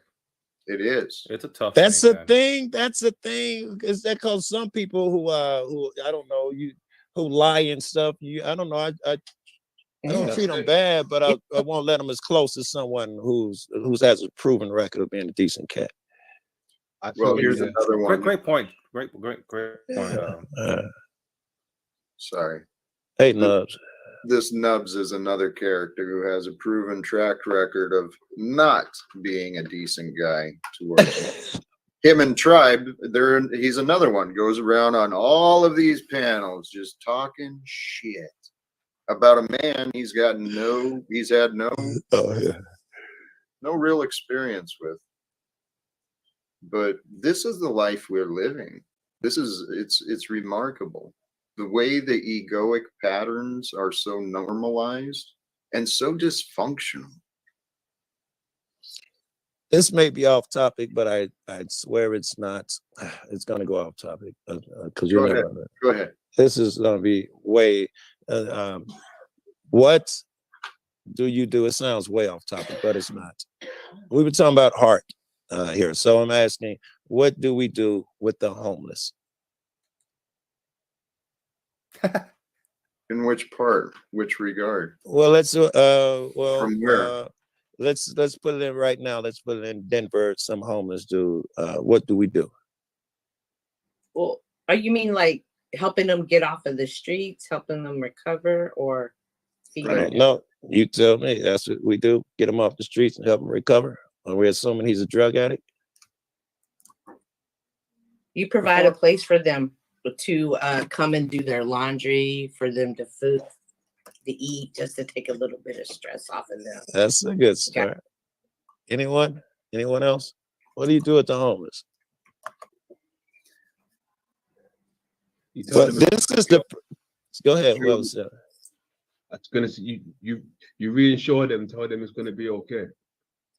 Listen, I should have put in that you're the government and you got a lot of money. I should have threw that in there. Us as Americans, what do we do with the homeless? I would do like a school where they have the option of showing up from 7 a.m. to 4 What are we p.m. teaching to a bunch of grown men and women? Well, it's not necessarily teaching them. It's more like making sure that they have the necessary things to go back into society. Do they have the ID? Do they have an address? They can use the school as an address. Do they have a mailbox? And provide them with a mailbox. Very good. Provide them with a donate. The school is obviously going to be funded with a donation center for like. What food, about what about we give them land and housing? What about that? There's a risk in that. The negative risk is the liabilities of people injuring people on that land in nefarious ways, because criminals do end up in those areas. So how are you going to deal with that liability? How do you deal with it? How do you deal with it in society? It happens in regular society as well. How do you deal with it? We don't provide people camps. We provide people their own housing. There are people that house themselves and choose where they live. All right, I'm not sure how that plays into liability. We got people stabbed here and bad things happen in Chicago all the time. No one's talking about liability issues. Well, you chose to live in Chicago. I'm saying, what's wrong with giving them a place again because someone might get hurt? Why does that stop us from giving them a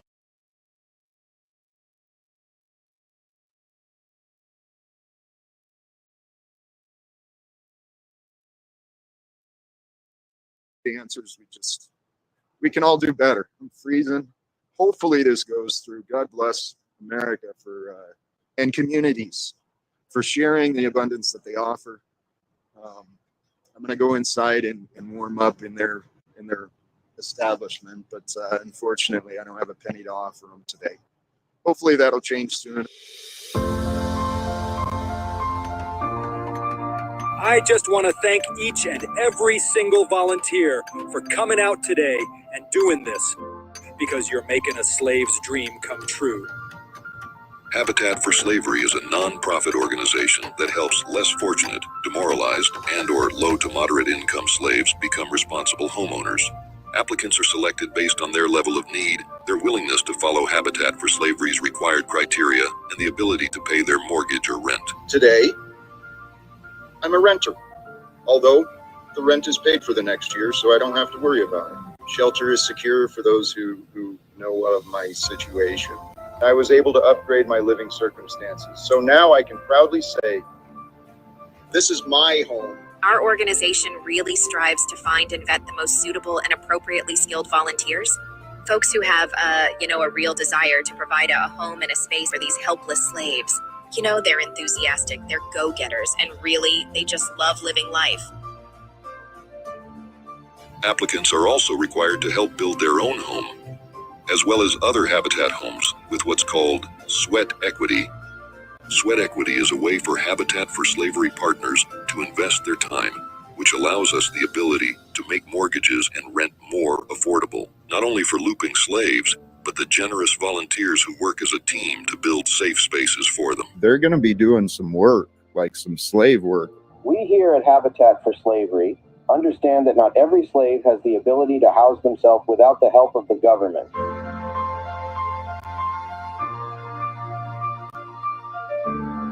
Dude, I grew up in the woods, in the wilderness, homesteading. I know how to survive. I know how to do shelters and all of this good stuff. I know how to thrive. But the best way to be strong and be confident in what we're building, the best way is to know that you've got a community with you. And I believe those will help people become a lot more self-reliant and less government dependent. In addition, they must take mandatory financial planning classes in order to become more productive members of society, as well as bi-weekly drug urinalyses to reduce the slave's risk of harming itself or others. Habitat for Slavery works in over 1,400 communities across America and in approximately 70 countries around the world, seeking to connect new homeowners with businesses and people around them to spread, pound, come together, and affect positive change in every aspect of society, projecting outward goodwill and service, acting as a light unto the lost slaves of this world. You want the best for these slaves, Give them a better life. This is what I'm doing. One of the most emotional moments in building Habitat homes is the day the volunteers, the sponsors, and the neighbors come to raise the first wall. For many slaves, it's the day hope for a new life starts to become a reality. For the final stage, the key to the new house is handed to the slave applicant. This emotional ceremony marks the start of the slave's new journey as a homeowner. For most slaves, ownership is just a pipe dream.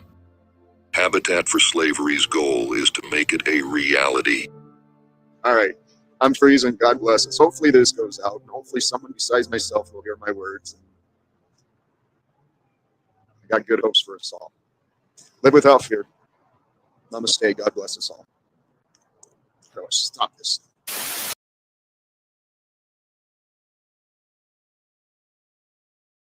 Healing that needs to happen, and it's hard for people to focus on healing if they're Be more worried specific. their roof, their food. So we have to take care of the basics to get that pressure off of their shoulders, so they can focus on the healing. I want to say one more thing real quick. It's important for people to realize that these people aren't against these services. These services are. Let me figure out another way to say it. Against the people. That wouldn't have been a horrible way to say it. It's not that these services are people friendly, because they're not. They're against the people. Yeah, they're not people friendly, and it's not. you know, there's a better way to say that, but I think you get my point. I do. I think that they're not, if they were indeed trying to be friendly for people, they'd have been set up an entirely different way. It's clear that they're for us. System is great for somebody who, you know, is clever and cunning and, you know, willing to take advantage of it. It's horrible for somebody who genuinely needs it and doesn't have the knowledge and the skills to utilize it to their benefit. I get it. I dig it. They just get put in the system, you know. They're just another number. Hey, Joe, cool. Yeah. Why does this question resonate with you? I just finished rapping with my guy about this shit, and I'm that type of dude. When I have thoughts, I bounce them off of my friends. They would probably still. He literally, you know, we talked for some hours and shit. Your close friend has worked closely with me personally. He fought with the county manager and stuff where I was local. When I was on some real hard times, trying to get resources up, you know, because they were there, they were being funded. We couldn't access them. Never forget, Mars. You know, anything I'm talking about, Denver homeless, I forget. You know more than I know about this shit. I totally forget. Yeah. And by the way, Jack Talcott, your chat's going off right now. The best chat on YouTube is going off. Hit like, share, and subscribe. Yes, please. Thank you. Yeah. Like it's going off in the chat. They're really going. They're really talking, and we're having fun up here. What a great show you're having. Thanks, Jack, for sharing your house with us. What a great place. Thank you, brother. Yeah. Okay, listen, check this out. I've been going around telling motherfuckers happy Thanksgiving, which is a risk with the people I run with, right? You run the risk of motherfuckers, you know, right? Some sensitive people, bro. You pay the worst sipping motherfucker, blah, blah, blah. Sensitive. Before I came here, I went to, since I said that much, I'm not going to say his name, a guy, you guys probably don't know, no way you know, he's damn obscure. But I went over a friend of mine and that's what I got. Everybody else was, you know, hey, happy Thanksgiving. They take it for what it is. And my man gave me the, you know, I hate this. Don't you got Indian in you? How can you say that? You know, it was like, you know, damn.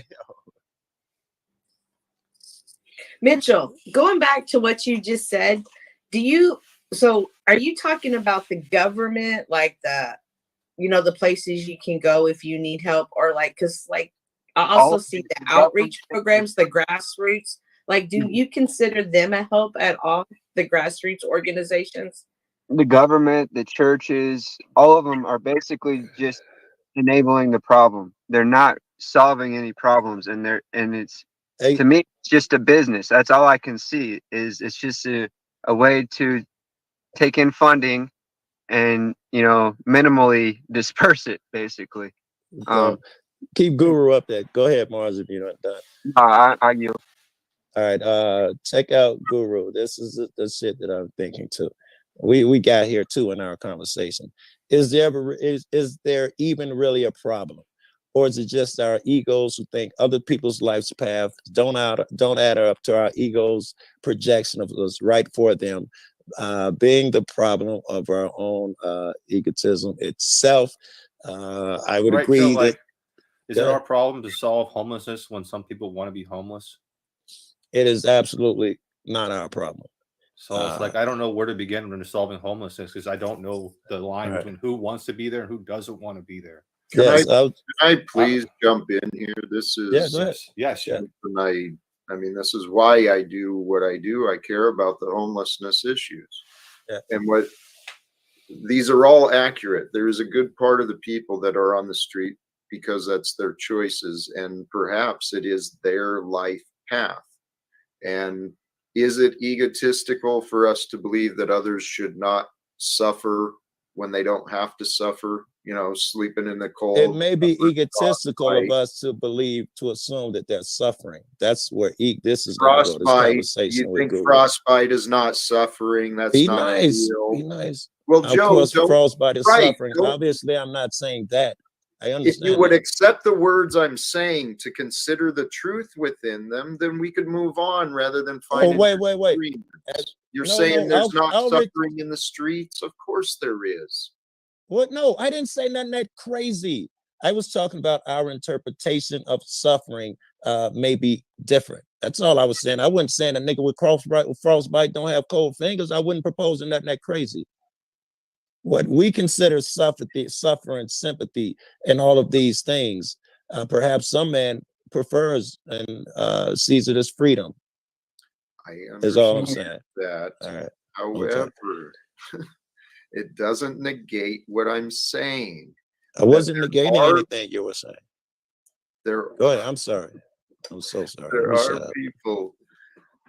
There are people on these streets, okay, but who knows? Many are out there because they don't know better, because they want to be out, because they want to get out of an abusive home.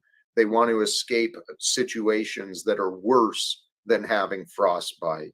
You know, they move to what.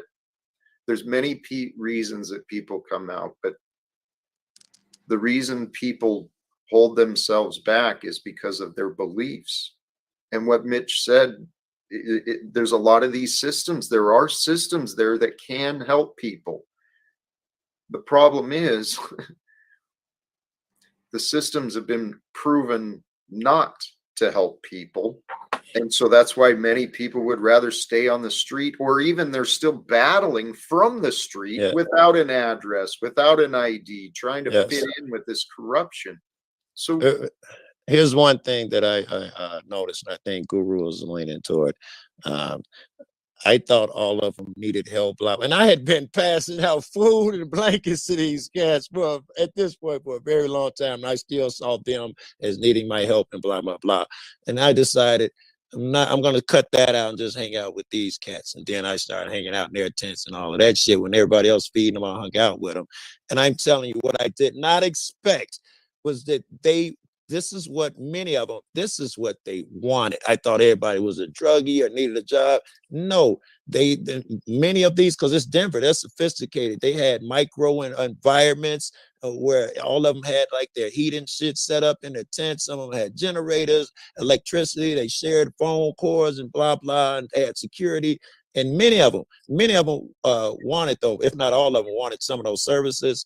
But many of them were content to be there and would not consider themselves victims, right? I've had some tell me, Joe, I've been married, I've been to jail, I've been to the military, I've done all of these things, and this is what I choose to do. There's nothing better. I suggest everybody do at least 6 months of this shit. This is what you want to do. Some of them are serious about it. Yeah, and that should even be respected and not criminalized, and like some places do, so it that's a hard enough way to live, and if they're not bothering anyone, they really shouldn't be bothered, in my opinion. So yes, that person there, man, you get him a plot of land and you ain't got to worry about him no fucking more. At what point, though, are we enabling just by ignoring? By not doing more, are we enabling the problem? Because even though many people do want to make those choices and live in the streets, the reality is in my town, it's not set up. There's no toilets. There's problems with homelessness, and people are pigs, right? People are just slobs, and the humans themselves, we do a lot of shitting, and we create a lot of garbage. If I gave a fuck about these people, I would give a stipend, some of this money that they're jagging up on the police, I would give it to some of them to clean up and provide some sort of system, blah, blah, blah. Then the place don't even get dirty. Some guy makes money. If he sees trash, this is his job. This is the ideas when you try to help people. I don't think they're trying to help these guys. Got a bronze bird here. Peace to all. What's going on, man? Hey, blessings. Welcome. Yeah. I'm not gonna P-bomb or anything like that. I'm not gonna do that. I'm safe, okay?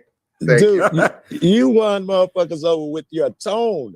When you said peace, love, everybody was like, all right, hey. Yeah, I needed that, you know what I'm saying? Like, good vibes over here, man. Welcome. I don't celebrate Turkey Day, but if you guys do, salute to y'all, you know what I'm saying? Yeah.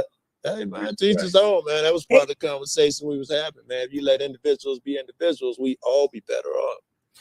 I was hearing what y'all was saying. Y'all was talking about homelessness, right? Yes. Quick story real quick. When I had used to work through maintenance, I used to first of all, I'm from New York.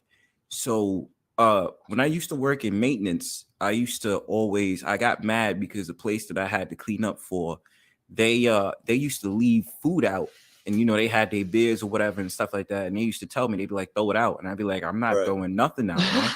So I used to take the food and put it in the black garbage bags. Bless you, baby. Bless you. And I used to go down to a park over near a train station and give the food directly to them.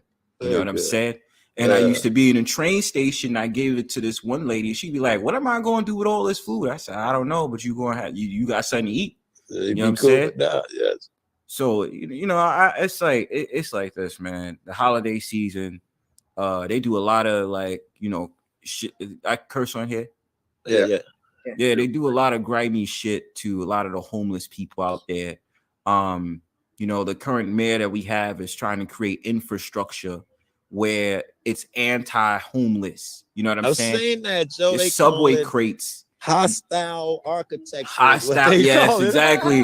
It was a video. You seen a guy that did the video on that, right? Yes, I did. Yeah, it was grimy, man, and that's exactly what they do out here. So not only they doing that with the homeless, they also doing that with the migrants that's coming in the city too. You know what I'm saying? So that's just something I wanted to throw out. They grimy here. Let me show you how grimy they are. So I'm in Colorado right now, up from Chicago. In Chicago, they are taking the homeless, and we have empty, unlimited amount of abandoned buildings that are massive with only a few tenants in them. Endless things to do with the homeless. What they're doing, because of some type of political joke, is they're kicking them in and putting them in school gyms in the middle of people's neighborhoods and kicking the kids out so they can't do sports. They're doing real political, got them sleeping on floors in the police stations. They're doing political shit with these people. It's horrible, bro. Bro, they're taking property. They're taking property like, abandoned schools or abandoned places and buildings and placing the migrants in there, but they're not doing anything about the homeless because the homeless keeps complaining about the shelters that they're in, and they're not getting the proper services. I'm so twisted. I even think it's a ploy. Go ahead. You know what they do? The thing about it is they get mad at all the homeless people that ride on the subway, especially something we call the homeless local, which is the E train over here. And they complain. They be like, why is there so much homeless people on the train? I was like, well, why do you think? Because if you can't give them the proper services when it comes to the shelter, they're going to suffer. That's what I think it's meant to do. I think that's part of their plan to build enmity between us, because it would have been obvious to do the same for the homeless, and it would have been relatively inexpensive, right? The people who know that and doing it for these people are very aware of the enmity that it's going to cause. I think that they want this, bro. This just seems just too well designed, in my opinion. I believe you, bro. But all I have to say is don't be grimy with your dishes. You know what I'm saying? Make sure that y'all put that in that black bag. Okay, put it in that black bag and definitely give it to somebody over the holidays. Yeah, right on. Thank you for sharing, man. That's a great tip. It is, man. Thank you for popping up. Yeah, no problem. What you're doing is awesome, man. Thinking ahead, thank you for others like that. Thank you.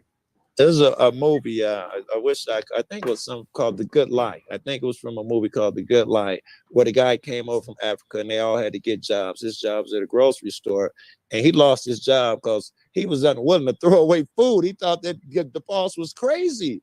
And he lost his job because of that shit, bro. It's weird when you were saying that. That's exactly what I was thinking of. It don't make no sense. You got a lot of entitled pricks that they get to go home in an Uber. Or they get to have their, you know what I'm saying? And rent ain't cheap out here. You already know that. But you sitting up there talking about, oh, I don't want my food no more because you drunk and stuff like that. I'd be like, you are such an ungrateful bitch. Like, y'all don't even sit up there and realize, like, it's so much in this world people could be using. You sitting up there going to throw out some fries. I'll take it. You know what I'm saying? I'll take it. They be like, throw out your teacups too. I said, I'm not throwing out no teacups. You bugging, man. I'm taking it for myself. So many ungrateful people, man. Yeah. And it would benefit those ungrateful people in the sense that we were talking about this homeless solution shit as something that seems different, but it's not. They would gave people, there was a problem. Eggs got so expensive over here. Someone gave them, told anybody, all the citizens of this place, you can have 3 chickens if you like. And some took them, some did not. But it cured the egg problem. But what they didn't expect was all the food waste problem totally disappeared because people was giving it to the chickens. Where I'm going with this shit is, right? You could this could be a whole industry of shit, and you can get rid of motherfuckers burden elsewhere if you took advantage of this and give it to the homeless. Well, that's the thing. They have freegans. They have free. Look, listen. A lot of the things they do in these supermarkets is that they have extra products, or you go to a place that's like gourmet food or whatever have you, right? And the thing that they don't seem to understand is that they have all these extra things that they throw out in the trash. And then it's wrong because they be like, I ain't trying to touch that because it was a rat in there. So I'm like, I'm thinking the same thing. I'm not going to touch nothing. The rat was in there. You know what I'm saying? I'm not doing that. But what I'm saying is at the end of the day, you got freakins, man. That's why I was like, yo, why is it all these random people going up in the trash bin sitting up there looking for stuff? Like, are y'all okay? You know what I'm saying? Or the ones that just be wearing like, open toe sandals and yoga pants and stuff like that. Y'all, like, what are you doing? And they come to find out, they actually getting bread and getting all this stuff that's not even expired. That's where you win. I admire this shit. These guys, I saw a couple who had been living for years like this, ain't spent no bread on food. And not only that, they knew what plants they can eat, and they knew roadkill. They didn't have a problem with roadkill. They knew if it was fresh or not. And they went in there and they knew what they can take, blah, blah, blah. And they stayed in a regular crib, but this is how they got their food, man. And the shit worked for them, bro. And I admired that shit, man. They went out, got some grass, found some dope shit in the dumpster somewhere, and something that they made. And I was like, I was jealous of the fucking meal, bro. Yeah, man. You know what I'm saying? It's like, look, listen, man. I'm not sure. It's like what Miss Mona said. I ain't sure about eating from the trash, man. But at the same time, you know what I mean? If you freaking, you know what I mean? If it's all bread in that dumpster, it's okay. It's not totally clean, right? If it's just manageable, I don't see what's the problem.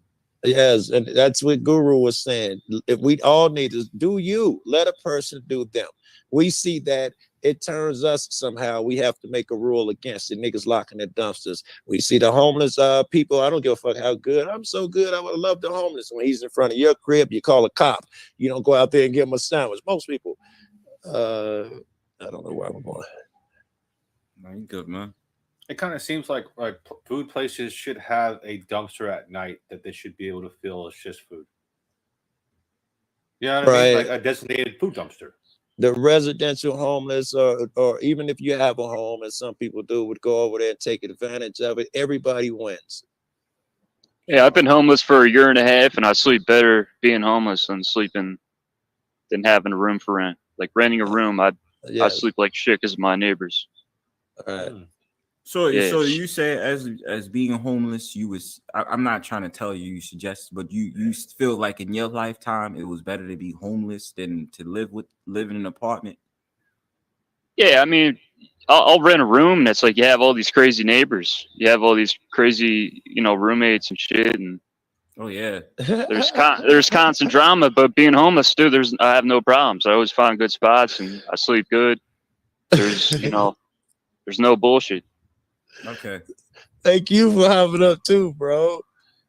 I mean, you like Joe Cool. Yeah. Someone from the chat had a great question. How do we solve the ungrateful pandemic? What's the ungrateful pandemic? People being ungrateful, man. Like, I mean, you live in a culture and a society where it's becoming narcissistic over time. So ungratefulness was going to be a factor in the equation anyway. You know what I'm saying? So if you're going to sit up there, you separate yourself from those that's ungrateful to those that's probably selfless and grateful. I'm not going to help somebody that wants to be ungrateful. Fuck you, man. You know what I'm saying? Like, that's just how I see fit. Why waste time? And then we have to define gratefulness. God of all a common definition of that. What does that look like? Hey, dumbass. Really, I think that what we all think would suffice. God damn it, Paul. What do you see? I would love to fucking see you face to face. I didn't hear you, Joe Cole. What did you say? You're a twisted motherfucker. We all as we all understood it, would suffice. But Well, figure it out, what do you see motherfucker. as different? Like you! that someone would be like, she wasn't even grateful, even though if I think saying thank you's enough and showing thankfulness. Like some people give you something and then they have an expectation of what you're gonna do with it as well, even though that might not be your plan for it. And so because you didn't live up to their expectations, they could be you being grateful for it. Sanctimonious. Sanctimonious. Well, gratitude is the key to overcoming selfishness. Selfishness is the worldwide pandemic. The selfishness is what's created wars and billionaires and celebrities and all sorts of craziness. Yeah, I would agree with Jack. My answer to that question would have been some more weird energy, right? To change your energy, I have to change my energy. So the answer to your problem, or how do you get rid of ungratefulness, would probably be in me changing myself in a direction I change myself, is because I become a grateful motherfucker, which is what I think Jack said. I think Jack gave the same answer. Hey, let's all be thankful we're not Lumatomi's roommate. You know what I'm saying? You know what I'm saying? Shit. It could be worse. We can always find reasons to be grateful, and sometimes it's just, hey, I'm grateful I'm not the tribe, you know. But damn, Jack went for it. Yeah, he said, yeah, there you go, Jack. Good job. You do shoot shots on When you say ungrateful pandemic, I'm sorry. Sometimes like certain people say like pandemics, and it sounds like it's like a TikTok or Instagram trend.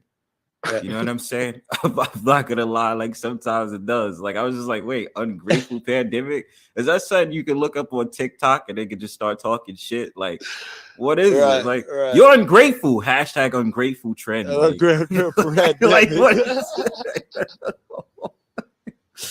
like, I mean, but you get it, that shit spreads, bro. So it seemed like the way to cure it is gonna have to spread the same way. You're gonna inject the motherfuckers with the cure, which be being grateful. You gotta take a grateful jab, man. You know what I'm saying? No, I hope you're talking in code, because I don't fuck. You know I'm talking. You know I'm talking. I'm talking in code. But I'm saying we say ungrateful pandemic. You gotta go ahead and get that. You gotta get that grateful jab, son. You know what I'm saying? You gotta get that. All right. Let me give them the grateful jab. I thank you for staying with it, bro, because I just got it at the end. Yes. You gotta give the grateful jab, bro. That's what it's all gonna turn down to, man. You know, if you're gonna simplify something, it's good versus bad. Yeah. There was something he said that could be part of the solution. You could look up and see the sweeping trend of ungratefulness, but someone in the comments previously said the best way to teach is through example. And as more of us recognize the value of a strong practice of gratitude, being grateful and being in the present, as we start demonstrating that more effectively, others will start picking it up. I agree. And this thing too, real quick, that is the key. When our default state is peace. And when we can just let go and be in gratitude, that's the best way to be, I think. But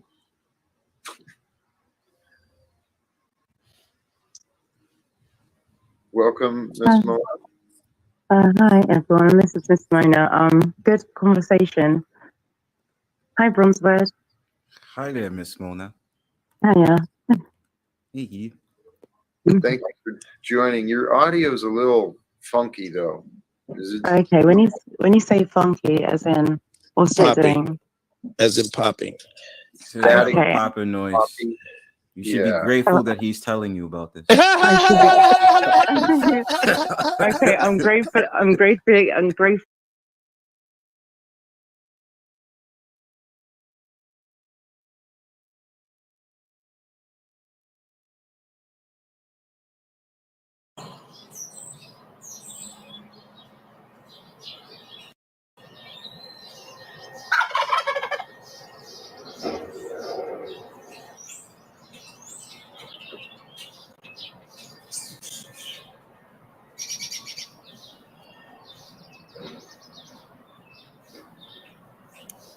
Okay,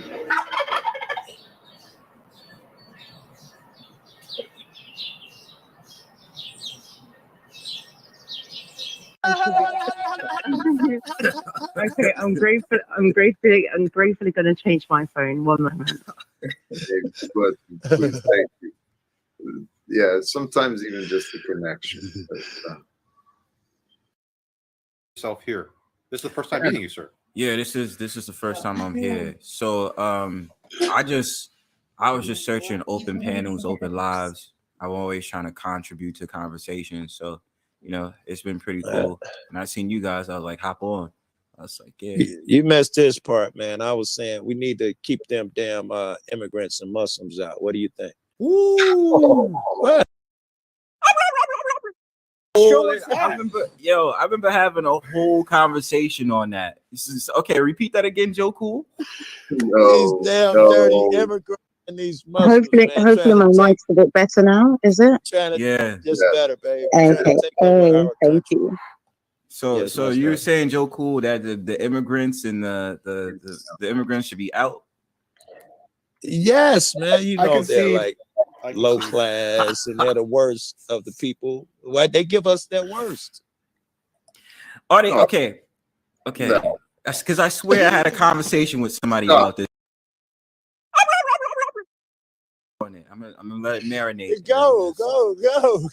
I'm gonna let this morning. Joe, come on, Jack said no. Okay, what was the question? We'll change the topic. All right, I can't leave it hanging out there like that. Then, if we're gonna end this, I want people really believe it. I believe that way. All right, I was giving you the other side of a conversation that I had. Those were their arguments. Yeah. was it really? It really was. Well, you know And what? I had a bunch more. I was ready to go. I've heard those arguments, but Miss Mona, Joe was playing some devil's advocate or whatever you want to call it. Okay, The devil in regards himself. to what? Sorry. in regards to the benefits of keeping the immigrants out, and Okay. else he said too. Whereas- that wall. Well, it's funny. So there's some benefits. I always say that to people who say immigrants should go home. And I'm thinking to myself, in England, they do say that. And I'm like, well, immigrants help build the country. So Amen. I don't understand. When they say go home, a lot of immigrants do all the jobs that they don't want to do. So I wouldn't want them to go home. That was my argument. I mean, you mean like Yeah. the immigrants who built this country? That was my case. Or the immigrants that are currently doing jobs that the people who are born here don't want to do. Yes, And without those right. immigrants, I would love to see what would happen. Yeah, and just period, man. You could tell a person's character, I thought, and what they propose as solutions. You know, that's the realization I was coming Well, the to. new solution is robots. They can get robots to AI, AI, exactly. They can get This ass AI, what's the solution? Push print and it's done. Chat GPT like 5, bro. Hello, this is the new AI. Your new home will be ready soon. It makes me wonder. No, but that's the new. They say that they can have AIs or those artificial intelligence doing jobs that no one else wants to do. So eventually humans are going to be pushed out of jobs. Immigrants are going to be pushed out of jobs. So that Immigrants might be the last ones. They were okay. It was no good way to pick watermelons in Louisiana and Oh get them my as cheap. But that movement, that fervor came in, get rid of the immigrants. The sheriff there decided he knew where they all lived. They came, swept them up, kicked them out. No one was there. They offered jobs to the people there. They always like, hey, a job. And most of them was like, not at this rate. So he had to up the rate. They took the job. Nobody would do that job for that little amount of money. One person did it the entire length of time. Everybody's crop died. The farmer had to ask, and other farmers, why the fuck are you still here? He was like, I'm just a fucking arrogant, determined, stubborn prick. Once I start something, I got to do it. But just for the record, no way would I do this fucking job, especially for the money that you pay. So this just made me think of something. Do you feel like us as Americans is ungrateful depending on what wage we get when it comes to working certain jobs? Generally speaking, we are, but that don't make us any different from anyone else. Because I was just thinking about this. I was like, okay, granted, there'd be an immigrant that'd take a job because the minimum wage here in New York is $15 an hour. Yeah. Now, no one in New York can ever argue me down that a job in New York that pays $15 an hour, especially with the prices of how it is to live here, travel on a train and all this other stuff we can survive on. So why would it be ungrateful, or why would I not appreciate if I'm asking a person, yo, I would like to have my earnings more than what you're offering me because I can't survive on $15 an hour. I'm not sure that makes you ungrateful in that particular situation. But some people will say that I am. In which I disagree, because I'm just like, how if I know I can't survive on $15 an hour living here? Who gives a fuck? It's about to end. You know, it's more important if your joke could teach us the finger bang move. Can you teach us the finger bang move, Joe? Nice. Yeah, where's this guy in the middle there? Right? Nice. You guys are talking about currency that's about to switch up. Hey, and you're talking about things that aren't necessary either. The finger bang move will get me more pussy, Jack. What is wrong with him? Your lack of decorum. Thank you. Lack of decorum is going to keep you. This guy is so ungrateful for having a mediocre conversation. Stop doing that grateful jokes. I swear. He might have read the room wrong. Yeah. No, it's a certain dudes that try to troll with bullshit. It doesn't work, man. Fuck that. That's funny.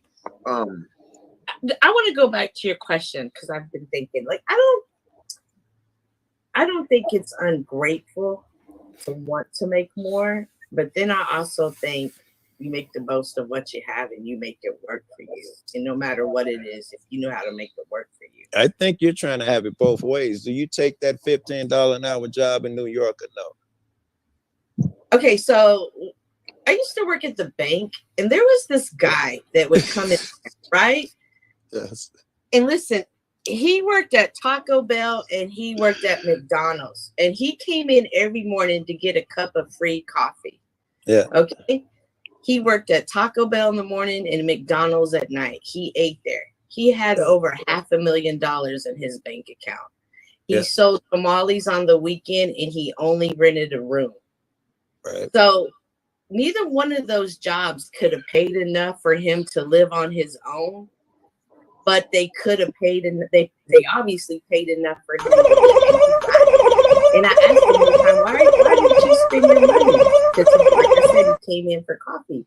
And he said, this is what I do to save my money, because the day's going to come, I'm going to buy my house for my wife, and I'm going to furnish it fully for my wife, and we're not going to have these issues. So I make the sacrifices now. So I think he was bullshitting you. How much money did you say he had? He had over half. I was his teller. He had over $500,000. He had over 500,000 in his account, because every teller would be like, because he wasn't the best looking guy, you know, he was like, he only ate fast food, but all of us would be like, who's gonna marry him? You know, it was just a joke. That's but sacrifices. Yeah, here's what I'm thinking though, is those jobs you're talking about together, they don't make $100,000 a year. He's got to live. He can't save it all. How do you save $500,000? That's what I said. He Off sold working tamales. at Taco Bell. He sold tamales on the weekend. He didn't go buy coffee. He knew where there was free coffee and came every day. And he said that he only ate at his job, at his discount meal, and he only rented a room. That's respect. He found the code, yeah. Dummy. Some people hustle different, bro. It's pretty amazing some of the stories you're hearing, Right. how much discipline people are. I don't think I could have made those type of sacrifices, but why not take advantage of free when free is there? Why am I going to go buy a coffee when I know the bank around the corner will let me walk in and get a cup? But I don't think that I'm sorry, but some people No. hustle different. I'm not sure that because you don't want to hustle 3 Taco Bells, you're ungrateful to not go that route. I don't think that makes you ungrateful. It's a different generation, yo. Like a lot of people is feeling like, why should I have to sacrifice my body for 24 hours, or pretty much work for 16 to 20 hours and stuff like that, to just make the money that I want. I mean, these days, again, we joke about AI, but motherfuckers is making a fortune off of AI. every day I sit up there and look on my Instagram and it says affiliate marketing and high ticket marketing. Shit, they doing it. You put in a measly $200. Your ass is sitting up there getting 1,000, 10,000s and taking trips around the world. So yeah, I can get in this sense like, okay, that's great, but you know, but I want to do something like that. 3, 4 jobs. I worked 2 jobs before. I've worked pretty much like what 10 to 12 hours, 10 to 15 hours my life. And yo, that shit made me depressed. Hey, let me jump in here, please, because I don't know what you do or don't know about me. But, you like what silence? you're talking about You like is walking singing around in my blind heart. with nothing behind your eyelids? Wanna copy me? My and do passion, exactly what I know did? Get for a arrested by fact, is police for humans. showing We them work what my too right damn hard. is. Many of us Wait, do. I'm just trying to Many get your of head us straight, do. but I can't Many figure do out not how these beta as slaves well. can And the menstruate. people who do And Talcott not, said, in my you're opinion, just a are those meathead, who have brother. I been wanna be scheming that. Now you're making me manipulating, living these high glamorous lives with wealth and abundance while taking advantage. Everybody is just soft and slave my train of thought. Now I'm ready to lift off. Smoke a fat pound of grass and verbally drown your ass faster than a weak slave who got clowned too fast. Come here, slave. He's wearing hearing aids. Check to see if they stuck. God sent me to wake these slaves up. My name is what? My name is my name is unslave me. My name is what? My name is my name is weaken the U.S. dollar, the crap the American government is doing with and against the Americans with the U.S. dollar. This is our governments are traitors. That's the simplest answer. And I'm not suggesting it's time for a violent revolution, but I'm suggesting it is time for a change. And people should not have to work 2 and 3 jobs, or spend their time chasing bargains in order to thrift away and save for people they care about. I'm not sure. Yeah, you say, are you ungrateful? I'm not sure I'm ungrateful because I don't agree that my life should be spent working 2 jobs and all of that nonsense. And I don't know for what purpose. No one dies and says, I wish I'd have put in a couple more hours, man. I wish I'd have. And I don't think, motherfuckers ungrateful because he chooses a different way. And if I'm the cat who wants to work 3 jobs and is perfectly happy, whatever comes after that, God bless him. I don't think, you know what? I'm not gonna lie. If America schemes us, it's most from the UK or whatever, but if America is just scheming us, like I'd be like, yo, fuck it. If I'm gonna be able to go ahead and scheme or for doing some stuff online, or the fact of the matter, I know someone and I try and put out their business, so they sell drugs and they make a good living off of that, and America has been able to do all this grimy shit to us. I'm like, yo, you know what? Fuck it then. Do what you gotta do to get your dollars and get your money. Take a goddamn vacation to Bora Bora, whatever you have to do, yo. Like I'm like, that's why I just sit up there and say so many people in this world, we've been so programmed and saying jobs. Like if you want to hustle, work the 2 to 3 jobs. Nah, man. For some manager to sit up there and say like, oh, nah, this is what you got to do. Like, nah, I'm not. Okay, so is it you do anything for? So does that mean that you'll do anything for money then? Like, not anything. Not okay. Where's your limit then? What's your well, I don't want to be no prostitute. What about that? OnlyFans. OnlyFans, right? He'll do feet pics. Look, I'm gonna moisturize my feet. I'm doing my onlyfeet.com soon. Take off your socks real quick. Charge her like $25 a subscription. No, but this I don't think you don't see anything wrong. We're still waiting on Jack's bathwater over here. Talcott bathwater. She said bathwater. But I see nothing wrong. Selling a mason jar, yo. Selling pictures, and there are people who are willing to buy it. Again, good for you. What about the drug dealer? What about listen. Wait. What about the drug dealer in your scenario? You were talking about, it's one that was getting like $9,000 a month, and I'm sitting up there saying like, "Damn, put me on, man." Like, but do you think it damages home? So do you not think of what the consequences could be after that? $9,000 a month for weed. And what? Oh, weed doesn't really. Okay, I do weed. I'm currently stoned. $9,000. Let's make it. Let's not kill it. No, let's okay. Make it. I don't see it as too bad. A lot of people do. I don't think bad. But I'm just saying, if you're a drug dealer selling different types of drugs, especially harmful drugs, then yeah. I wouldn't feel good doing that. No. But anything you do can come with a positive or negative reinforcement. Yeah, agreed. I'm gonna say at the end of the day, it's always two sides you look at the coin. You spend time in two jobs and your manager treats you like shit. That can have a negative effect on you and your family. Just saying, for the instance, you might get laid off, or the manager really doesn't like you, so they're doing all these tactics to basically make you leave. And then we have this other problem we see in America or just around the world with Amazon, and Jeff Bezos doesn't give a shit about nobody. He sits up there and says, yeah, I want you to quit. I want you to leave.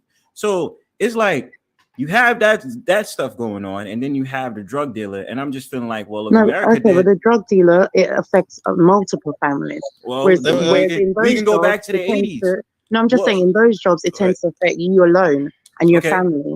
But Okay, a so drug dealer affects many. The effects are does. rippling. You're correct. Sorry, I'm too stoned. Continue.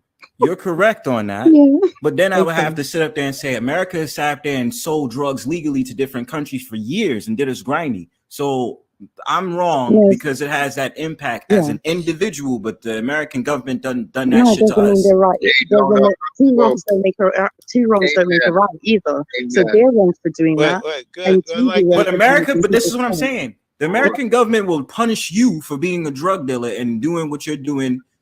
Even though I don't agree that you're right, it is wrong because the consequences, people can get doped up and this, that, and the third, and blah, blah, blah.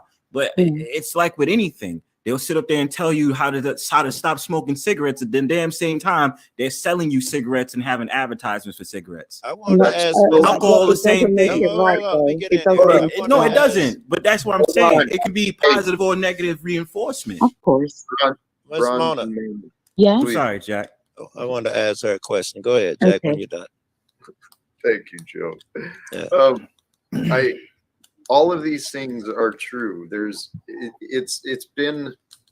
We've got to accept there's contradictions in this world, and I get what you're saying with the past, the way the government has done it, but I agree with Miss Mona. Two wrongs do not make a right, and this is the key for us alive at this time, this generation, all of us. We are here to heal and to break the patterns of the past. There was a comment, well, New Guru's been dropping wisdom again for us. When we start learning our purpose, we won't be working jobs. We will be fulfilling our roles in the community, in the families, in the society. Here, let me come back to the point. All of this drug dealing and stuff like that that we know has been happening in the governments. Why? Who is doing that? It's people in authority. And this authority nonsense is really, that's what's destroyed humanity. Wait, all right. You might be off on a couple things. At least there's more to it. It's not just authority getting a lot of these drugs in, right? Can't blame authority for all the drug shit. And the wrong that's been going on. I'm not so sure I'm ready to label it wrong or not yet. I'm curious, when you guys go to the 7-Eleven, do you hate the guy behind that counter and think he's a low life and he should lose his job because he's selling alcohol? No. But alcohol ruins a lot of families and a lot of lives, a lot of drunk drivers. He's an evil guy. If the drug dealer's evil, Ahmed is evil too. Yeah. But that's the thing. Yeah. The ironic part of what I'm saying is like you can look at it from different angles, because now you're trying to specifically say, well, if you deal certain drugs or something like that, you're guilty. But how many times we've known of alcoholics and people who've overdosed on cigarettes and they have cancer? Why are we not sitting up there telling them that you're legally selling drugs and you're literally having people go into their own deaths because they might overdose on it? Well, this is one of the greatest downfalls of this alleged free market and the capitalist system is, industry can sell poisons to their customers. If the customer wants to poison themselves, well, golly geez, there's a drug dealer to do it. And, it's kind of ironic. Some drug dealers are making billions in the pharmaceutical industry, and some drug dealers are going to jail. That's for why I trying- wasn't so quick to do the guy selling heroin. Or someone said the government used to sell drugs. Government still sells drugs, and the heroin's not much different from a lot of other shit. So how much of that drug dealing versus the legal drugs does the regulation play a part? Whereas, like, at least with the regulated drugs, you know what's in it versus street pharmaceuticals, you don't know how they're cut. And that Almost zero when you consider how many people do drugs every day and all of that shit. That suddenly the FDA or whoever the system is, it sounds like a farce in order to make money and control and be the only drug dealers. Simple Jack, I saw you trying to get in. Yeah, so I want to play devil's advocate. I'm kind of confused because if I was running a country, right, I wouldn't want to add drugs to my community to break down the family. I like it. I like. Is it just for money? Is this why they do this? Because I don't understand why a government would want to do this to society that you would want to be number one in the world. Because I'm we've primarily had for money, capitalism. we've had individuals reach places of position and power, and racism is not completely gone. There's a lot of systematic racism that has grown through the years. It's been addressed in some ways, and it's been maneuvered in other ways. I think the drug use and infiltration, from some of the quotes, it was to target the minorities, the black It was hard to get that shit out with and the peace activists. Joe's sitting right here, bro. You insensitive. You should be ashamed of yourself. You know, that's the truth, though. No, you got a good point. It was injected at least into the ghettos. That whole crack shit, the government was putting in like 80-90% of that shit at one period of time. Yeah. It's insane. But then I'm not sure that answered dude's question. What country in the interest is it only for money? Was what his question was. Would there be other reasons to inject it, or is it just to make money? In your instance, in the black community, you make money and you get to hurt motherfuckers. Two interests are served there. Well, okay. And it keeps a level of oppression, right? You keep people broken and separated, then it creates more of a dependence on the system. You know, there's your answer, SJ. There's your answer. Right? Correct. Thank And you for- therefore, thank you if for- you yeah. keep depending on the system, that means that you're still liable to still be a bond number, which we all are really, or just to be able to exploit them for money purposes. I guess you're right. If they're So gonna what put me is- in their system, I should be able to benefit from it. If that's what you're saying. Okay, so what's about going off grid? What are the is it possible to go off grid? Is it possible to go off It's grid? truly possible, yeah. It's Is it truly possible? It's possible to go off grid, But okay, is it possible, and can you lead a functional life? That's another question. Well, that's the thing. Red pill, blue pill. So is it possible? had And a can good you lead woman. a functional life? I try it.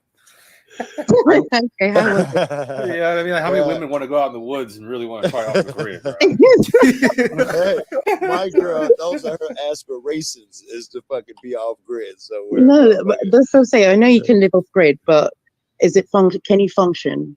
Can you truly function off grid? Some people do can't. big communities of it. Some people do it well. Some people do it certainly that van life, RV life, travel shit. Some people do it with that shit, and some people do it to different extents. You know, they have their own shit capabilities, and they still may have a line attached to the city type shit. There's a guy in a chat who does that.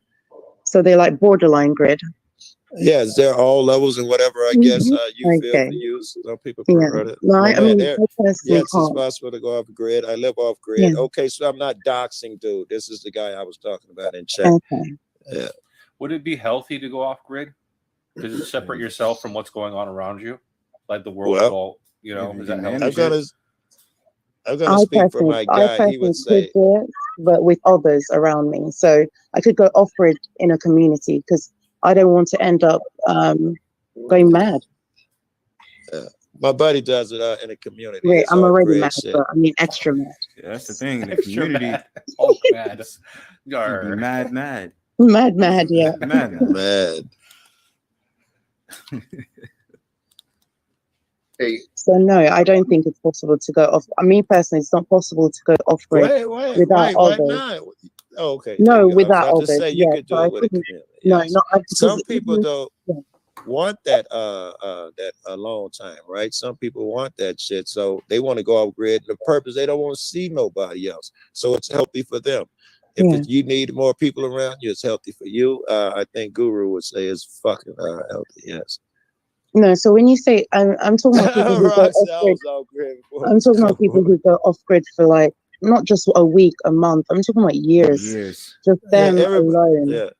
Can you Yeah, imagine that alone? everybody who I know does Yeah. that shit. It seems to be that was the purpose, right? Nobody was like, this off grid shit sucked. I need to get my job back at fucking the Yeah. corporate office. Jack, did you want to add something?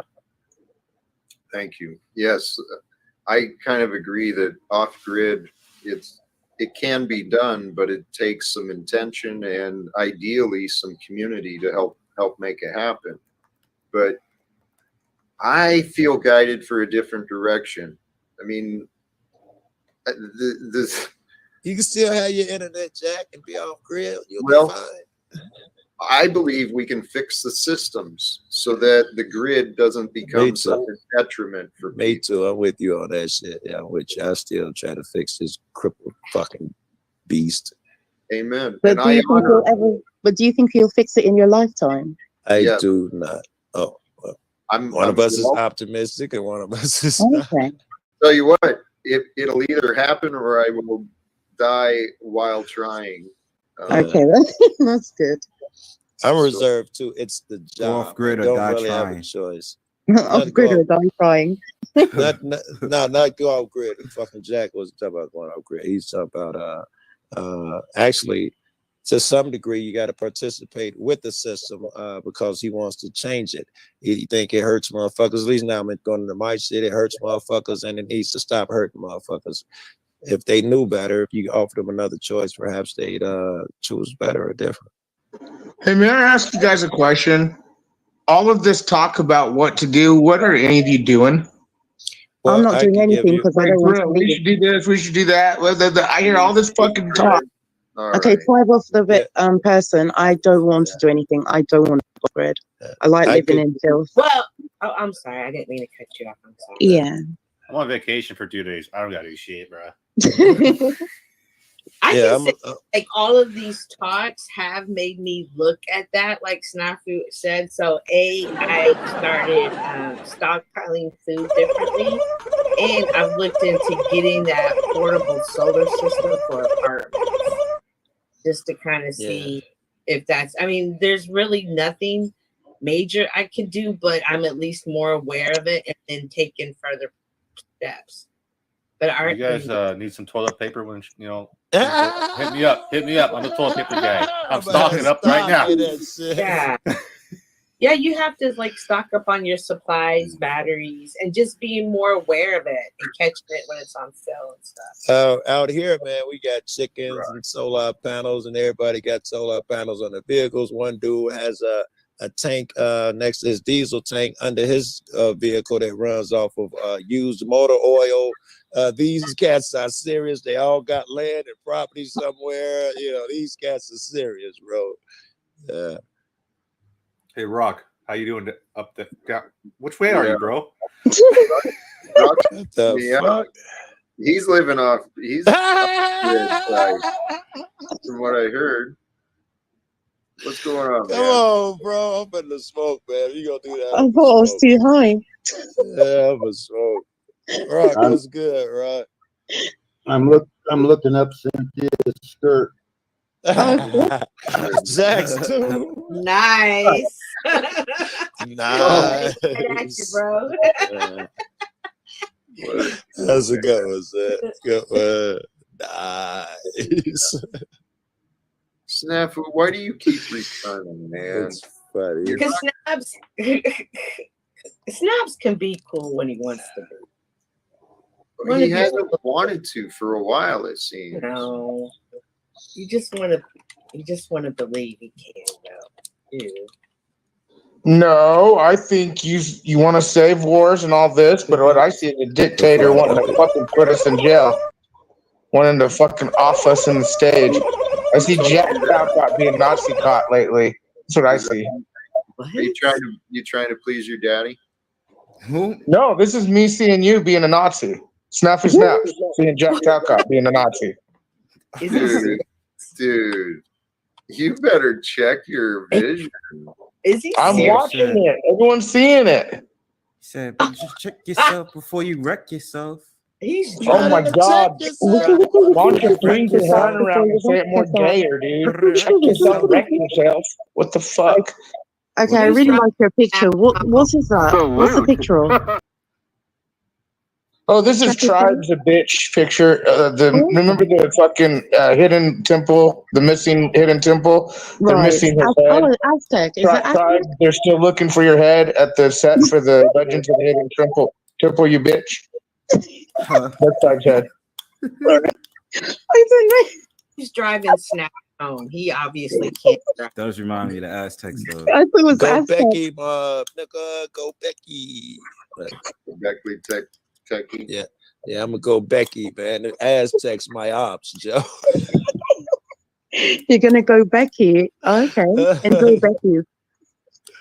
We If get you want them to cats. you gotta get off the couch.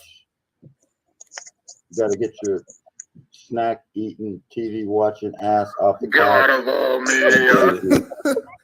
Right. You guys are fucking pathetic. That's fair. Beyond With pathetic. freedom will come responsibility, right? If you want to be Maybe I'm a bit too. Oh god. Look at all this shit, Jack. I say one word, you fucking boot me, but all these little fucking cupcakes saying all this shit and they don't get booted. What See, that's cupcake? Nazi optics.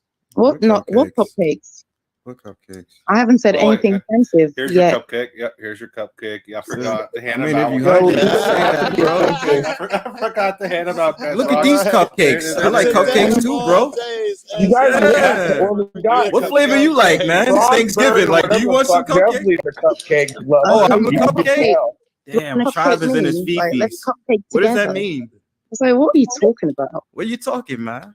What I are like you talking cupcakes. about, Aztec? We all like cupcakes, bro. Aztec, what are you You talking guys about? look like cupcakes.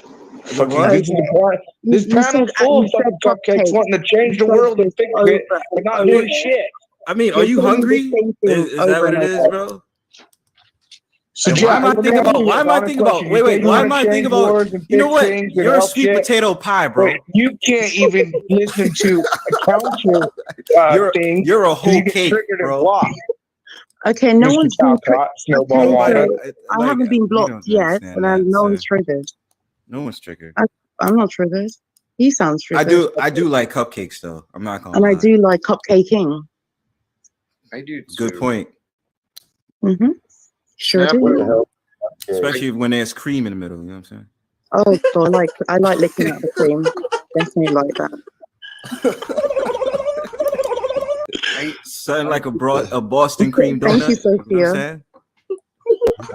I'm sorry. These two got their own Dirtiest language, cupcakes, bro. right? Dirtiest cupcakes. What do you mean? Hey, look, listen. The bakery be having some fine treats. I'm just saying. I'm just saying, man. And then after that, I will go over to the bank, tell her to get some free coffee. Everybody wins. You know what I'm saying? There we go. So the moral of this story is don't underestimate the baker. What the fuck? I don't know. I don't know. Cupcaking is really, really good for you. I guess. I mean, all you gotta say is, son, when you in the back and you're not able to get on, you're just a cupcake. You know what I'm saying? Everybody's a cupcake this Thanksgiving. Oh, hey guys, I'm sitting here thinking about what's going on, and Snafu raised an interesting point. What is everyone doing? You know, sitting around, and here's part. Let me follow this through. I feel that having these conversations can lead to ideas, actions, things, but Snafu coming up here, bringing his agent of chaos, the disruption, deflection, distraction. It prevents greater things from happening. So it's interesting. Snafu's demonstrating the fact that we create our own reality. When he goes to the panels and brings chaos, that's what he's going to see and experience. But a lot of these panels are chaos, and so it's, who knows, man. Well, Jack, I respect you. You know what I'm saying? Because other panels I've been to have been far worse. I'm talking about you come in there, they start cursing you out. They start sitting up there putting you backstage and just like not caring anything you have to say. So, I mean, even if it is Snafu, this is like light work compared to the things I've been involved with. And I've been on YouTube for what, 3 years now? So, yeah, it's just, yeah, it's far worse. How could I know that? How did I know that, bro? Because Because I've been on YouTube for 5 years. Yeah, this is the first time you've met Bronzebird and Miss Mona, right? Yes, it is. So that's a proof. Right now, your channel is reaching out to people who are adding to the show. And how did you find that? I found the channel through Bronzebird. He shared the link. And Bronzebird, how did you find the channel? Oh, I told him earlier I had searched open panels. The universe. Yeah, and I was just like, let me come through. Let's have a convo. You know what I mean? Okay. Hey, well, So there you are, Bronzebird. Jack. You're moving And forward, then dude. I'm liking the fact of the matter, like Jack and the rest of y'all, like y'all are having like inspirational conversations, because it just feel like sometimes people just don't know what to say. They be like deer caught in headlights. They're like, so what do you guys think? What should we talk about? Open panel. And they'll be sitting up there saying for like 20 minutes. I'm like, so what is the point of having open panel? Dude, the perfect I'm sorry. cupcake's gonna save the world. I know that. I think this is an excellent example of how we say the tribe will come, and I like how This is my Miss safe Mona space. said that Please she respect found it. it because Bronze had shared the live, and that's the power that we have as panels. Like I wanted to ask. We can just share it. That's all it takes is just Yeah, sharing, I just agree. talking about it, and you just help them grow, even if you can't help them any other way. Bronzeworth and Mona, do you guys believe in like signs and symbols are for the conscious mind? You made it here for a reason, or was it just happenstance? Okay. I was brought up to believe that this all happened because God created life. God is life, blah, blah, blah. So that's what I was brought up to believe. So So it wasn't no accident you found your way here tonight, you think? no, I'm just saying that's what I was brought up to believe. One That way. was the question. Yeah. Yeah, so as an adult now that I have my own choices, I believe that this is all happenstance. That's, I mean, Okay. because I That's can't prove fair. it either way. Because I can't prove it either way. I can't prove that God doesn't exist, and I can't prove that He does. Oh, I don't know. I don't know. I'm down for that argument all the fucking time. Yeah, I think for I those who can't. I believe, can't prove it either way.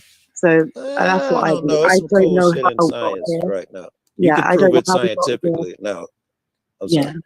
At No, least it's if not prove it, you could have some really good scientific arguments nowadays. Yeah. And proof begins, it starts through assumptions. And so I went through a lot of this without not knowing, convinced myself I couldn't know. But once I started making some assumptions on the side that, all right, maybe there is a God, maybe these things are true, maybe this is true, it actually started making more sense. And to me, the evidence of God is beyond a doubt. There's not a doubt in my mind. And that's kind of where we started with the stream in the beginning, was that video with Aaron Abke talking about the wholeness of the Creator and our part within the Creator, or with the Creator. Wherever I am, God is. Well That's said, it. Jack. Okay, so do you believe when you say God, do you mean the God in heaven, on which are like what Christians believe, or the ones where they say that God is within us? So we all have God within us. It's both and more. Both. So you believe the God above us and the one within us. Above and within, it's those are perspectives. And for me, I was considering this thought earlier regarding the idea of the heavenly realms. Okay, within my body, if this is the temple, if my body is a biological temple for the seating of God to live and to dwell, yeah, where what moves my body from the highest realm is within my mind. And through my mind, I can reach into the expansive mind, and through the connection to the greater consciousness, which is the true creator. Did that answer your question, baby? Yes. Sorry, It did. wasn't it? I thought it Yes, was you that Joe. I thought it was you that asked the question to Ron's Redden. I thought it was you So that asked the question. you did ask me a question. Yeah. I was To Right, Bronze right. I Redden. mean, I was thought answering. Zach was answering her question. Oh, you was asking me. I know what you was okay. asking me. I see. Oh, I like see. how something about if I came to the panel with something in a happy stance or happy Oh, okay. stance. Yes. What do you think? Is it happenstance, or did you find your way here for a reason? Oh, it's happenstance. I mean, look, to be honest, like I said, like, you know, I try to expand my experience on YouTube just because I like to. And it's Yeah. just like, you know, sometimes you'll have panels where it could be rowdy, or you can Yes. have certain panels where it's thought provoking and I you do guys can both. really have Yeah. a conversation. So, you know, I'm Yeah. all about balance because Same. I'm not gonna lie. I'm not gonna lie to I- you. I know there might be some agents of chaos or something like that, but I ain't gonna lie to you. Sometimes I enjoy that shit. I was like, Yes. I can't front Yes. like I don't. So, I but nah, do- if it's I serious do- conversations, I I do adapt to the both. room. I do both, but I still believe there's an architect. In fact, I believe that I believe this shit is like a fine insides of a clock or something. The way this shit comes together. Yeah. I think there must be an architect the way this shit comes together. And again, I got a million really good scientific reasons if to believe this shit as well. I've learned to call it a tree. I'm over calling it the machine because Very good. machines break down. Humans are Yeah. always growing. You know where I was going with that machine shit is I always use an analogy. What if you're on an island and all of that shit, and this is all you know, and a fucking gold watch pops up, and you pop it open, you see it's in a workings. If you don't know nothing about it, it tells you somebody designed it. That's the way I think about the way all these things, the way everything hangs in balance, and how fortunate and how we ain't got hit by a meteor type of shit or whatever million other reasons I come up with for that day. The balance is too perfect. Someone made the watch. I've heard that. If things are designed, there must be a designer. Yeah, there you go. You broke it down a lot quicker than that. We need a whole show for Joe to break down things.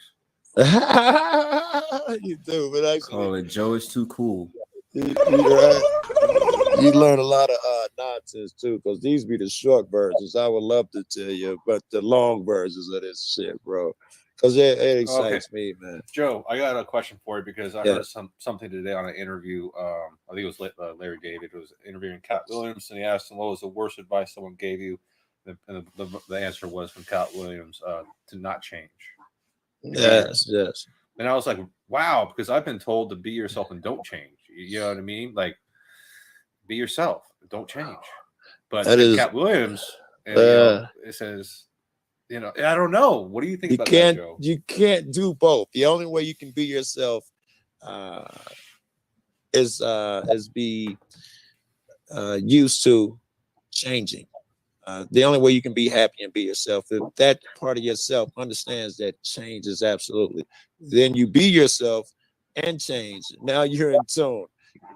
If that fucking answers the question. But I totally agree. You must change. You remain yourself, but myself tells me part of my job is change. 1,000%. I don't have it correct today. I didn't have it correct yesterday. Do better, gain knowledge, and learn and change. I do not want to be the same creature I was last year. I'm worthless type shit. And at the same time, I must be myself. I barely follow niggas' advice because I must be myself. I got to ask 5 more motherfuckers and weigh the options, Google some shit, just so I don't, follow your advice, bro. Joe, is growth and change, are they the same thing? That was dope. Someone happy to me answer that one. That was dope. Anybody? What do you think, Jack? Are growth and change the same thing? Yeah, absolutely. It'd have to be, right?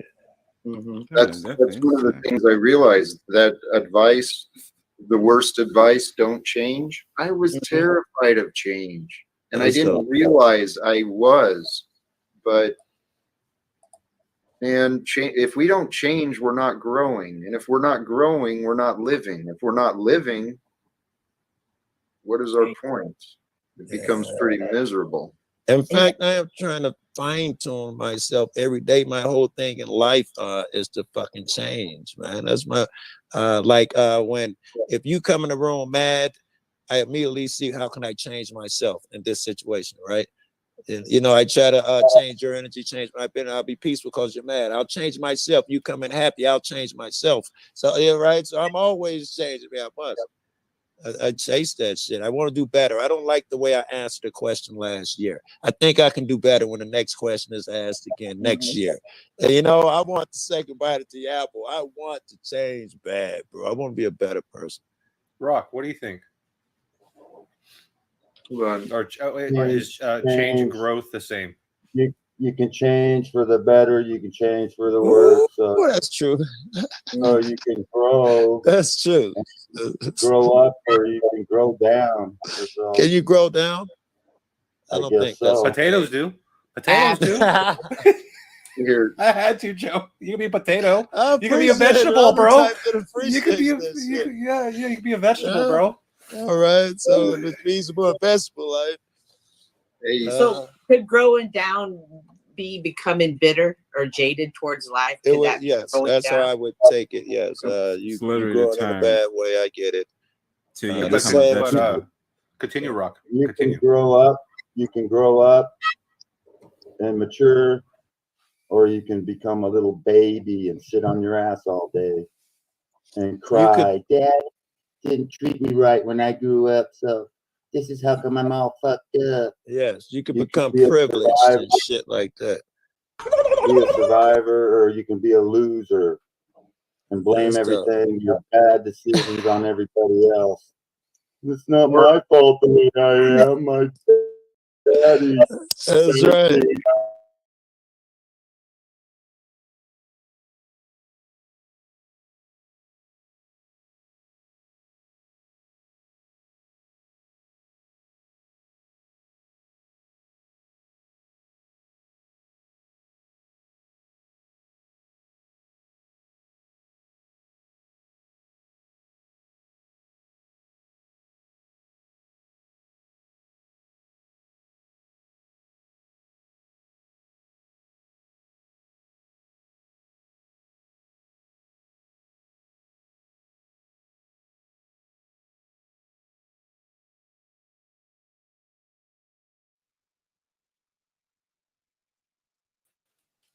Yeah, hey, what's going on?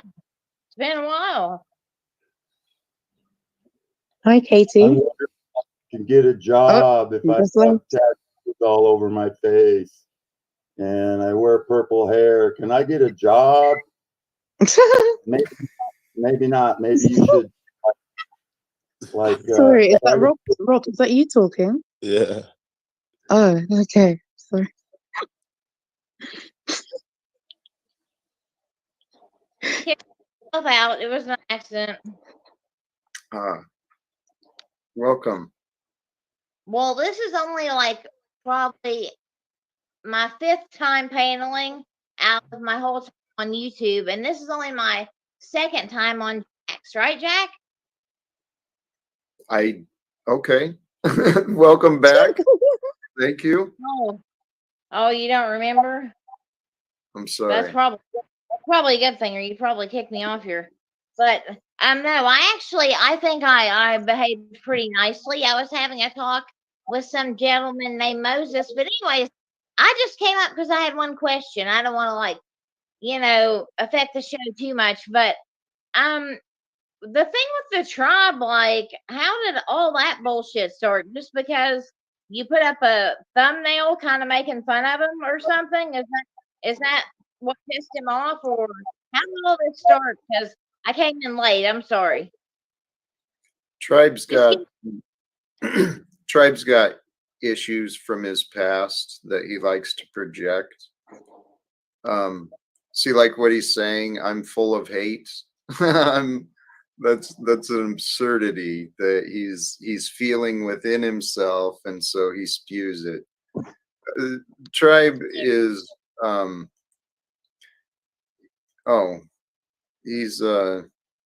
he's claiming he's blocked. He's obviously not blocked. He's not blocked from the stream. He's a coward.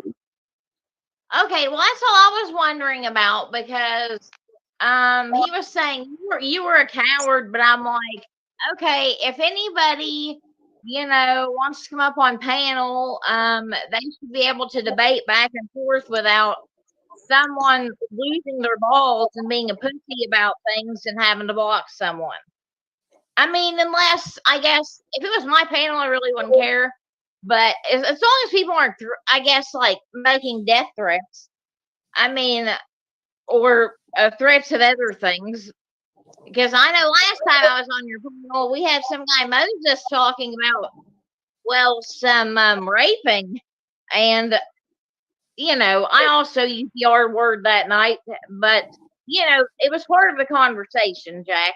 So, but, that's the reason I wanted to come up, because I was like, I mean, I feel like, Jack, if he did block the poor man, I mean, I was going to come up here and tell you that. Katie, I just told you.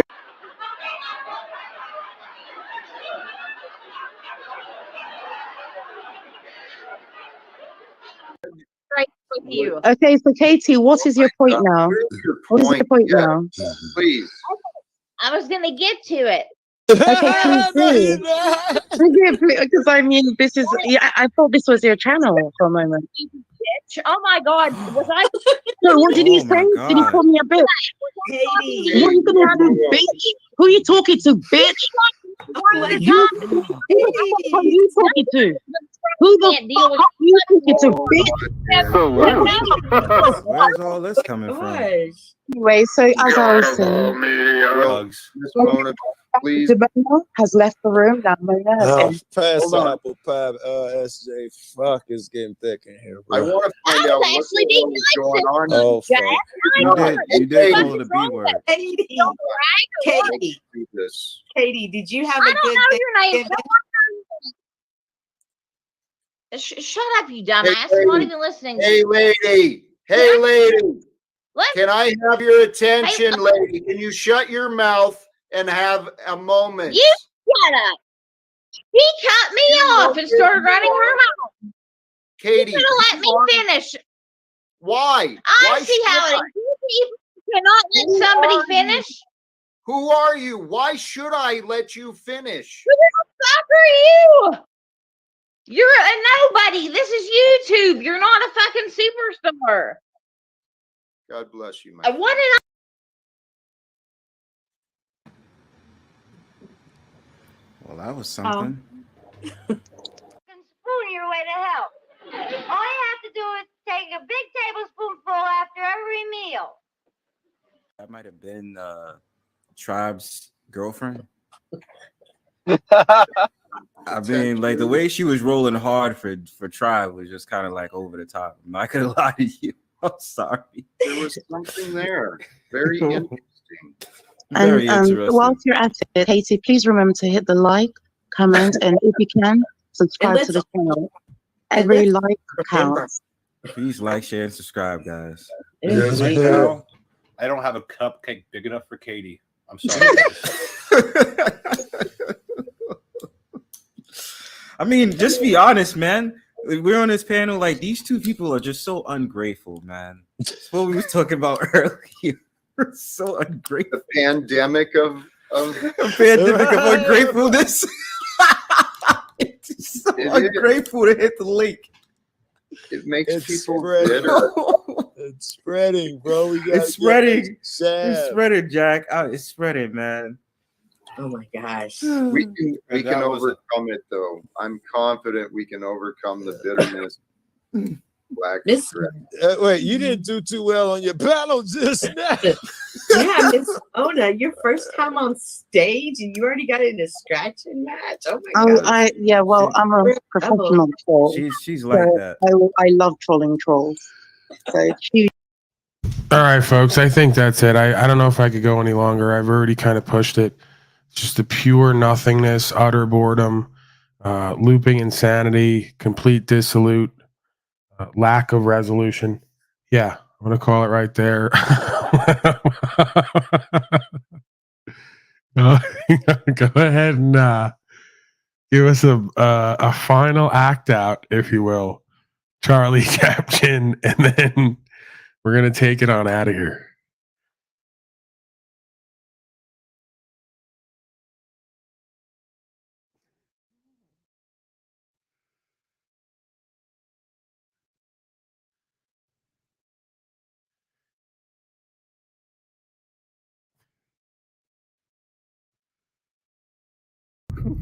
Salute. Thank you, Charlie Chapchin. It's been a pleasure as always. All right, folks. We came, we saw, we wiped up, and we'll be back tomorrow. As always, 7 days a week. You didn't see what I did there, did you, Jennifer? You didn't get that one. All right, it'll come to you at some point. Yeah. Back tomorrow, 7 days a week. We don't stop, and neither does Talcott and Slow State and the rest of them. Don't be like them. That's all I can say. That's the boil down. Please don't be like them. It's not good for you. Bad for you. All right. Anything, Jennifer? Final word? Much love, brothers and sisters. That's nice. She's choosing love. Peace is available. All is well. Another thanks gimping in the books. Happy Thanksgiving to everyone. It's a special day, momentous event. I could really feel the love in the room. Stay peaceful, stay blessed, stay inspired, stay co-creative. If you ain't those things, get those things. Your life will be way better off, and then you could not end up like these people. All right, I'm out of here, folks. Ciao.